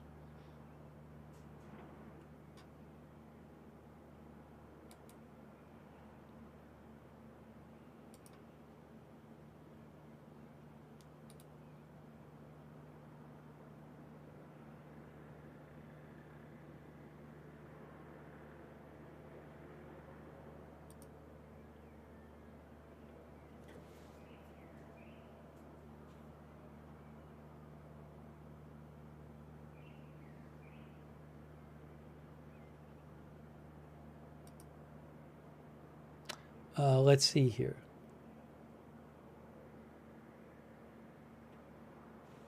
Thank you to Mike Ely. Thank you, Mike Ely. I really appreciate it. Also, G2TFL. Lato Gitil, who thinks Iran must be listening to the King of Wishful Thinking song by Go West. Thanks again, Alfonso Colmer. Thanks to Turned Off. Give me a moment here. I want to shout out our moderators too.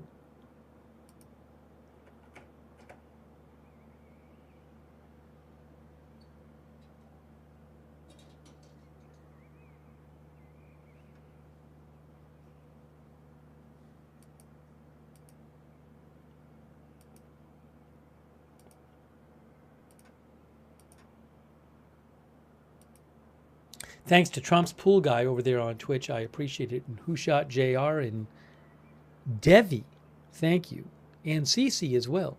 And Naomi Russo. Hey, thanks to all of our moderators who are here. We have Good Luck Duck, Idaho Star, I Got That Fire, Matthew Kohai 3, Sarah, and Surly Dev over there on Twitch. We have on YouTube Ruth. Excuse me. Leslie Ladyhawk, Chromite, thank you so much for moderating over there.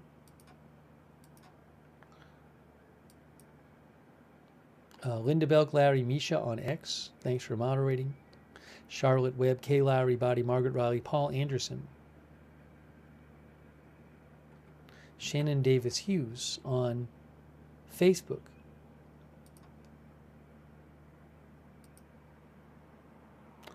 It is almost 5 a.m. Israel time.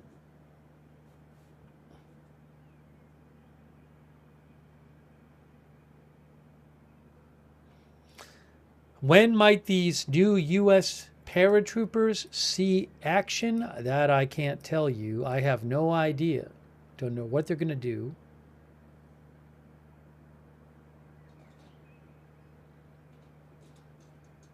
And when they might do it.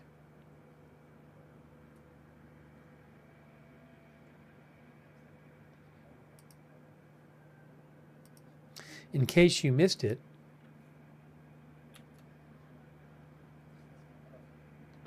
there is the Washington Post story. Army paratroopers ordered to Middle East as U.S. weighs next Iran move. The Pentagon today ordered a couple thousand paratroopers from the 82nd Airborne Division to deploy to the Middle East as President Trump weighs a significant escalation in the U.S.-Israeli war with Iran and declines to rule out putting U.S. troops on Iranian soil. The New York Times also reporting 2,000 paratroopers ordered. U.S. officials approved written orders for soldiers from the Division's 1st Brigade Combat Team and the 82nd's headquarters at Fort Bragg in North Carolina. Verbal orders previously had been approved, two people said. So verbal orders had previously been approved, but U.S. officials approved written orders. It is not yet clear whether they will deploy to Iran itself. Many of the soldiers are with the division's immediate response force, a unit that is trained to deploy on 18 hours' notice for missions as varied as seizing airfields and other critical infrastructure, reinforcing U.S. embassies, and enabling emergency evacuations.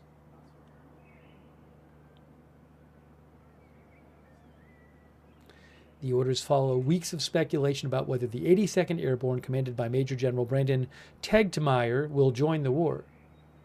After its headquarters unit abruptly pulled out of a training exercise early this month at Fort Polk in Louisiana as Trump approved a sustained bombing campaign against Iran.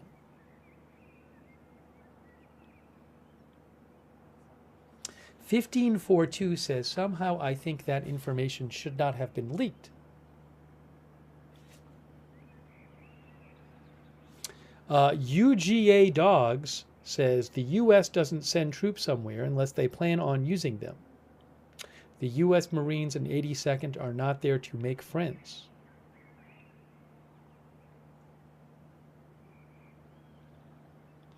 The Shoddy Jihadi says every staging action the U.S. has done has had results of some sort.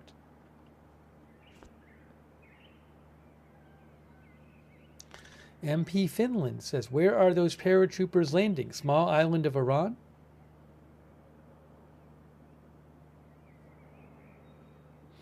The Army deployment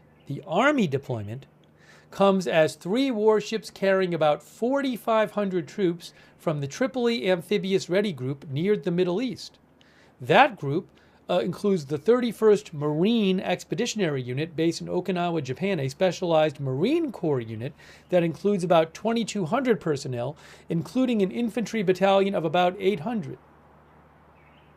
A similar unit, the 11th Marine Expeditionary Unit, recently deployed early from San Diego, but that is weeks away. That unit is weeks away from arriving in the Middle East. Among the plans the administration is considering, according to U.S. officials, is a seizure of Karg Island, Iranian territory in the Persian Gulf from which Tehran exports about 90% of its oil. U.S. officials have said that ground forces could likely seize the island quickly, but may have to weather barrages of Iranian drones and missiles for as long as they are there. Earlier this month, Trump ordered the bombing of military targets on Karg Island, but he said he intentionally left the oil infrastructure intact. The island, about 15 miles from mainland Iran, is a centerpiece of Iran's oil-based economy, meaning its seizure could give Washington additional leverage against Tehran, U.S. officials said.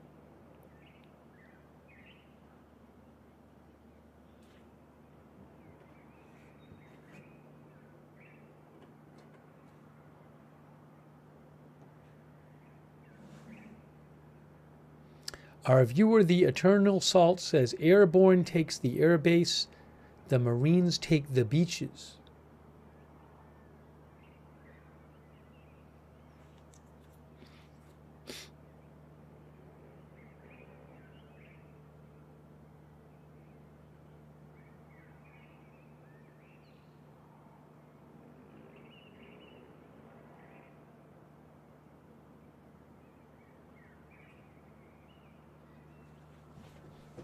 Rez Junior Prod says, just a mess.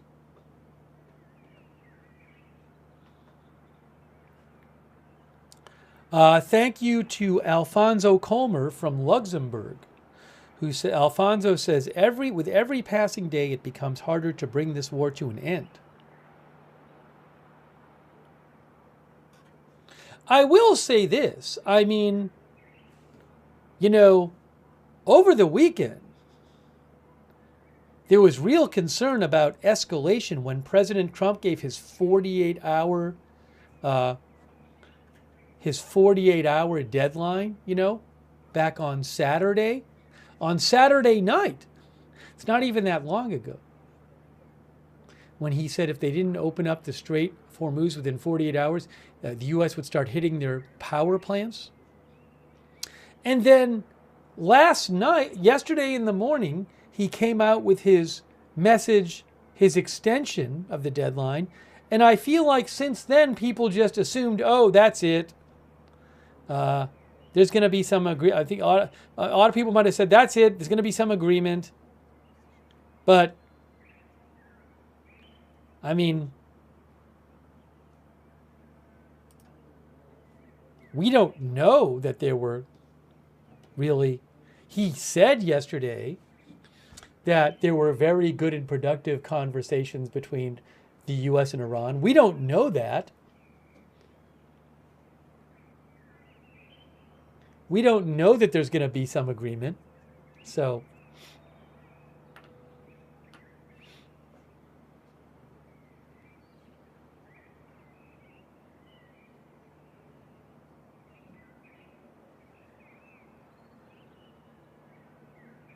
Brittany says, not looking like it now.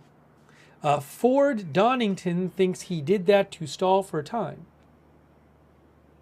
Arkvin says, wait for tomorrow morning.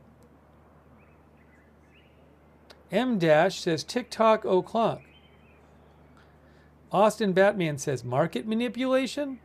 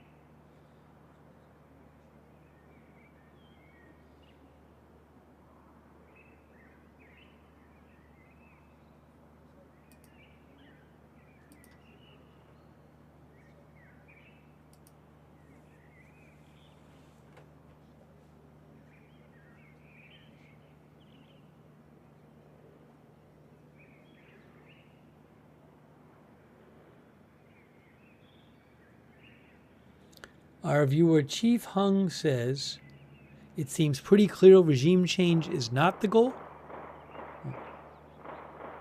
Some guns.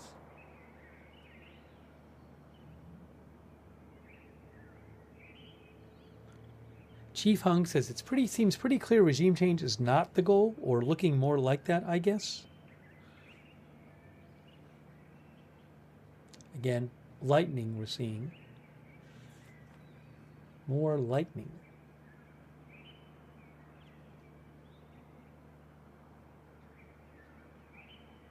Brian Harold, our viewer, thinks we are dropping in paratroopers into Iran soon. There won't be a big pause.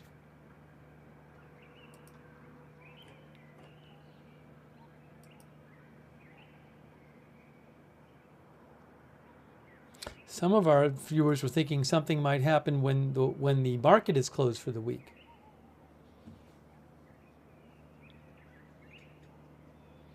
Hey, thanks, Crawdad. Crawdad says, how does Iran treat POWs? I don't know.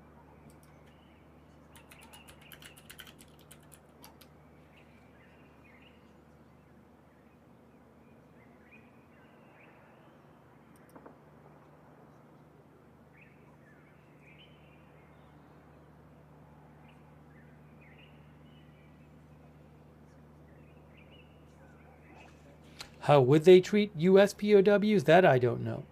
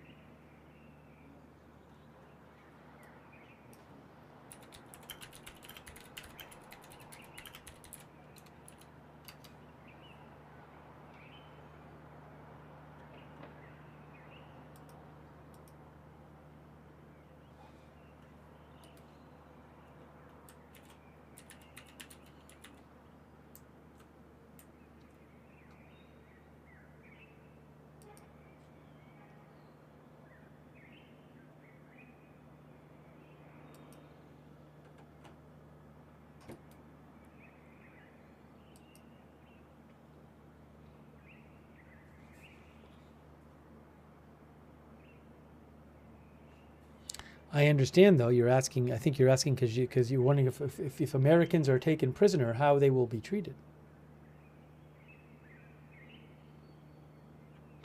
Marcus says the same way they treat the Iranian people. Thanks also Peanuts Dad, who says Trump doesn't tell real plans. Smokescreen.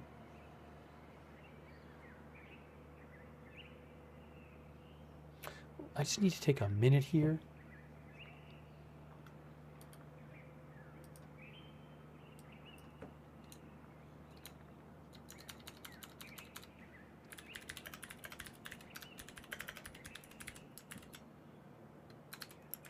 Just give me 1 minute. I'm coming right back. We're continuing our live. That's too big. Continuing our live coverage. More updates. Give me 1 minute.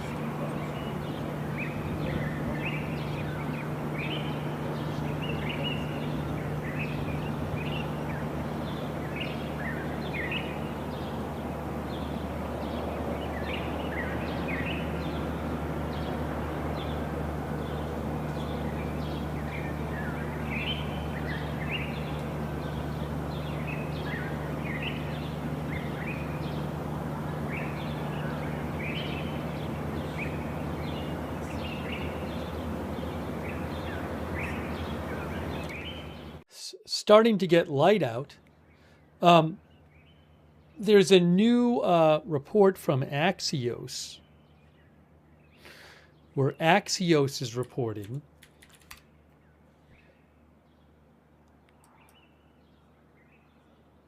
that Iran suspects Trump's peace talk push is another trick. That is this new report from Axios. Axios says Iranian officials have told countries trying to mediate peace talks with the U.S. that they have now been tricked twice by President Trump and we don't want to be fooled again.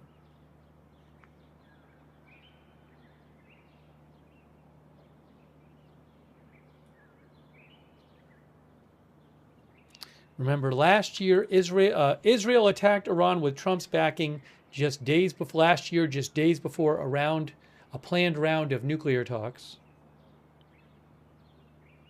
Wasn't there another one? Several weeks ago, the U.S. and Iran were in negotiations, and we're supposed to have more talks, and then the U.S. and Israel attacked. And wasn't there a thing last year? Remember, last year when President Trump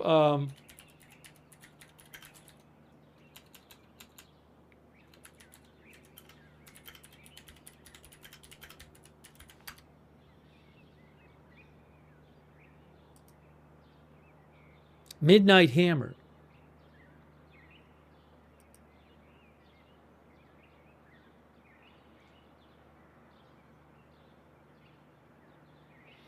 Yeah, on June 19th of last year, President Trump released a statement, this is just me saying this, that said he would decide within the next 2 weeks.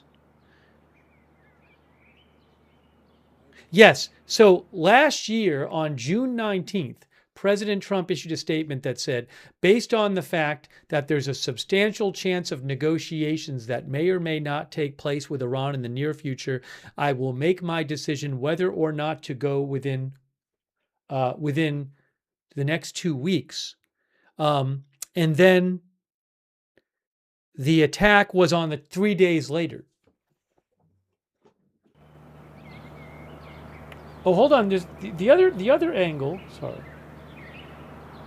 The other angle is bright. Why is the other angle brighter? I think the cameras are... We have 2 live cameras, but one is darker than the other. The Reuters camera, I think, has some sort of different... Maybe they have a different filter on the camera. Because that's live as well. That's a lot. They're both live from Beirut. But I think one of the cameras has either the lighting different or the filter different, so it just looks brighter. But they're both live. Wider apertures, says Sherbert.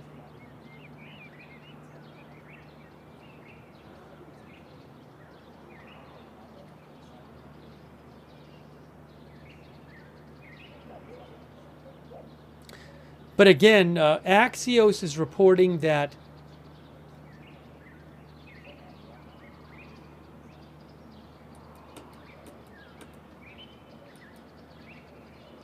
I can find it here.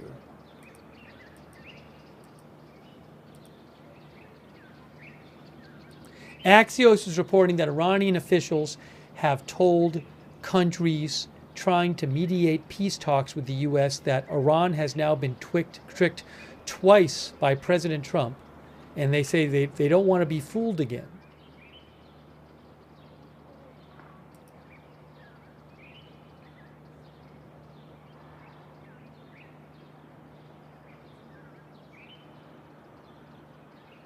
And Axios says during the 2 previous rounds of U.S.-Iran talks, Trump greenlit crippling surprise attacks while still claiming to be seeking a deal.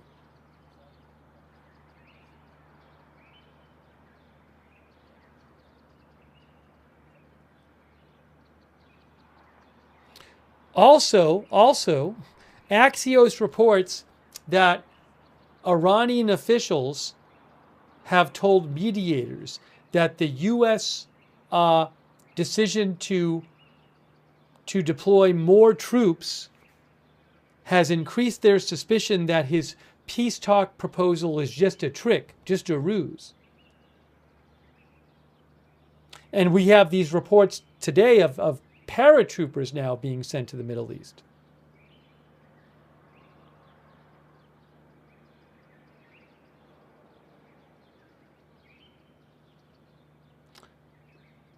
Axios also says, U.S. and Israeli officials say Trump is simultaneously trying to build up options for diplomacy and military escalation to have options based on developments.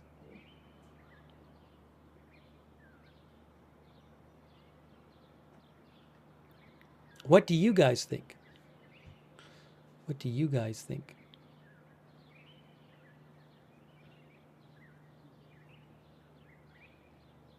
User says U.S. getting ready to open a can. KD says never trust the Americans.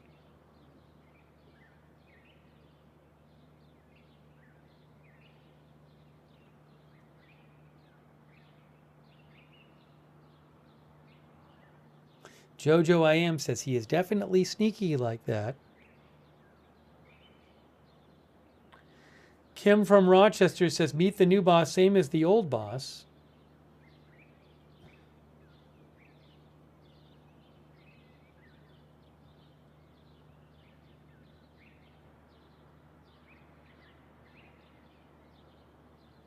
Roy says historical serious blank is going to go down over the next week.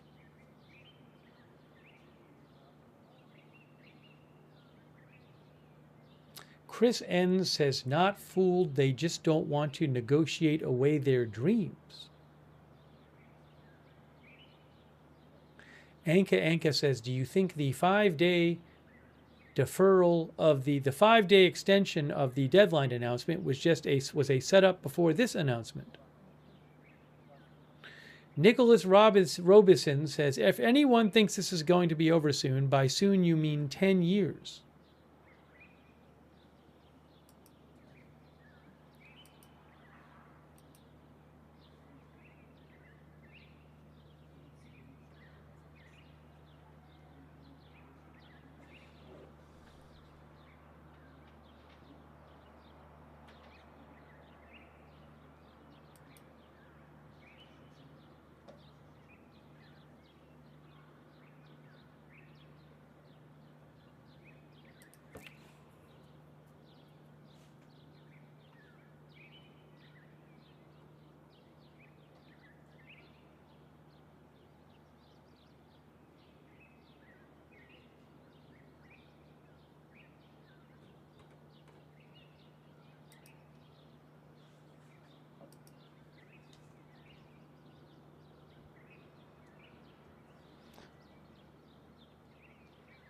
Black Irish, our viewer, says Iran has stated for years they will always maintain the capability of producing nuclear energy for domestic purposes, and I can't imagine they would suddenly capitulate to the demands of President Trump.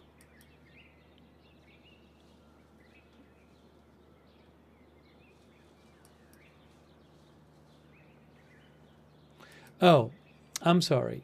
Christine Sass mentioned something that I wanted to talk about too. Thanks, Christine Sass, for mentioning this. Iran released a statement today saying that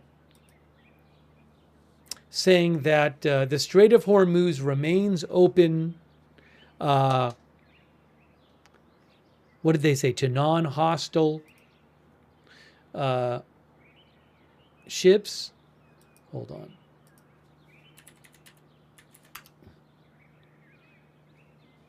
I don't think it's a real big change in policy, put it that way. I think it's sort of a publicity thing.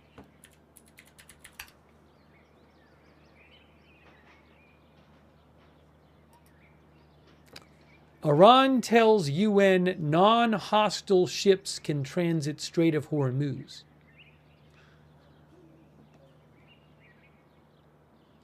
Reuters says Iran has told the UN that non-hostile vessels may transit the Strait of Hormuz if they coordinate with Iranian authorities. if they coordinate with Iranian authorities,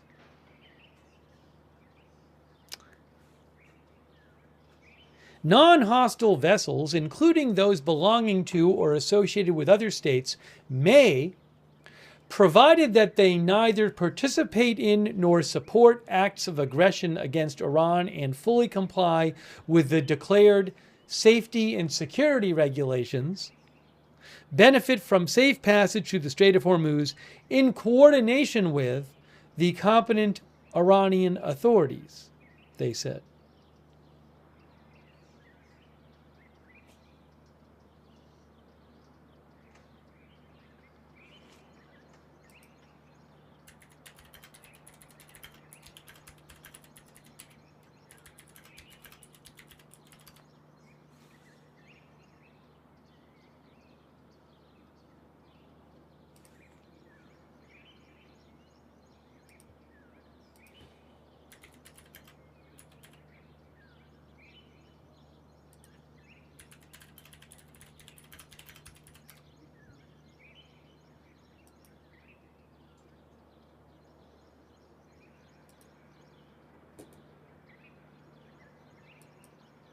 Oh, here, look, let me show you here. They also posted about it on their social media, Iran. Hang on.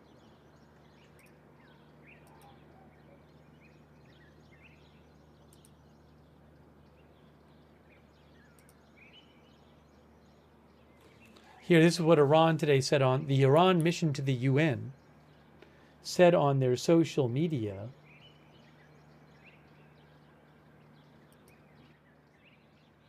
Non-hostile vessels, including those belonging to or associated with other states, may, provided that they neither participate in nor support acts of aggression against Iran and fully comply with the declared safety and security regulations, benefit from safe passage through the Strait of Hormuz in coordination with the competent Iranian authorities.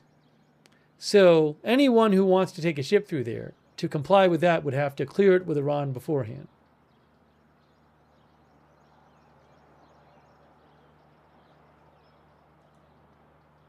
I don't know if this is also Iran's way of kind of, for PR reasons, acting like it's not closed. I mean, no ships are essentially no ships are going through there. Maybe a handful possibly on certain days, but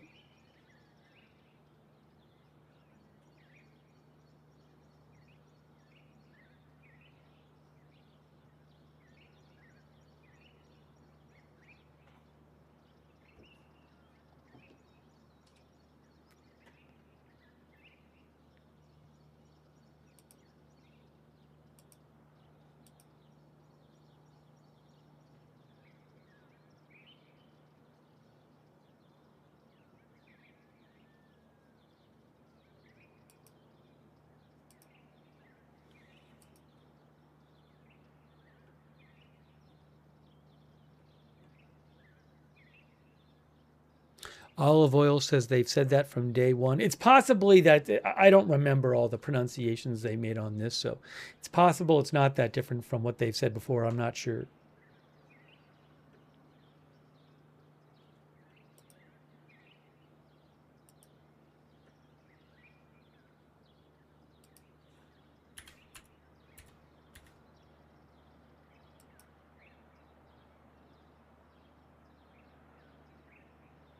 This is current. Somebody mentioned marine traffic. This is marine traffic. Are you talking about this ship? That's 20 hours ago. That's a Japanese ship from 20 hours ago. I don't know where it currently is. It was there 20 hours ago. That's also going into the Gulf, it looks like.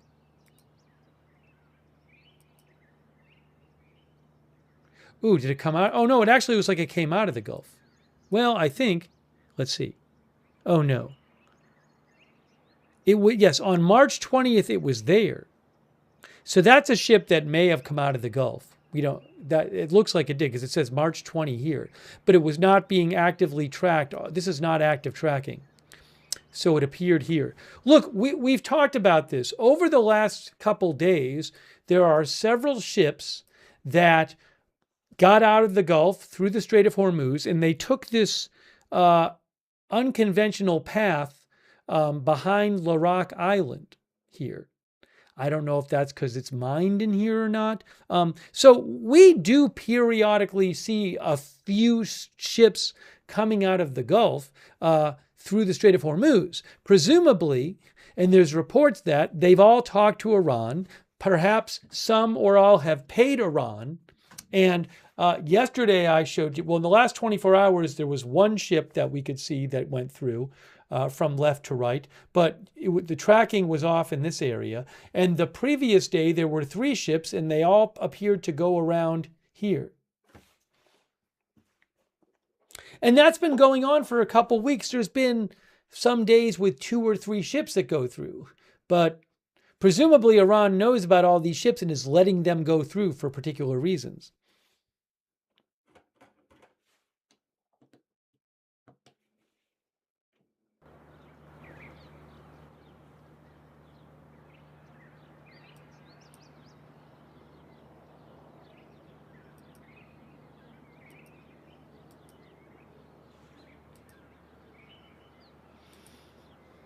Thanks for mentioning that ship.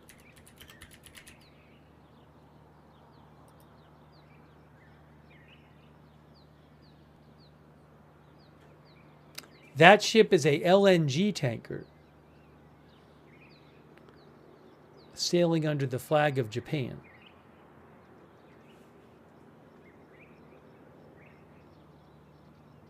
How many ships pass through daily?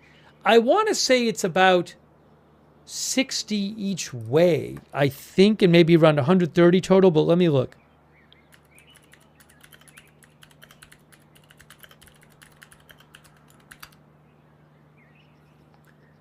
Uh, 130 to 150 a day I'm seeing online. That's the average.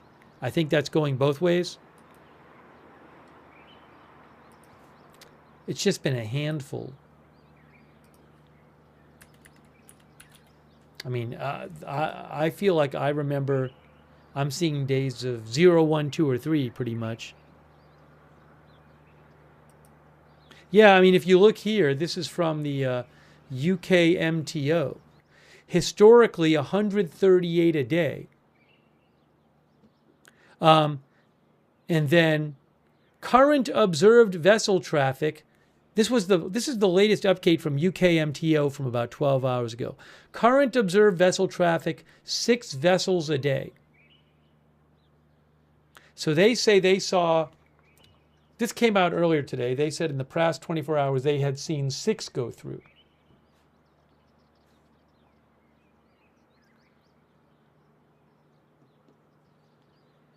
And I don't think ships are, I don't know this for sure, my guess is that they're not sneaking through.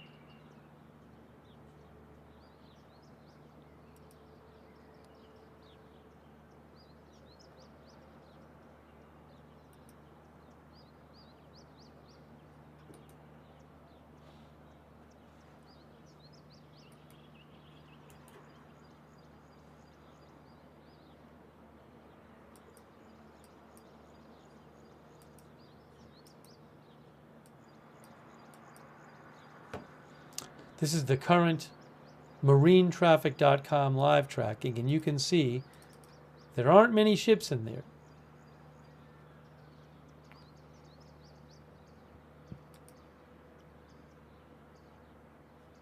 This is a cargo ship. That looks like an Iranian cargo ship here. That's an Iranian. And interestingly, look at this ship. This is an Iranian cargo ship. Well, I don't know where it's going. I wonder if it's going to go to port here or if it's going to go behind here and continue this way. I don't know. But that's an Iranian cargo ship, I believe.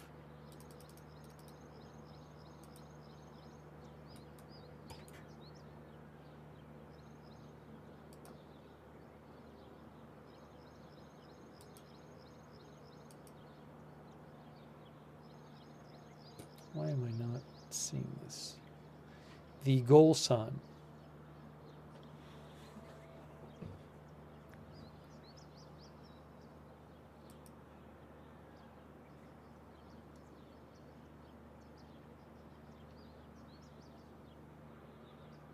Flying under Iranian flag, that cargo ship there.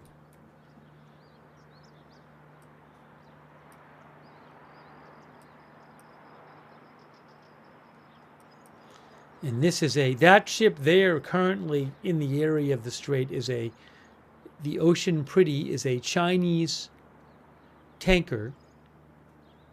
Chinese crew owner, it says. It's at anchor.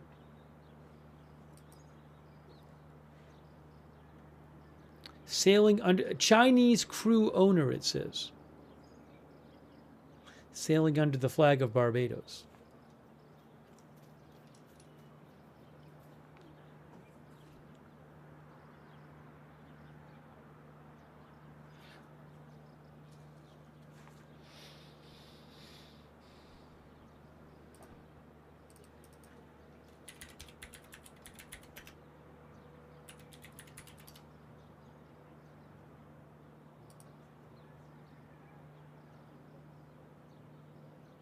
There was an article in Lloyd's List yesterday. Lloyd's List covers shipping. And it said that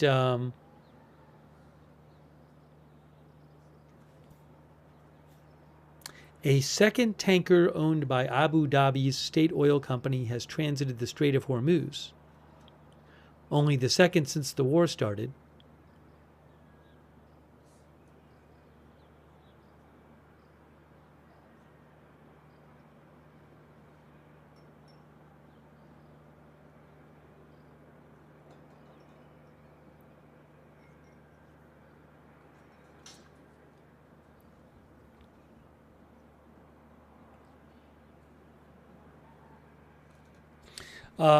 Interestingly, they say that Lloyd's List says both Abu Dhabi state-owned oil company tankers that have gone through the strait during the war have gone with their automatic identification systems turned off.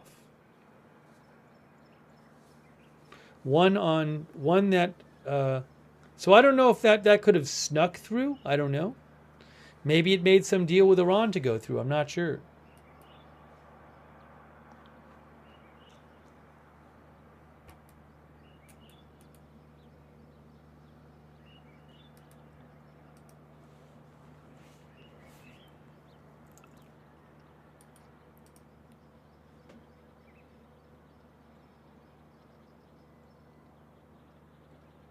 There was actually something else that that Lloyd's List reports.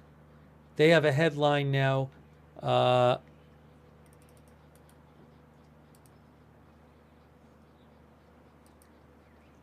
says they have a story talking about how fears are growing that the Houthis could resume Red Sea attacks, which would shut off not just the Strait of Hormuz, but also the Red Sea.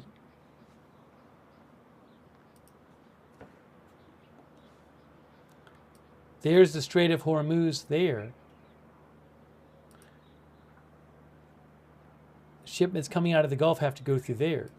But here is Yemen, where the Houthis are. Here is the Red Sea. And this is the Bab al-Mandab Strait.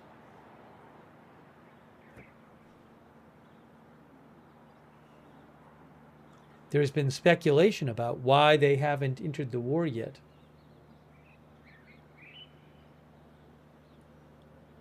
Strawman Twitch says, why wouldn't they?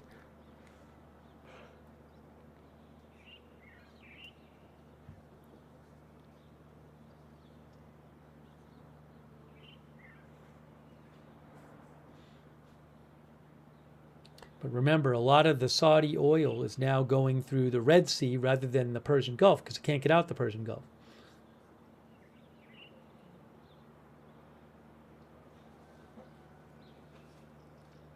Thank you so much, Bart and Terry on Kamano. Bart and Terry on Kamano, thank you. Also, I Am Lurker, thank you. And Harley Quinn fan DCU. Thank you so much, Harley Quinn fan DCU.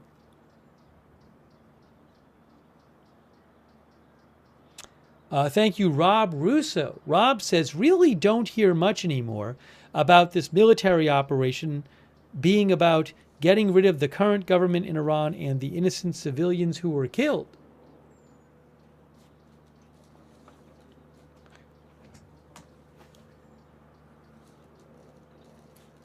If you go back to, what was it, January? President Trump was talking about intervening in Iran to help the protests and the protesters and protect them.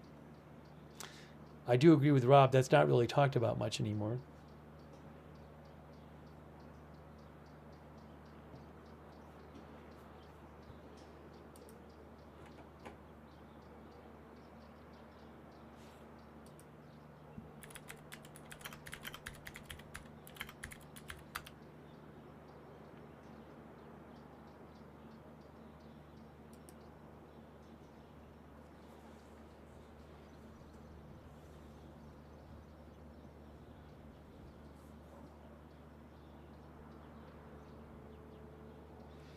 So we talked about how Iran issued this letter recently saying that, to the United Nations, saying that non-hostile ships can pass safely through the Strait of Hormuz. I mean, they need to coordinate with Iran and everything. But the New York Times talked to an expert who said that the letter is intended to signal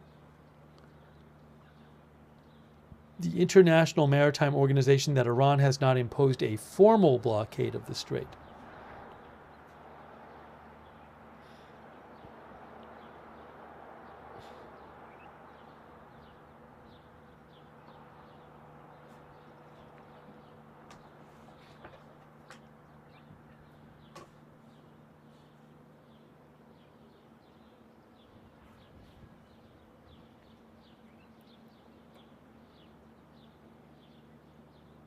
Hasseldahoff says it's about regime change. We all know it.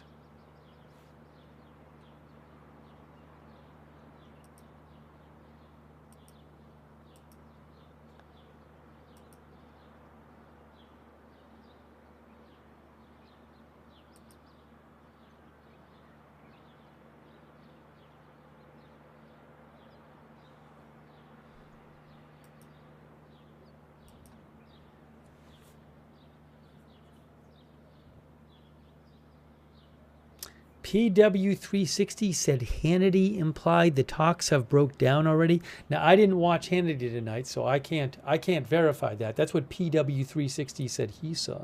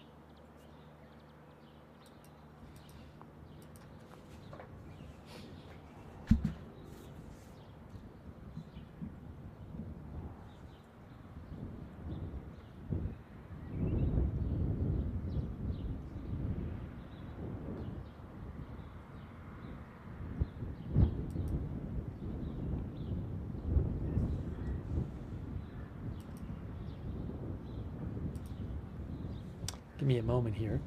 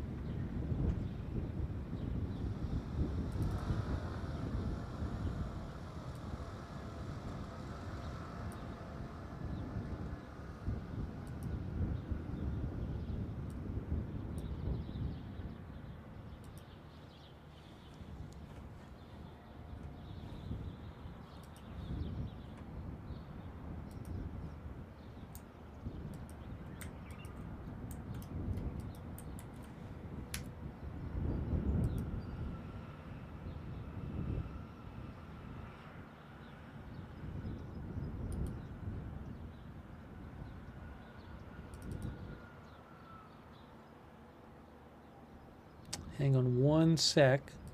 One sec, please.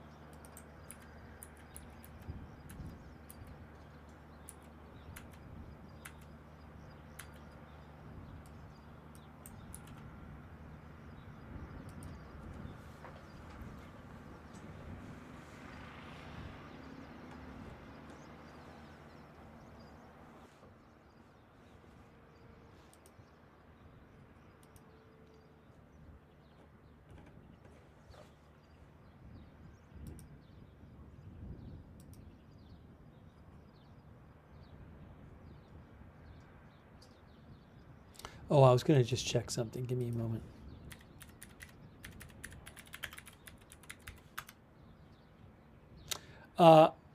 By the way, the Philippine president declared an energy emergency. I see. Another thing is every day this goes on, you have elevated prices. You have probably different parts of the world running more short on different petroleum related things. Uh-oh. A little bit of an issue with the stream. Let's hit refresh. I can switch streams. Which one is this? Oh, hold on.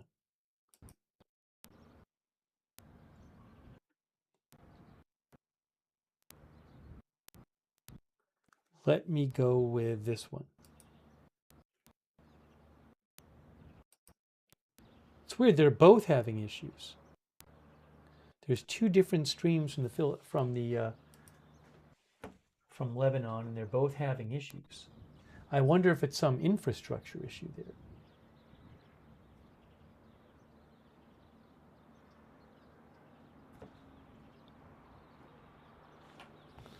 Hold on. I was going to mention the Philippines. I think that's an interesting story.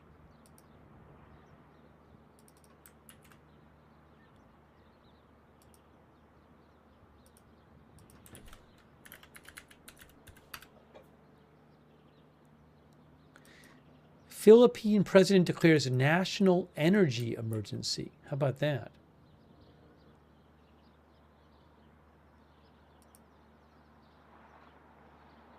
Hang on.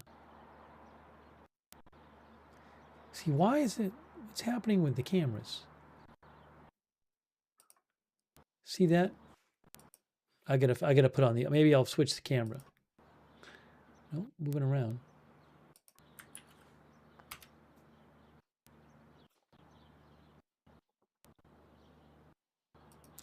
AP reports that the Filipino president Tuesday declared a state of national energy emergency to respond to the impact of the Middle East war. He said his administration said it posed an imminent danger of critically low energy supply.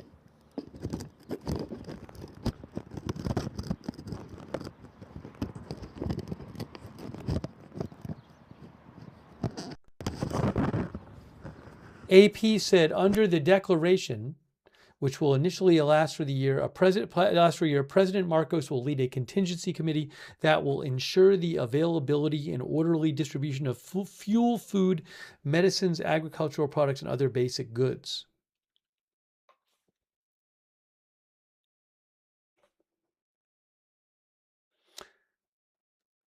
the government has started to provide $83 each to a large numbers of motorcycle taxi drivers and other public transport workers nationwide to help them cope with soaring gasoline and diesel prices.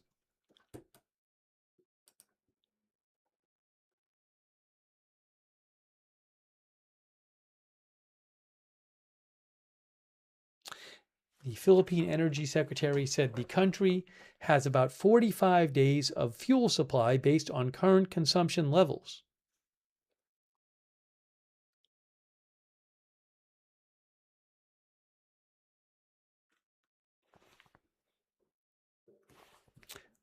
Tuna thinks it's good. This is going to demolish the global economy if it carries on much longer.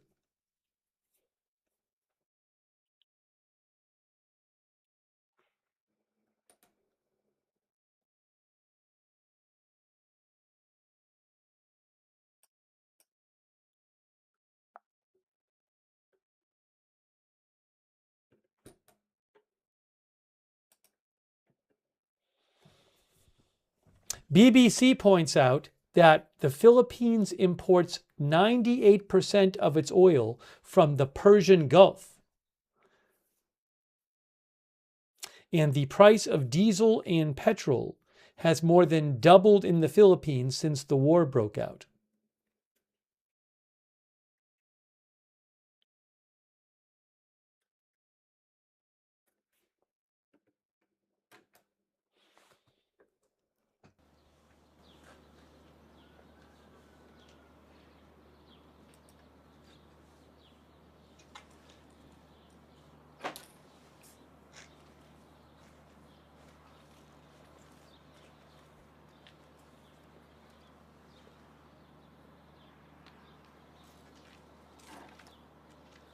The New York Times says many government offices in the Philippines have switched to a four-day work week to save energy, and President Marcos has called on the public to carpool.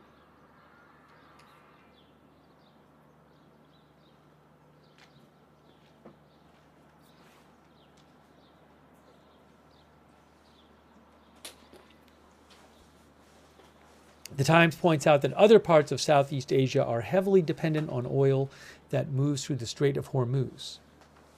Many countries in the region have precariously low oil reserves and have imposed energy conservation measures. So yeah, I think it's helpful to keep that in mind, as we sit here kind of wondering, like,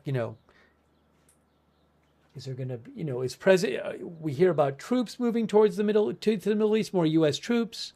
How long might it take for the U.S. to do some sort of new military action? But as this keeps going on every day, it causes further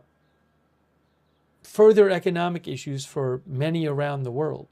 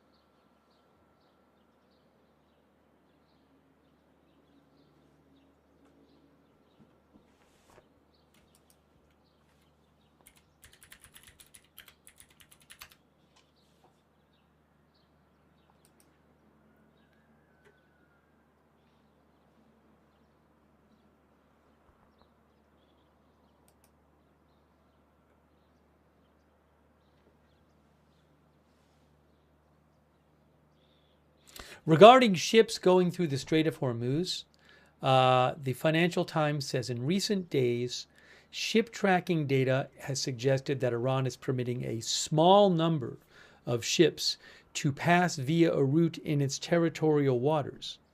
Analysts believe the route allows Iranian authorities to verify vessels' identities before letting them transit. Some ships have paid as much as $2 million to Iran to ensure safe passage through the Gulf, according to Lord's List Intelligence. Excuse me.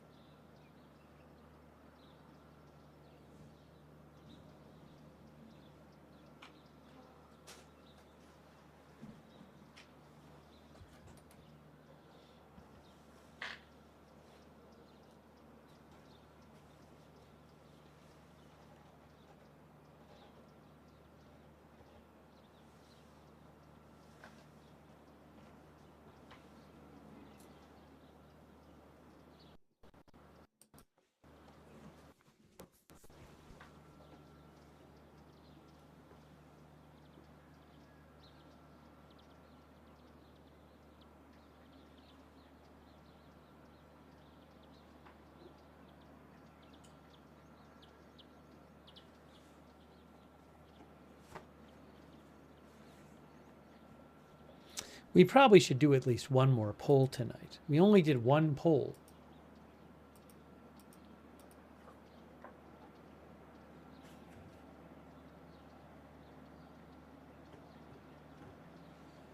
If I can think of a good question.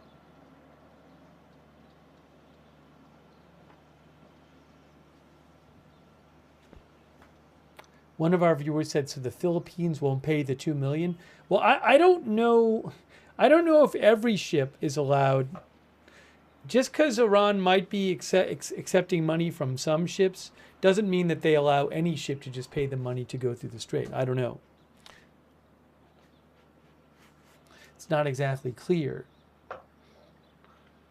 on how ships are making it through and what kind of agreement they have with Iran.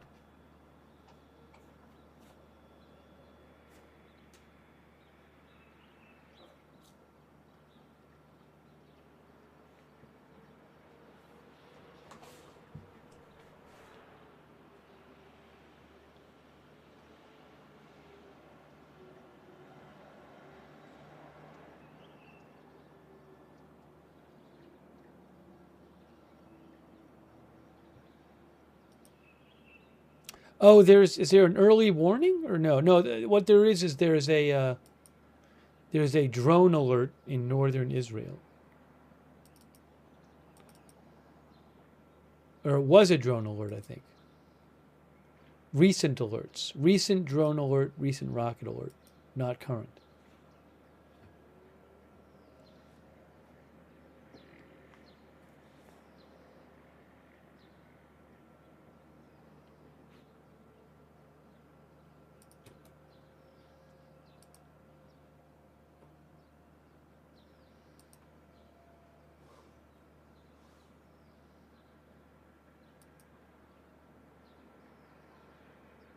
You know, before we came on the air, there were 9 people injured in central Israel by cluster missile.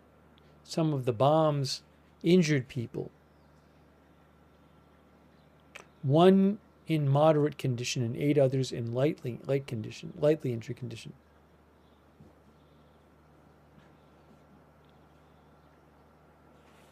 Might even have some. I think I have video of that. Let's see here. Hold on.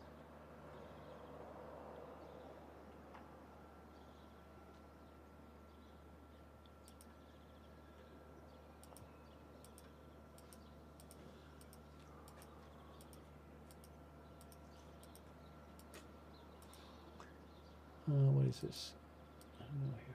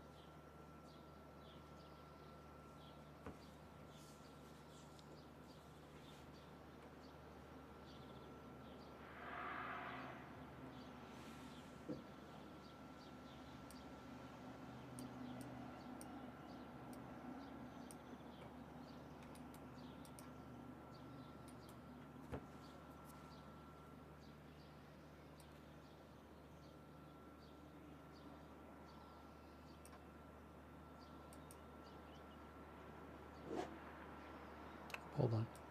One moment.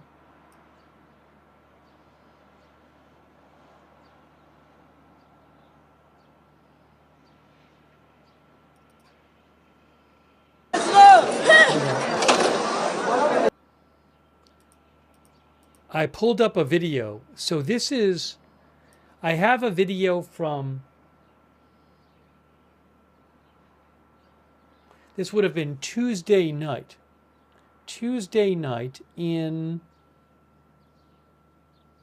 got to turn it down though.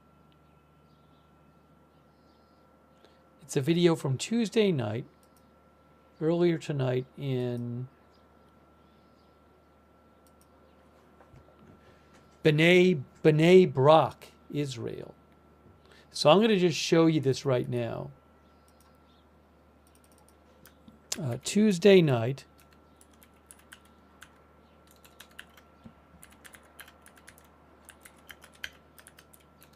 Bnei Brak, Israel. So I'm going to put this up here right now.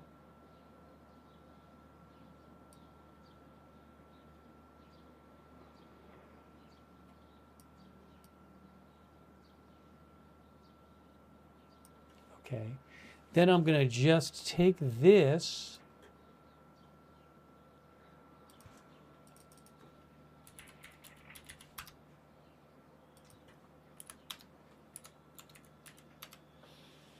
And then get it on the screen for you.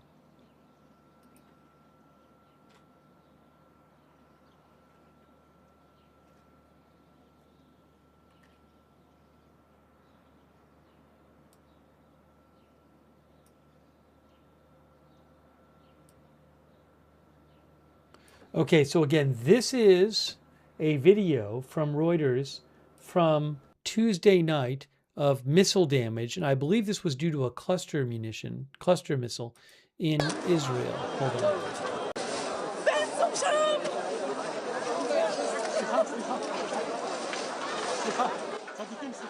So this is not live, but I'm just showing you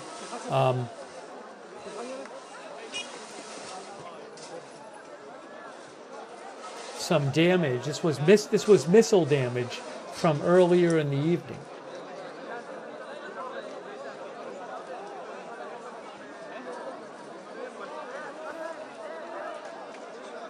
Some of you might have seen this kind of video live. Again, that was earlier Tuesday night.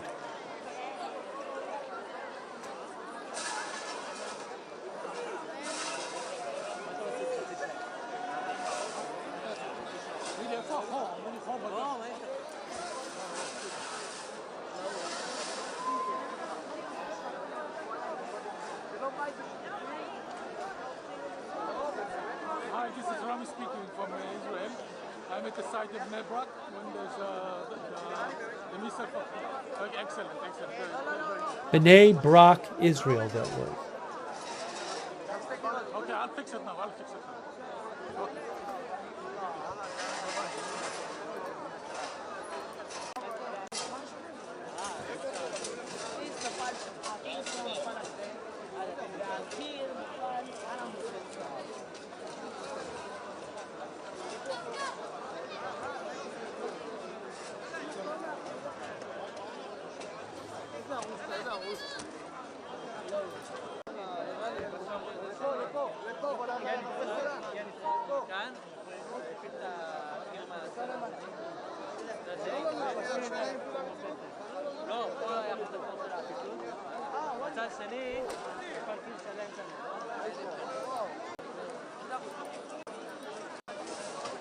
Skip ahead a little bit.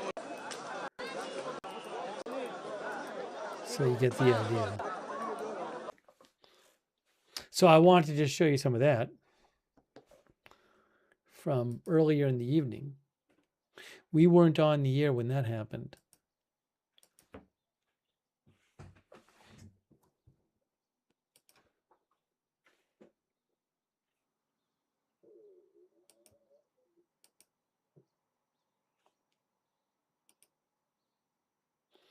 Oh, it's not coming up. In a couple hours, I don't think we're going to be on the air. The Philippines president is going to hold a news conference after declaring a state of national emergency amid rising fuel prices due to the ongoing conflict in the Middle East.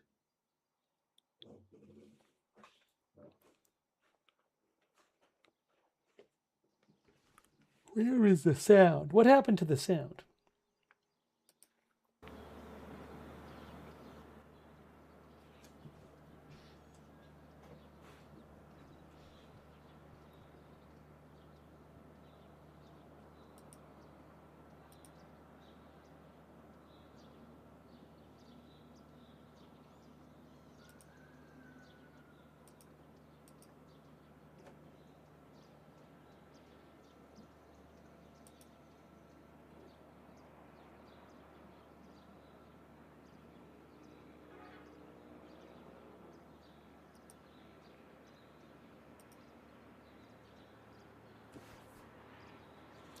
Don Coe, our viewer on X, says, I have a small charity mission in the Philippines today, being a former Red Cross volunteer there, and have been assisting friends since 2 weeks ago with donations to help offset the shocks to their normal peacetime fuel costs.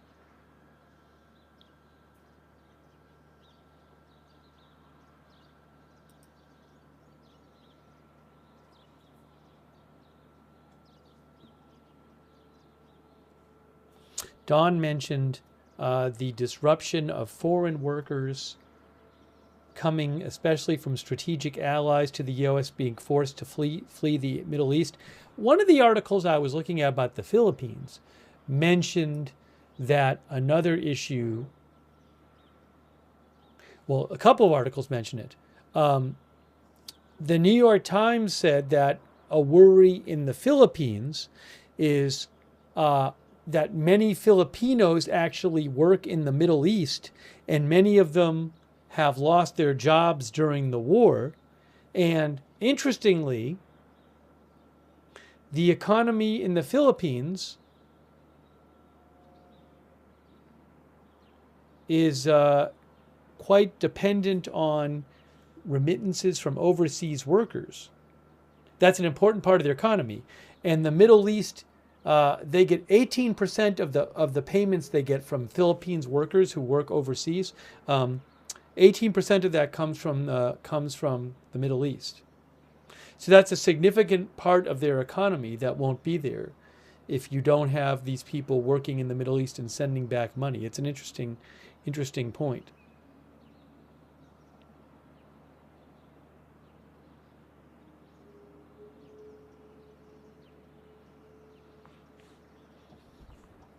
And you have the fuel prices going up in the Philippines as well.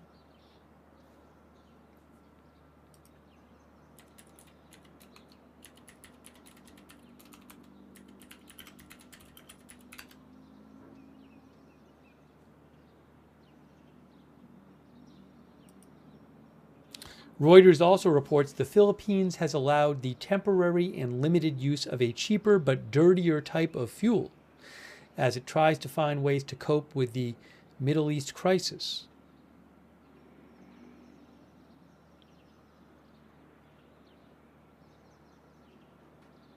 Like many of its Southeast Asian neighbors, the Philippines has taken steps such as shortening the work week and providing fuel subsidies to counter the impact of rising costs.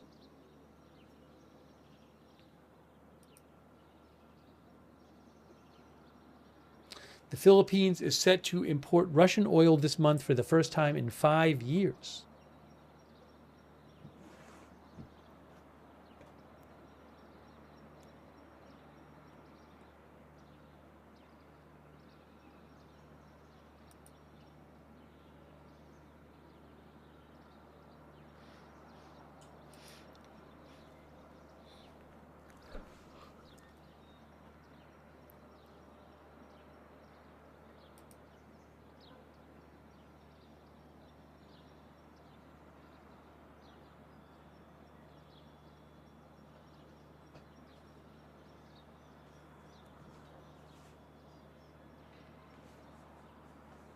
Oh, I'm sorry.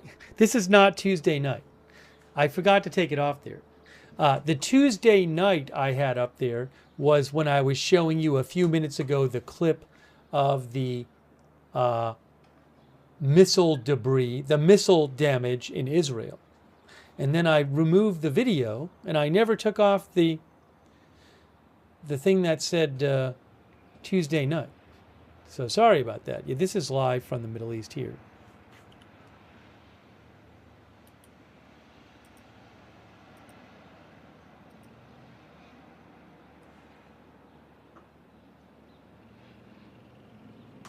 It's not Tuesday where I am. It's Wednesday where I am. What is the smoke in the middle of the screen? Thanks, Mendiar. That might be from, we saw an airstrike earlier. I don't know if it's from that, but we saw an airstrike a couple hours ago in Beirut. I would not be surprised if it's from that or another airstrike.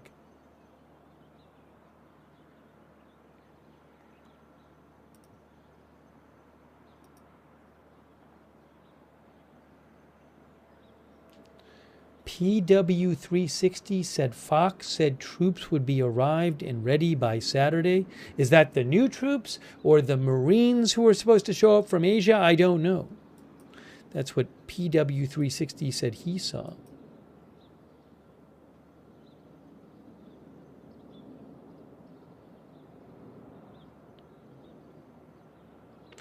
Black Irish thinks Iran in the future is going to want to have control over who. Oh, look, we have a plane taking off.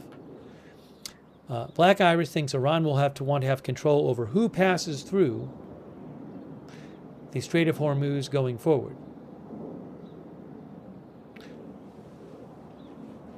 Again, the Wall Street Journal says that that Iran is wanting to be able to charge ships for going through, like Egypt does in the Suez Canal.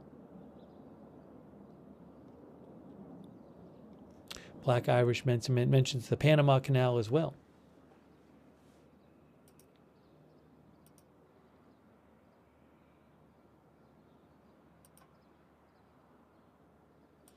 John Grisa says, do you think the U.S. will have the military campaign continue during these negotiations?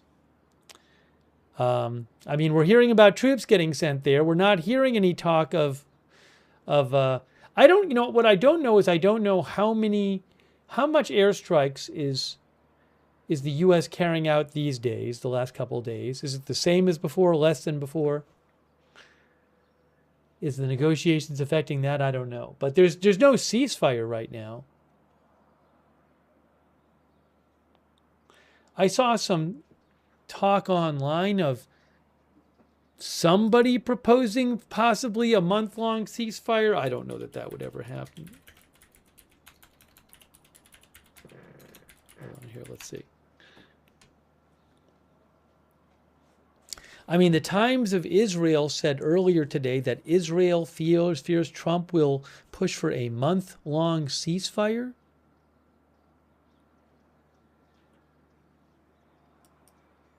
And then Reuters said that there were some reports today. I didn't really hear these. Reuters said there were some reports earlier today that the U.S. was seeking a month-long ceasefire. I don't know. I don't know.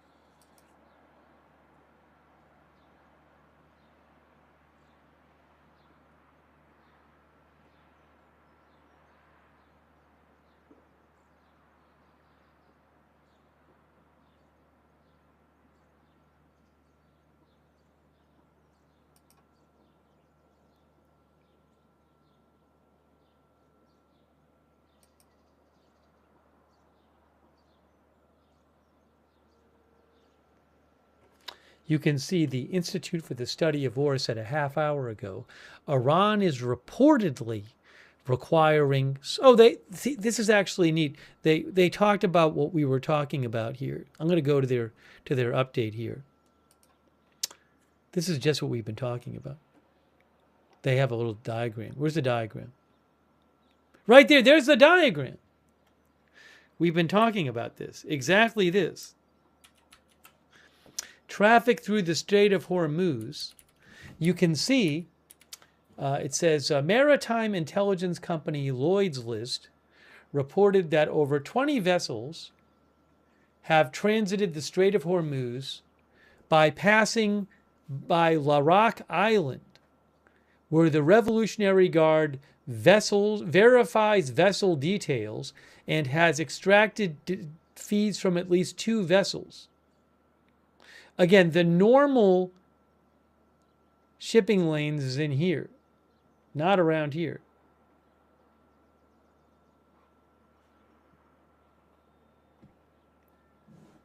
We've seen some of these on marine traffic, these tracks here. Toll booth, says Roger Shoemaker.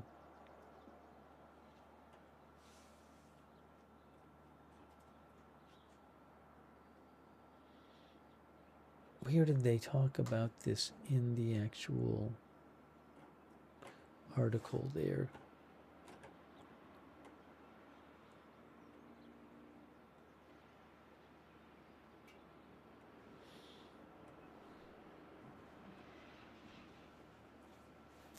If they did, I think they just talked about it in the...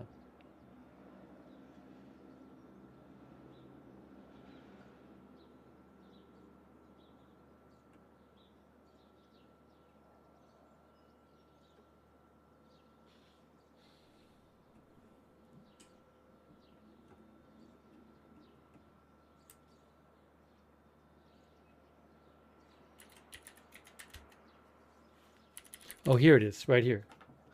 Iran is reportedly requiring some vessels to pay a fee to transit the Strait of Hormuz. Maritime Intelligence Company Lloyd's List reported on March 23rd that over 20 vessels have taken a Tehran-approved route to transit the Strait of Hormuz through Iranian territorial waters since the war began.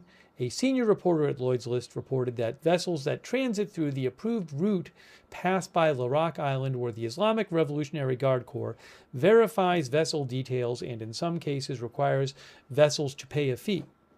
Lloyd's List reported that at least 2 vessels, including a Chinese state-owned feeder tanker, have paid Iran a fee in exchange for state passage through the strait, with one fee reported to have been around $2 million. I'll post an update to the Institute for the Study of War update report in the chat. from understandingwar.org. I believe that fee is in US dollars.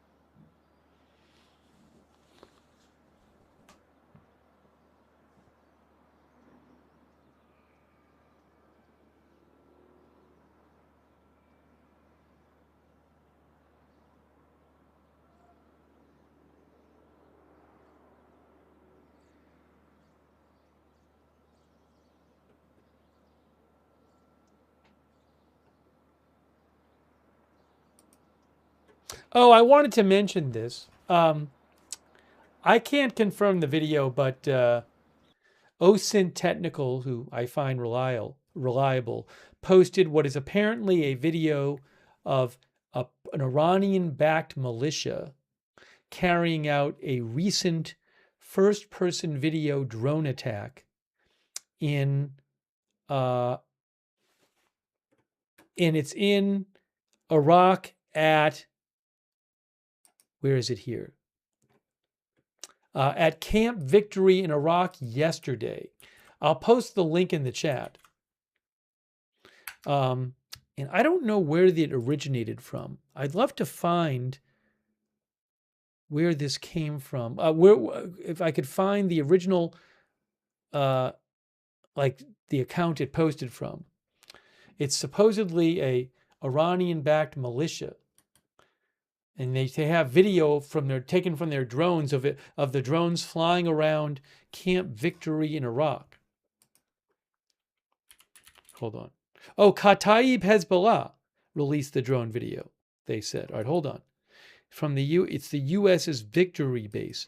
Kataib Hezbollah. Am I following them? Hold on. Maybe I can just grab the video and show you.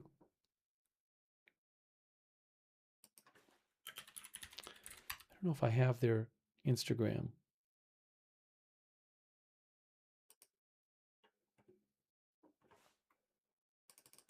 Hang on. I'd love to be able to show you the video.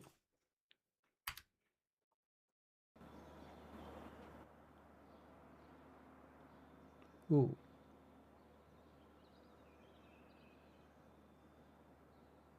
Okay. I think I can do this. Just let me grab the video.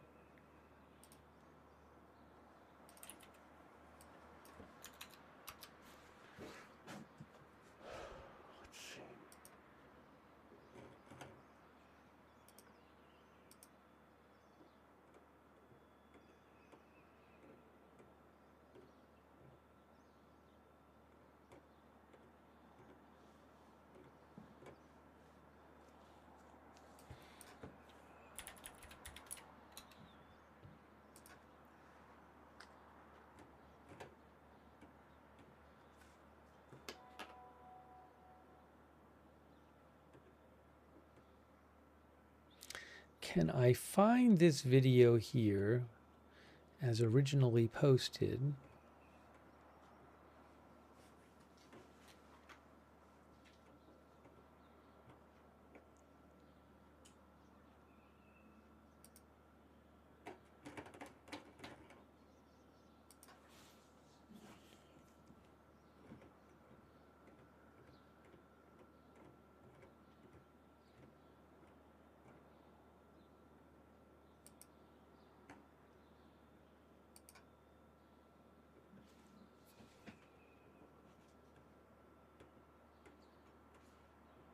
Again, the video shows these drones flying around a U.S. base in Iraq looking for targets from the perspective of the drones.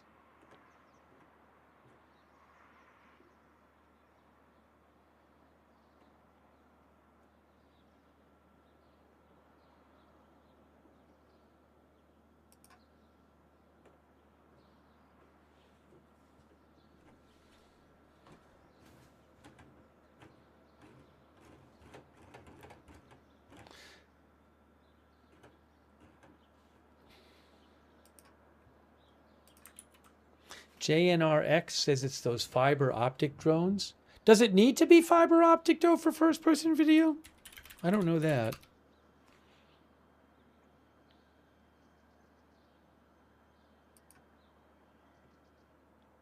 Yeah, I mean, I believe there are first person video drones that are not fiber optic, but I don't know which ones were used in this.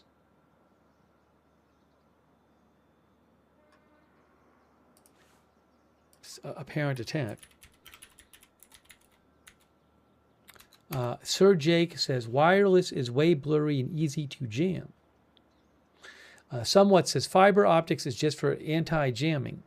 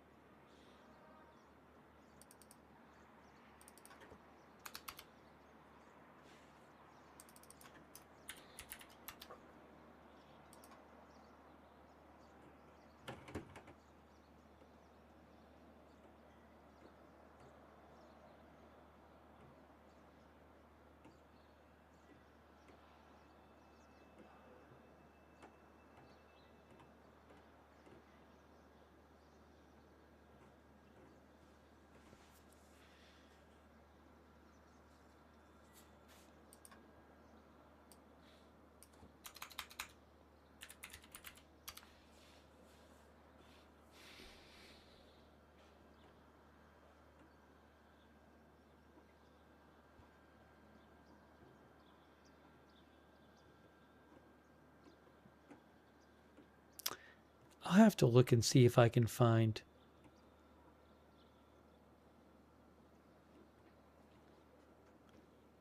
I would like to find an original source for it. Like, where did they post it? I can't find where they posted it. I follow a bunch of Middle Eastern channels. Oh, it could be there. Hold on. Let's try here.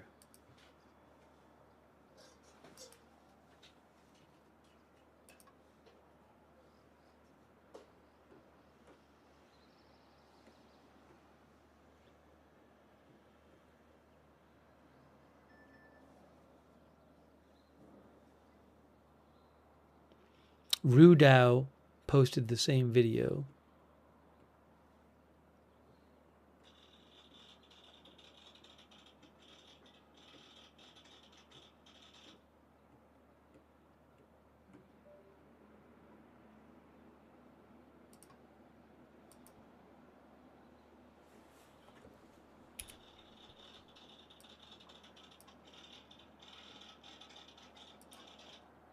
Give me a moment. Give me a moment trying to find this.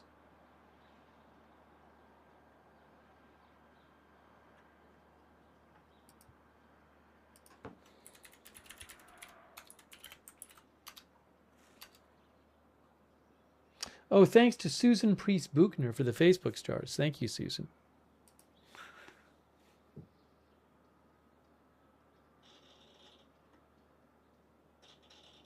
Oh.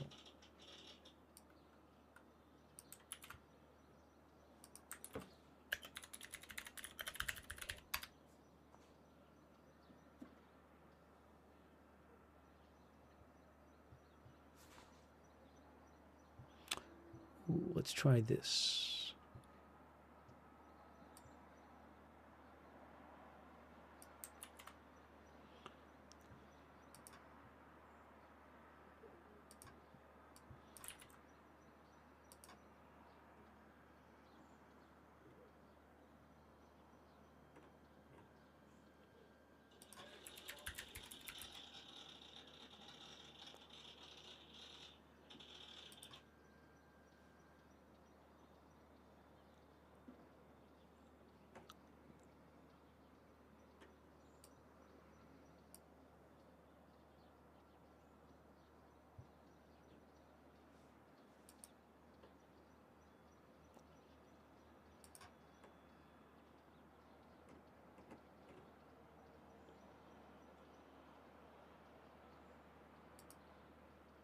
I'm really trying to track down this video, which should be easier to track down than it has been.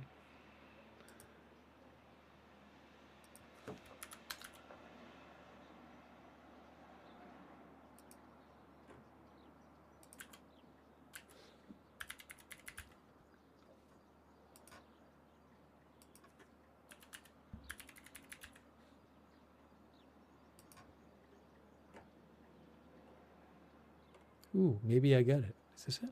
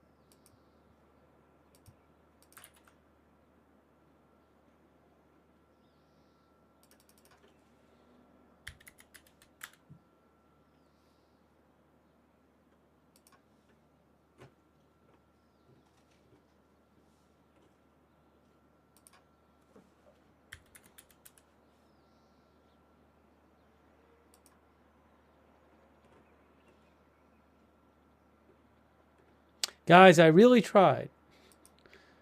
Sometimes I try. There should be like a Telegram channel that you can. Sometimes it's one you think you can find, and then you can't find it.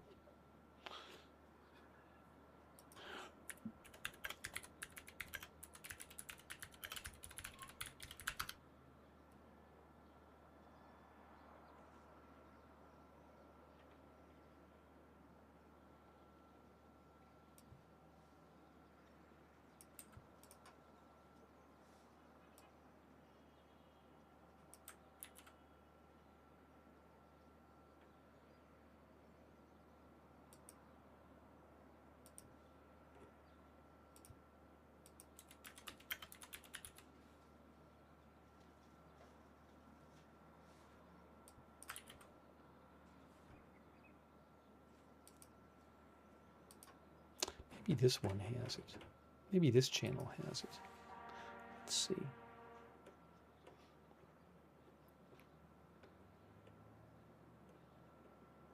Well, if I can't find the source tonight, I'll try to find it before next broadcast so I can show you the video. It's a pretty crazy video.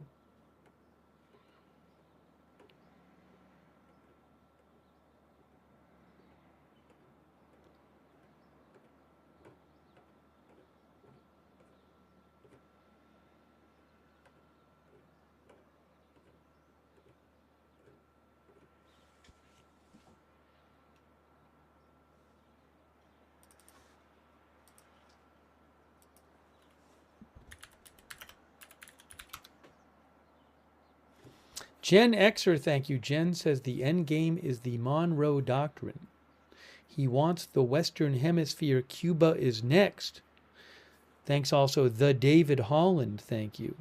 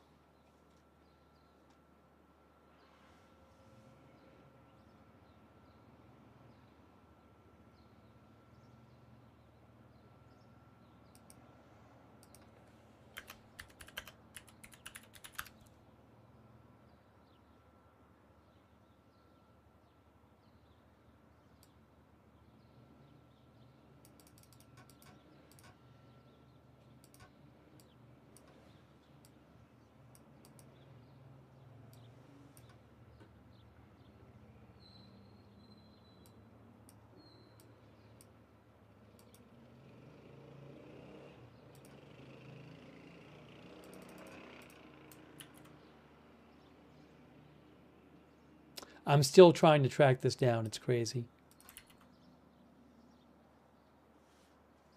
Ooh, maybe that's it.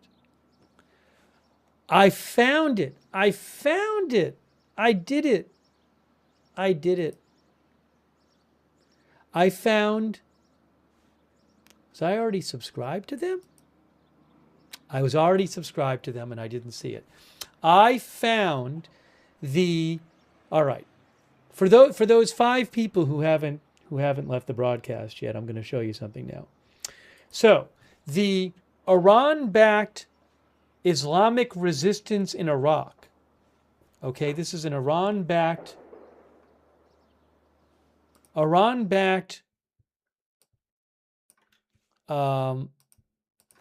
militia group, I believe. Islamic resistance. So stupid. I actually had the channel. I didn't realize it. It's a network of Iran-backed Islamist factions in Iraq. Okay, so they have released a video tonight. Whoa, whoa, whoa. Hold on, I got to turn the sound down. They have released a video. And what they say this video is an operation carried out inside Camp Victory in Baghdad. And Camp Victory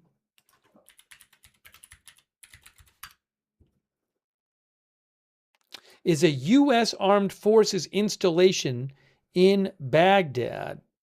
Now, but it was U.S., but then in 2011, it was transferred to Iraq.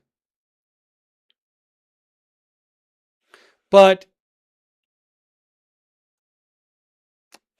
part of the complex now provides logistics, aviation, and life support services for personnel associated with the embassy of the U.S. in Baghdad. So I don't know if there's American troops there anymore. It's a little confusing to me.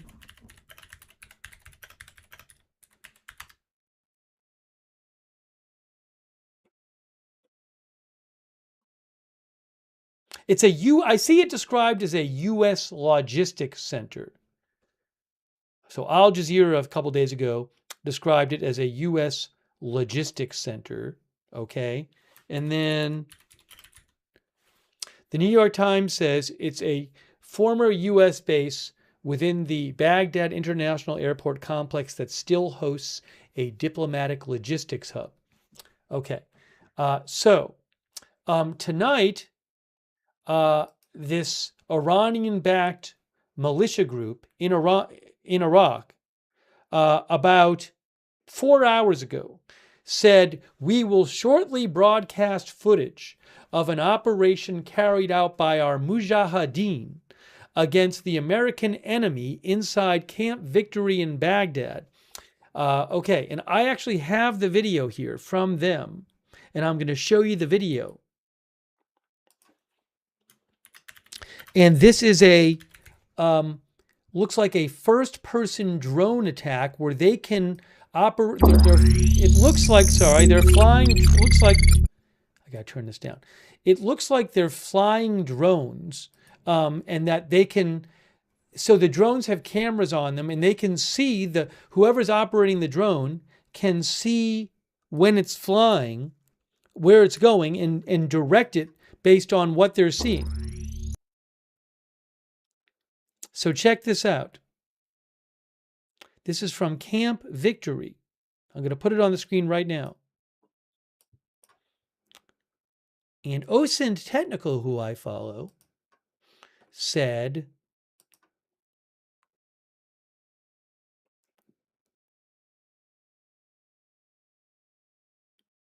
it looks like a successful FPV drone strike on Camp Victory, and it hits a parked UH-60 Black Hawk helicopter. All right, hang on. I'm putting it on the screen for you right now. I just need a second here.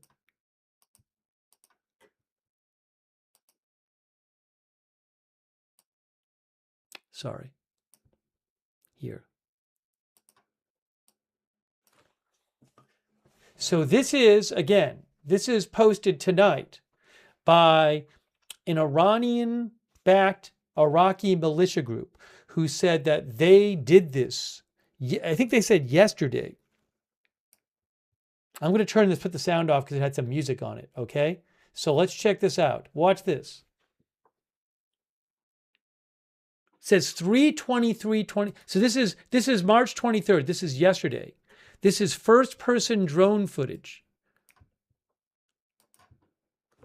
So you see it flying in. This is drone footage. And that's some sort of radar, I guess, there. And they circle it and they say, I guess they say they hit it. So this is multiple drones. Oh, that was a different view. Was that a different view of the radar? Hold on. Yes. So they're using, the idea is they have multiple drones and they have one drone that hit it and the other drone was filming it. Wow. Oh, you can see the drone coming in. Look. Hold on, look at the bottom there.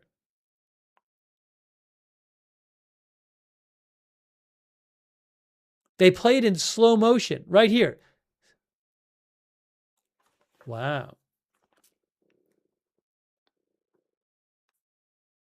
And then that drone goes over here and then it flies around and then it's flying around and looking and it spots helicopters.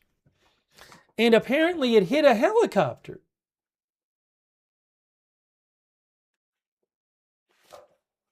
Wow. Again, this video was released by this Iranian-backed Iraqi militia group about 4 hours ago on their Telegram. I'm going to play this again.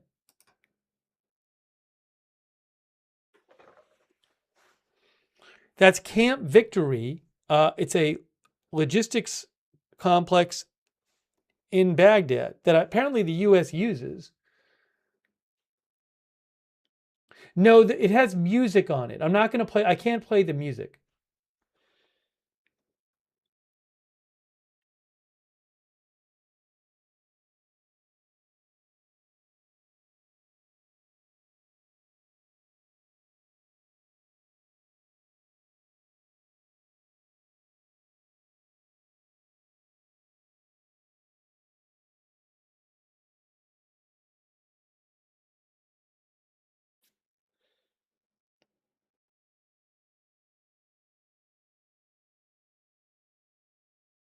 Wow.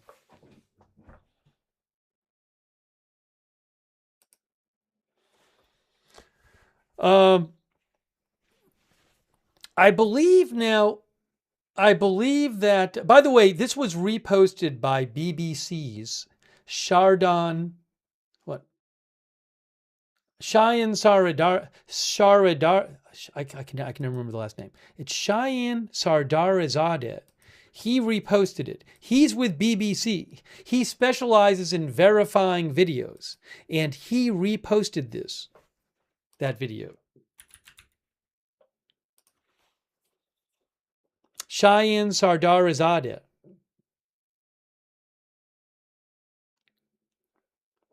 You know, and then I think about like maybe 10 days ago or so, I believe they posted one of those previously.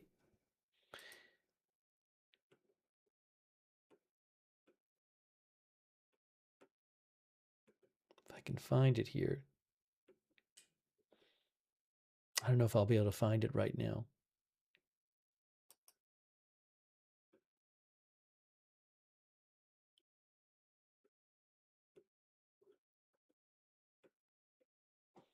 Oh, I bet I can.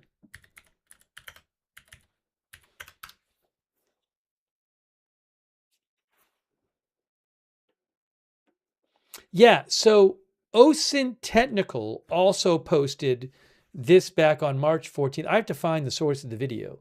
But OSINT Technical had said on March 14th, for the first time, an Iranian-backed militia has carried out an FPV drone attack in Iraq, an incredibly dangerous new development. Seen here, the FPV munition flies around Victory Base near Baghdad International Airport before slamming into a building. So I believe it, I'm guessing it was the same group, but there was a video like this posted about 10 days ago.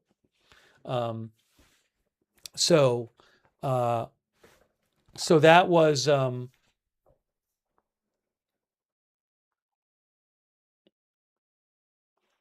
again, this seems to be something that these militia groups in Iraq are doing, and it's certainly a scary thing to see.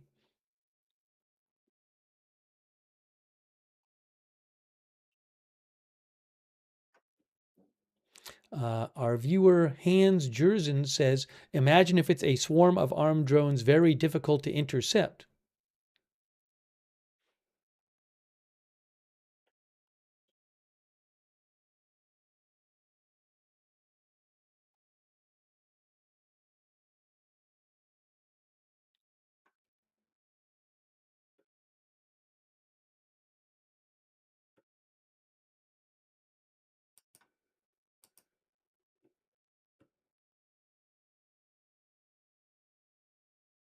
And OSINT Technical thinks that the radar we see hit in the video that I just showed you is an operating an AN-MPQ-64 Sentinel radar.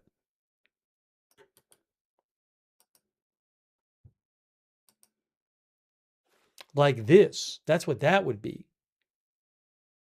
Used to alert and cue short-range air defense weapons to the locations of hostile approaching targets. What is one of these? I don't know if that's really what was destroyed. What does one of those cost? I don't know. I can look it up.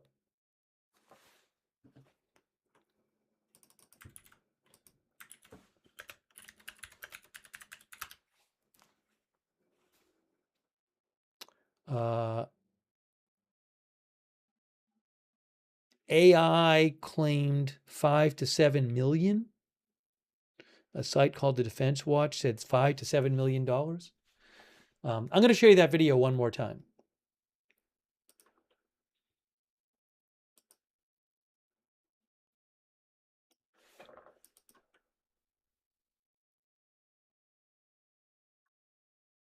Again, that was posted by the Islamic Resistance in Iraq. The Islamic Resistance in Iraq.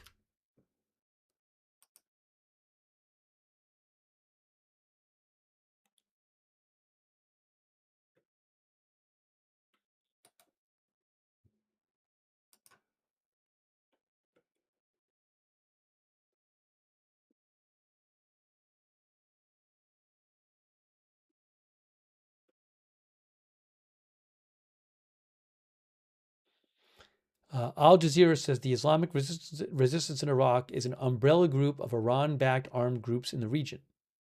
All right, so let's watch this one more time. Again, they posted this. They said this was an operation carried out by their fighters against the American enemy, they claimed, inside Camp Victoria in Baghdad yesterday on the 23rd.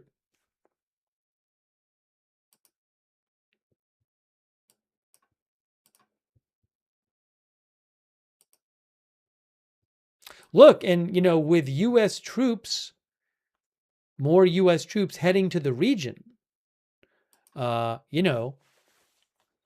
knows if they could face these kind of drone attacks if they're sitting there in camps or whatever.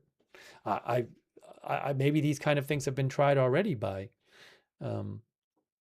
Iran and its allies, but.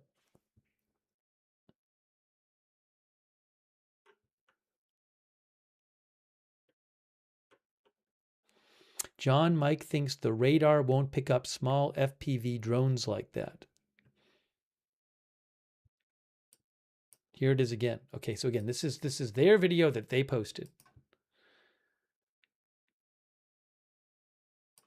What does this say? I'm going to translate this for you. I'm going to translate for you if I can on my phone. Let's see. Oh, I know how I can translate it. I can even do it. Give me a moment. I'll tell you exactly what it says. I'll tell you exactly what it says.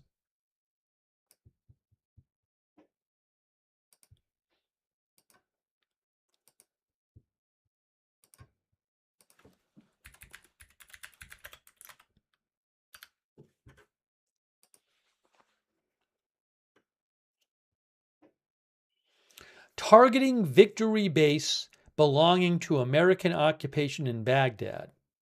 Military media, the Islamic resistance in Iraq. That's what it says. And it says yesterday, the 23rd. That's what it says on the video. That's the writing. Here. So again, it basically says targeting, down here it says Islamic resistance in Iraq, military media, and up here it says targeting the American base, I guess, Camp Victory in Iraq, and it says 3/23/2026.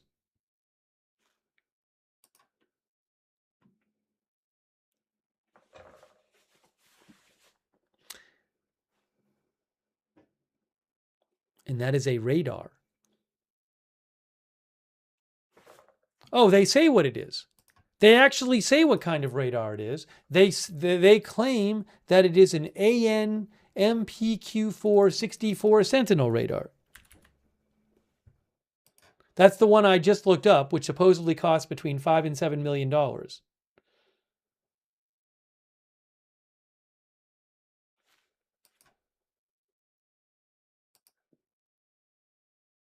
And that kind of radar, what it does is it's a short-range air defense. It is used to alert and cue short-range air defense to the locations of hostile targets approaching frontline forces. So it's for air defense. And if that's indeed the kind of radar it is.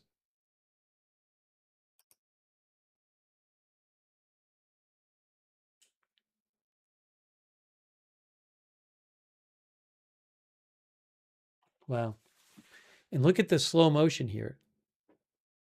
You see the slow motion? Hold on. I can't play the music. Can't play the music. Copyright issues.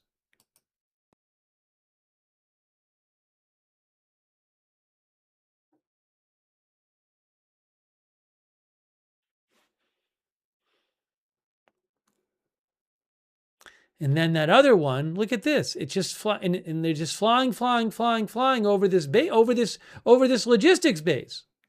It's a big base. And then that is a helicopter.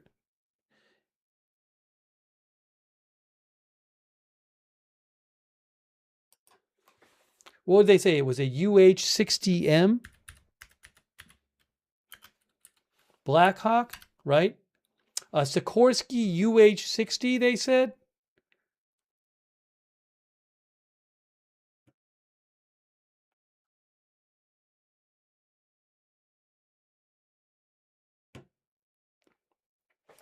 And then if that's the case, where did they say the name of it? Must have been before.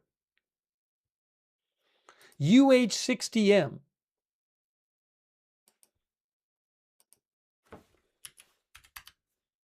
Oopsie.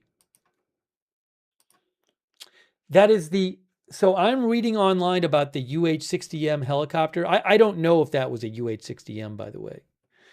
A UH-60 is a Black Hawk helicopter.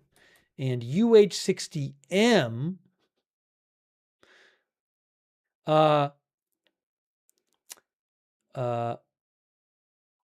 Lockheed Martin calls it a combat-proven workhorse for the U.S. Army and militaries around the globe.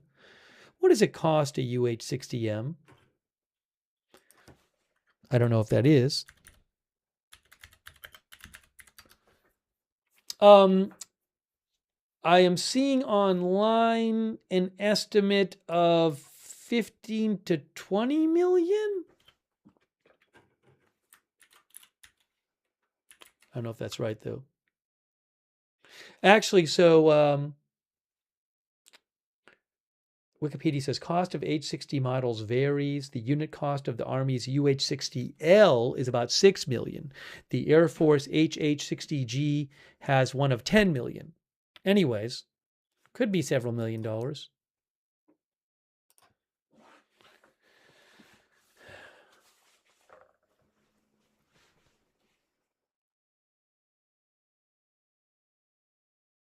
Yeah, Gina Pina says, and the drone costs how much? So, I mean, if this is a legit video, and I do think there's a decent chance it's legit, this would be a case where you have these drones flying over this area, which does have it's used by Americans. Clearly, there's a lot of equipment in that area, and they're just kind of flying around. And basically being able to choose their target and then hitting these expensive targets. Now, I don't know if it, for all I know, it bounced off. I don't know if this exploded at the helicopter. Could have bounced off of it or something. The other one certainly seemed to explode, but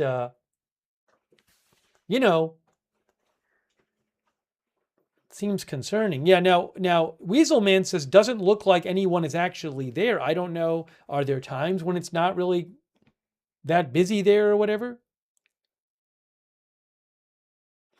Now our viewer Absolute says the video isn't about the action or cost. It's about the message. They can do this on overtime. Can get costly.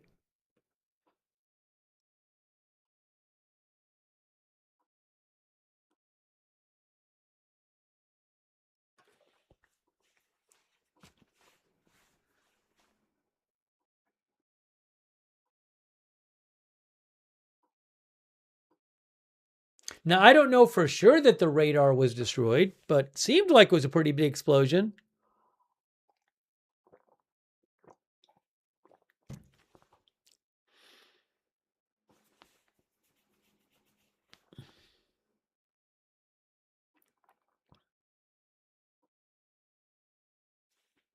I don't know if you can see Camp Victory on Google Maps. It's a good question.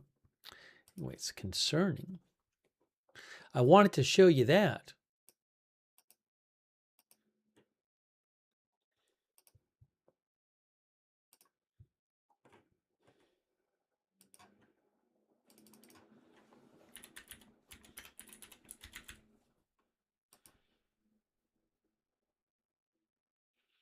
Camp Victory. Here it is. Here's Camp Victory right here. There's Baghdad. There's Baghdad International Airport, and there is Camp Victory. That's Camp Victory right there. There it is. I don't know if we can figure out where the helicopters were, but if you want to go to Google Maps and look around, you can try to look around and figure out where it was flying. But it says Camp Victory here, so I don't know if it's the whole place or what. Right near the airport.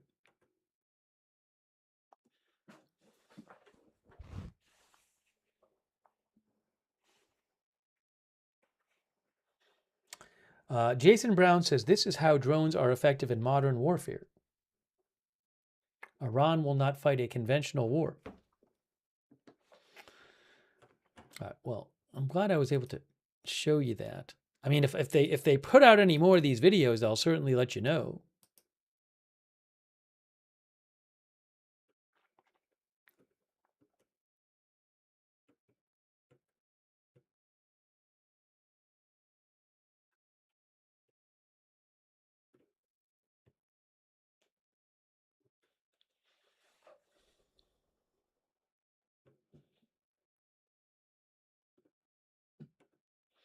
AP says Iranian military spokesman mocks attempts at U.S. ceasefire deal.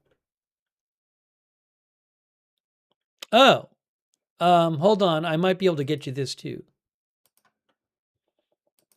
Let's see.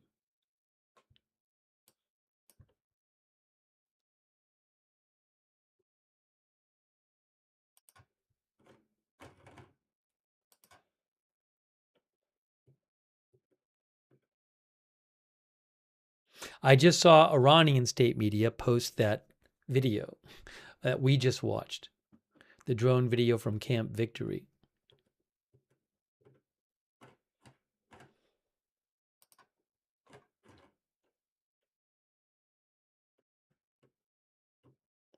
Yes, I've just seen two different Iranian state media channels have posted that video that we were just watching, the drone video. Oh, guys,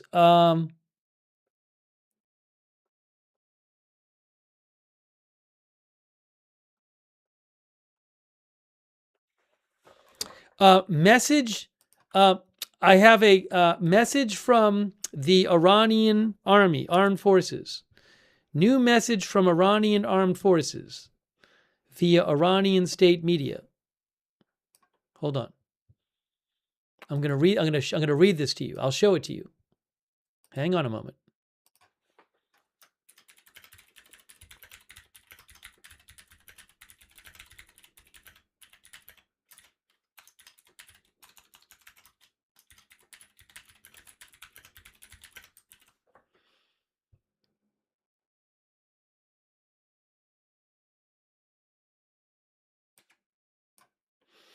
Okay, so this was posted a short while ago by Iranian state media, and I'm not going to play the video. It's not in English, but I will show you what it says.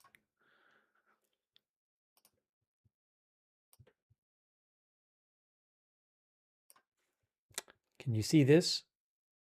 It's this guy. Spokesperson for this is the Iranian military spokesperson says, has the level of your internal conflicts reached the stage of negotiating with yourselves? Don't call your failure an agreement. There will be no news of your investments in the region, nor will you see the previous prices of energy and oil. Until our will is done, no situation will return to the previous order. This will be created when the thought of taking action against the Iranian nation is completely erased from your dirty minds. Our first and last words from day one have been, are, and will be, no one like us will get along with someone like you. Not now, not ever.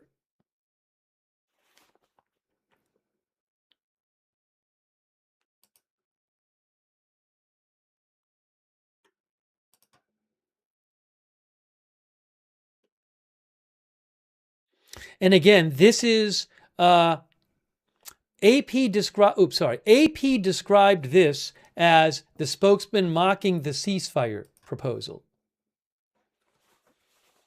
That's what AP described this as, the spokesperson mocking the proposed ceasefire. Hold on a second. How do I stop this? Stop playing. Okay. Stop playing. Can't stop it from playing.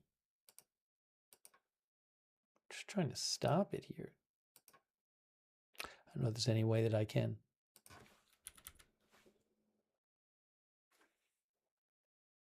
Oh, anyways. You can see it there. Again, has the level of your internal conflicts reached the stage of negotiating with yourselves? Don't call your failure an agreement. There will be no news of your investments in the region, nor will you see the previous price of energy and oil. Until our will is done, no situation will return to the previous order. This will be created when the thought of taking action against the Iranian nation is completely erased from your dirty minds. Our first and last words from day one have been, and are, and will be, no one like us will get along with someone like you, not now, not ever. There you go. Banana Dough thinks that person is not going to be alive by the end of next week.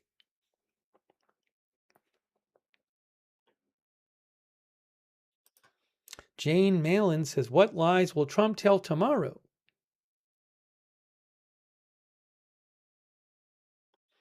Secret Formula says, so he didn't get a gift from them?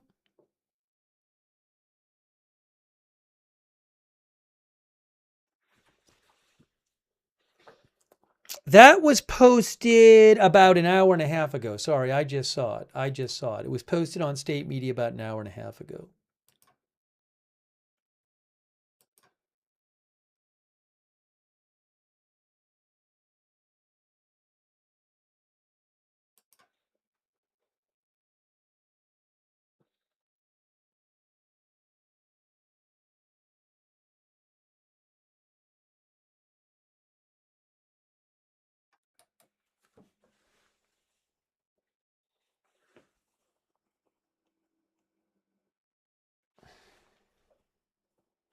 Okay, I think it's almost my time to start. I think we're getting close to our time here. It's past 1 a.m. here. It is past 1 a.m. here. I think I'm going to do a check here, but if I don't have any big updates, I'm going to start wrapping up this stream. Okay. We'll have more coverage, but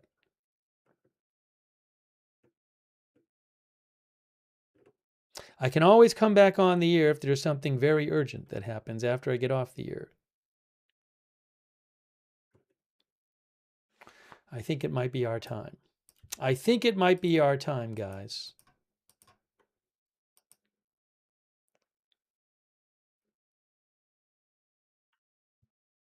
I will keep an eye out on things.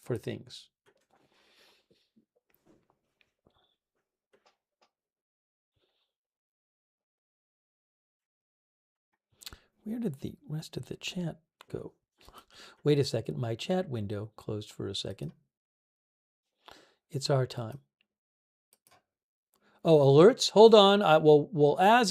I guess there might be a pre-alert for the missiles. So maybe as I'm wrapping up, I'll start doing the wrap-up thing, but keep an eye on the alert. That's what I'll do. There is a warning, early warning in southern Israel. See? Early warning. Those are early warnings. All right. Well, I'll keep an eye on this as I start wrapping up the stream. I do very much appreciate everybody being here and watching the stream, and those people in the chat who are chatting, and people sending me updates and letting me read your comments on the air and asking questions. So I really appreciate you watching. If you want, subscribe, follow Agenda Free TV. No, we're not. It's too late. No poll. We'll do a poll next time. I'm sorry. We had a lot to cover. We need to wrap it up. But I'll wait for the again. We'll watch as the missile alert happens. But in the meantime, if you want, subscribe, follow the channel Agenda Free TV. Also, I would really suggest, if you don't want to miss a stream, turn on our notifications. So you know when we're going live. We have a free notification sign up. It works really well. You get notified every time we go live before the stream, because I can't tell you in advance when big news is going to happen. The mods can post the link to the notifications in the chat. And you can also go to the description of the video on YouTube and Facebook and find the notification sign up there. I would definitely do that. And let's see here.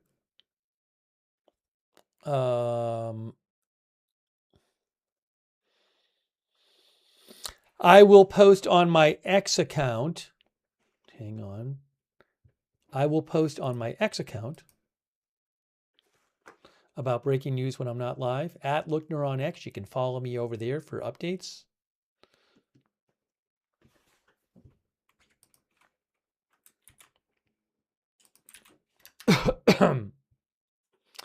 And let me go back to the map.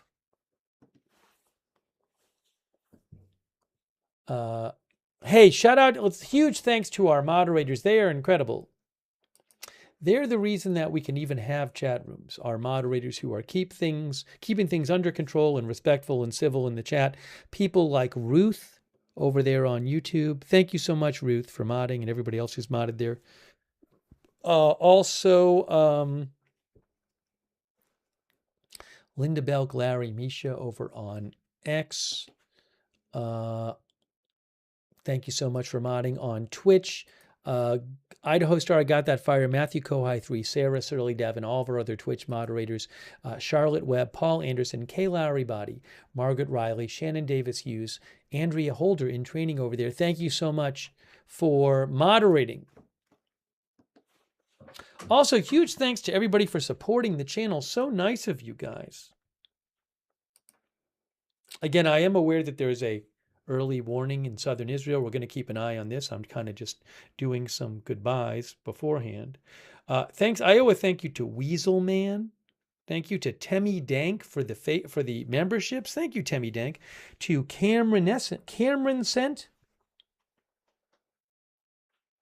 Cameron Sent said Mujahideen, ones who betrayed the Shah of Iran. I don't know. I mean, in the video from the Iraqi group, they said our Mujahideen, which I'm looking up, and it says it's a term that means people who engage in jihad, who fight on behalf of God, religion, or the community.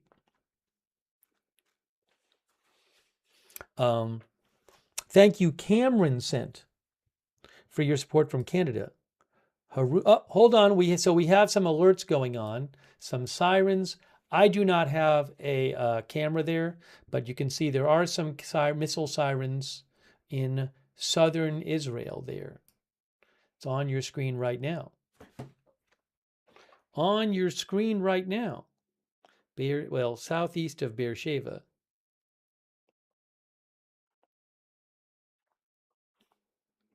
Southeast of Beersheba.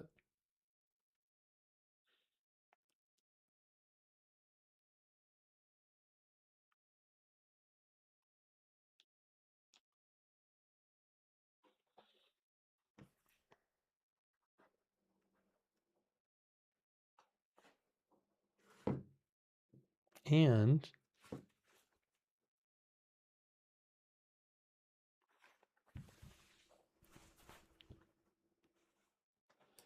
down here.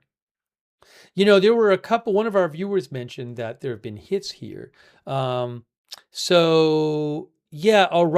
was where there was a hit a couple days ago, Arad here. And then also Dimona, there was a hit in Dimona a couple days ago. Arad and Dimona. There is the Negev Nuclear Research Center here. So we'll have to see what happens. These are the current sirens going off.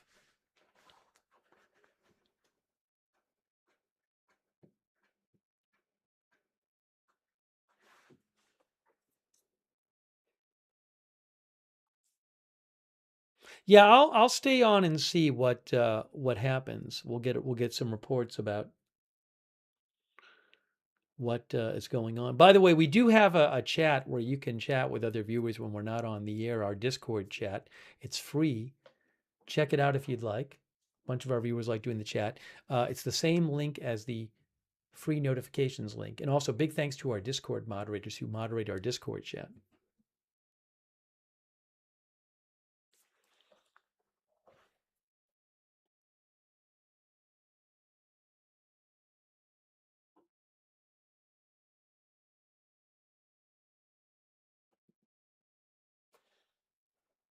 We'll have to see. I'm going to see if there's any reporting on. I mean, these sirens are still going. I don't know if. Hang on.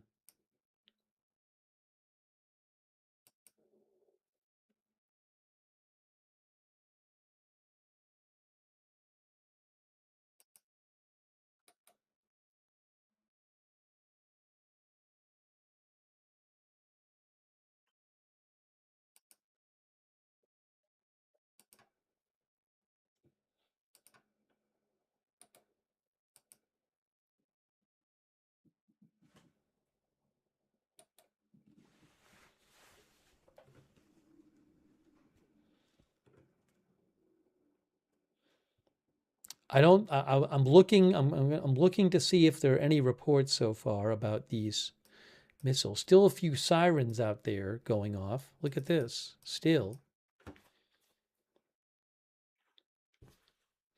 All right. Let me look up and see.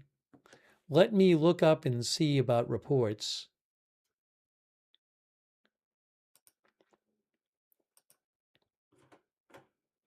N12 News says it was the launch from Iran. Okay, we knew that. Let's see. And,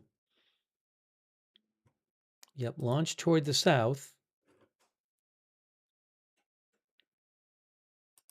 I don't have any information yet.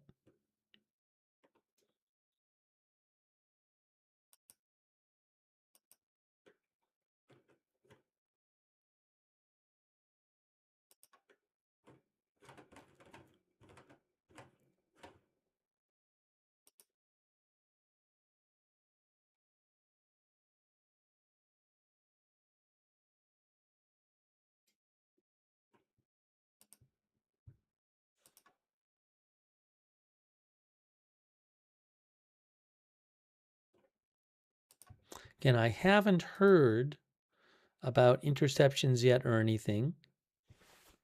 I'm looking.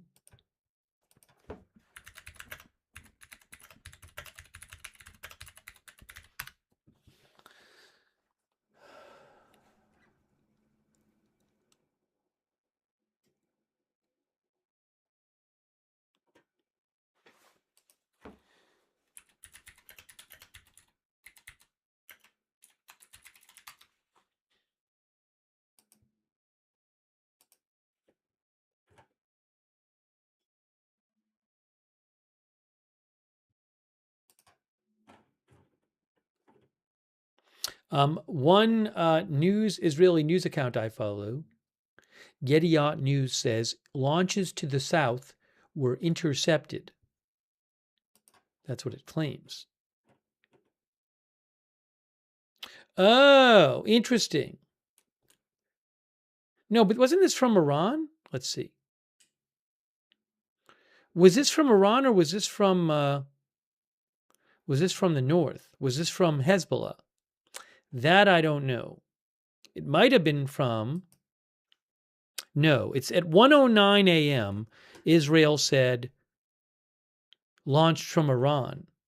It said Israel said.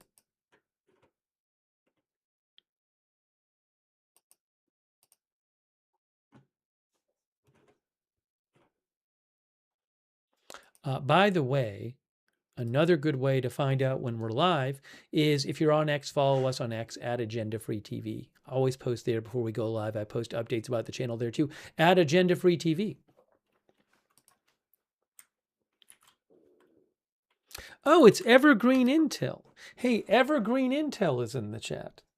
I just reposted Evergreen Intel about apparently a Russian ship that might have gotten damaged in a Ukrainian drone attack. If you look on my X account, you'll see it.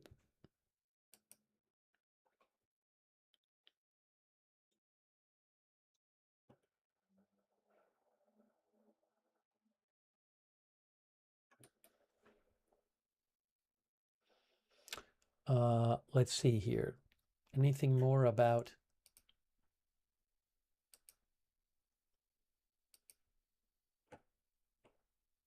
Israel? I'm waiting to get more updates.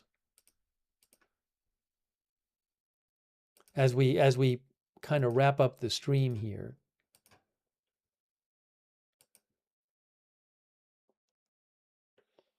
By the way, I was thanking some people. Thanks to Haruna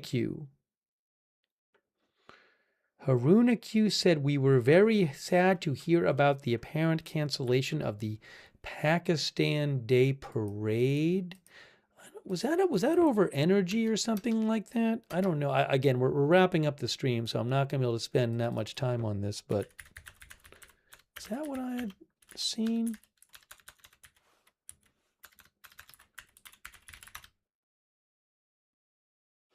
The Pakistani government canceled the traditional Grand Pakistan Day Parade following severe financial constraints, an ongoing Gulf oil crisis, and strict austerity measures. Reported Pakistani news. Government calls off Pakistan Day parade in the light of the Gulf ongoing. They posted about it. Prime Minister's office. Prime Minister's office.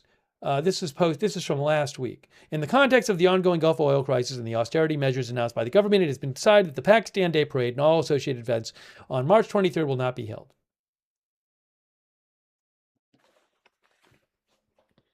Thanks to Haroon Aq. Maybe we can talk about that more next time. We're wrapping this up now. I appreciate it, Haroon Aq. I don't think we would cover that parade here if they held it, but it was supposed to be 2 days ago, I believe, 23rd. Thank you, Haroon Aq. Thank you, William Smith, by the way, and Scott Me, who says this whole thing will be a marathon. Thanks, Scott Me from Australia. I got behind thanking people. I'm sorry. I didn't thank Super Teaser, a Greek YouTuber. Thank you, Super Teaser.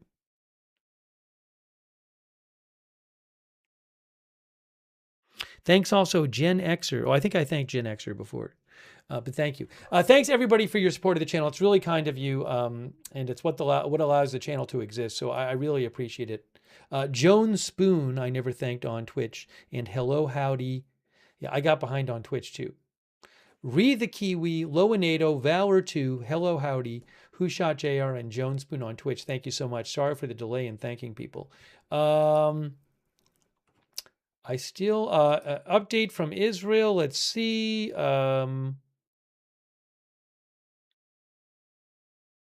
By the way, the video I showed you of the pro-Iranian militias in Iraq who released a video of their drone attack on Camp Victory in Baghdad. N12 News Israel just posted that video too. It's making its way around.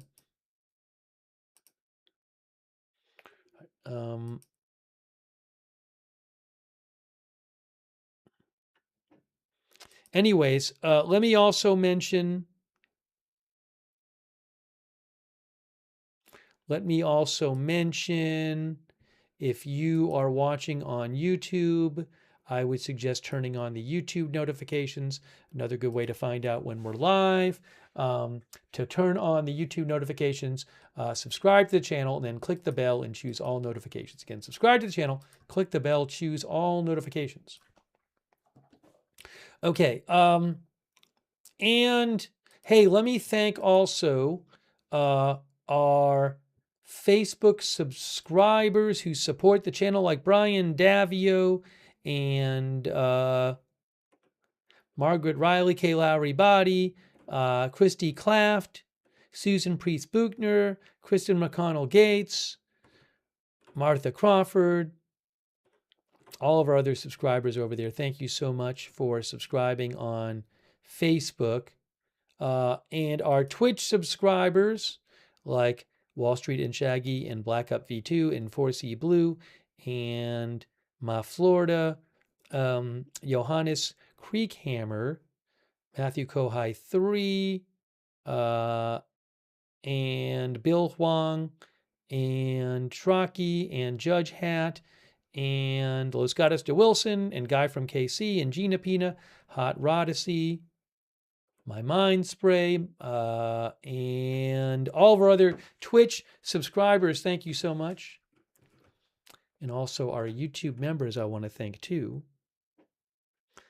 I still have not really heard much. The IDF says the missile event is over. N12 News says no reports have been received on the MDA hotline about people being injured in this, or I guess even reports of missile falls from the latest attack in the south there. Also, hey, thanks to all of our YouTube members, people like Atlanta City in Georgia, VC Gamer, Haruna Q, Platinum Dose, CAC813, Roy 1822, Evelyn in Maine, North Star, Brian Moreau, VC Gamer, UV Lightning, Ken Lance, Weasel Man, Gary Baines, CAC 813, Chung Peter, Roy North Star, Roy 1822, North Star, MYOB, Bray Donkey, Bernard Tapey, thanks for being members. That guy from nothing. That guy from that thing. Neeby, good to see you, Neeby. And all of our other members over there, thank you. And everybody else for watching. Okay. And all of our other viewers, Sam Bino, William Runner. I'll keep an eye out if there's big developments. I can come back on the air right away. We'll have to see what happens. Andrea Holder, thanks again. Dolly Clark, thanks for subscribing, Dolly, on Facebook.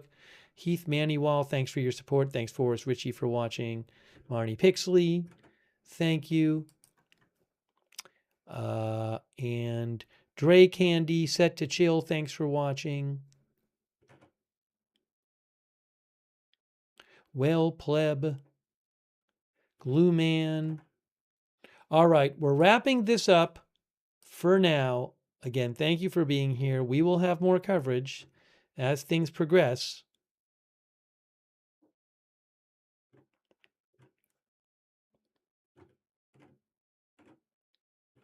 But that is it for now.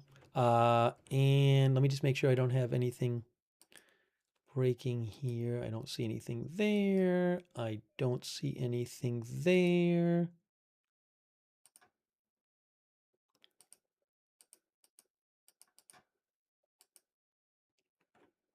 All right, I think it is time right now. So that is it for now. Thank you for watching, and we will see you soon with more live breaking news updates right here at Agenda Free TV.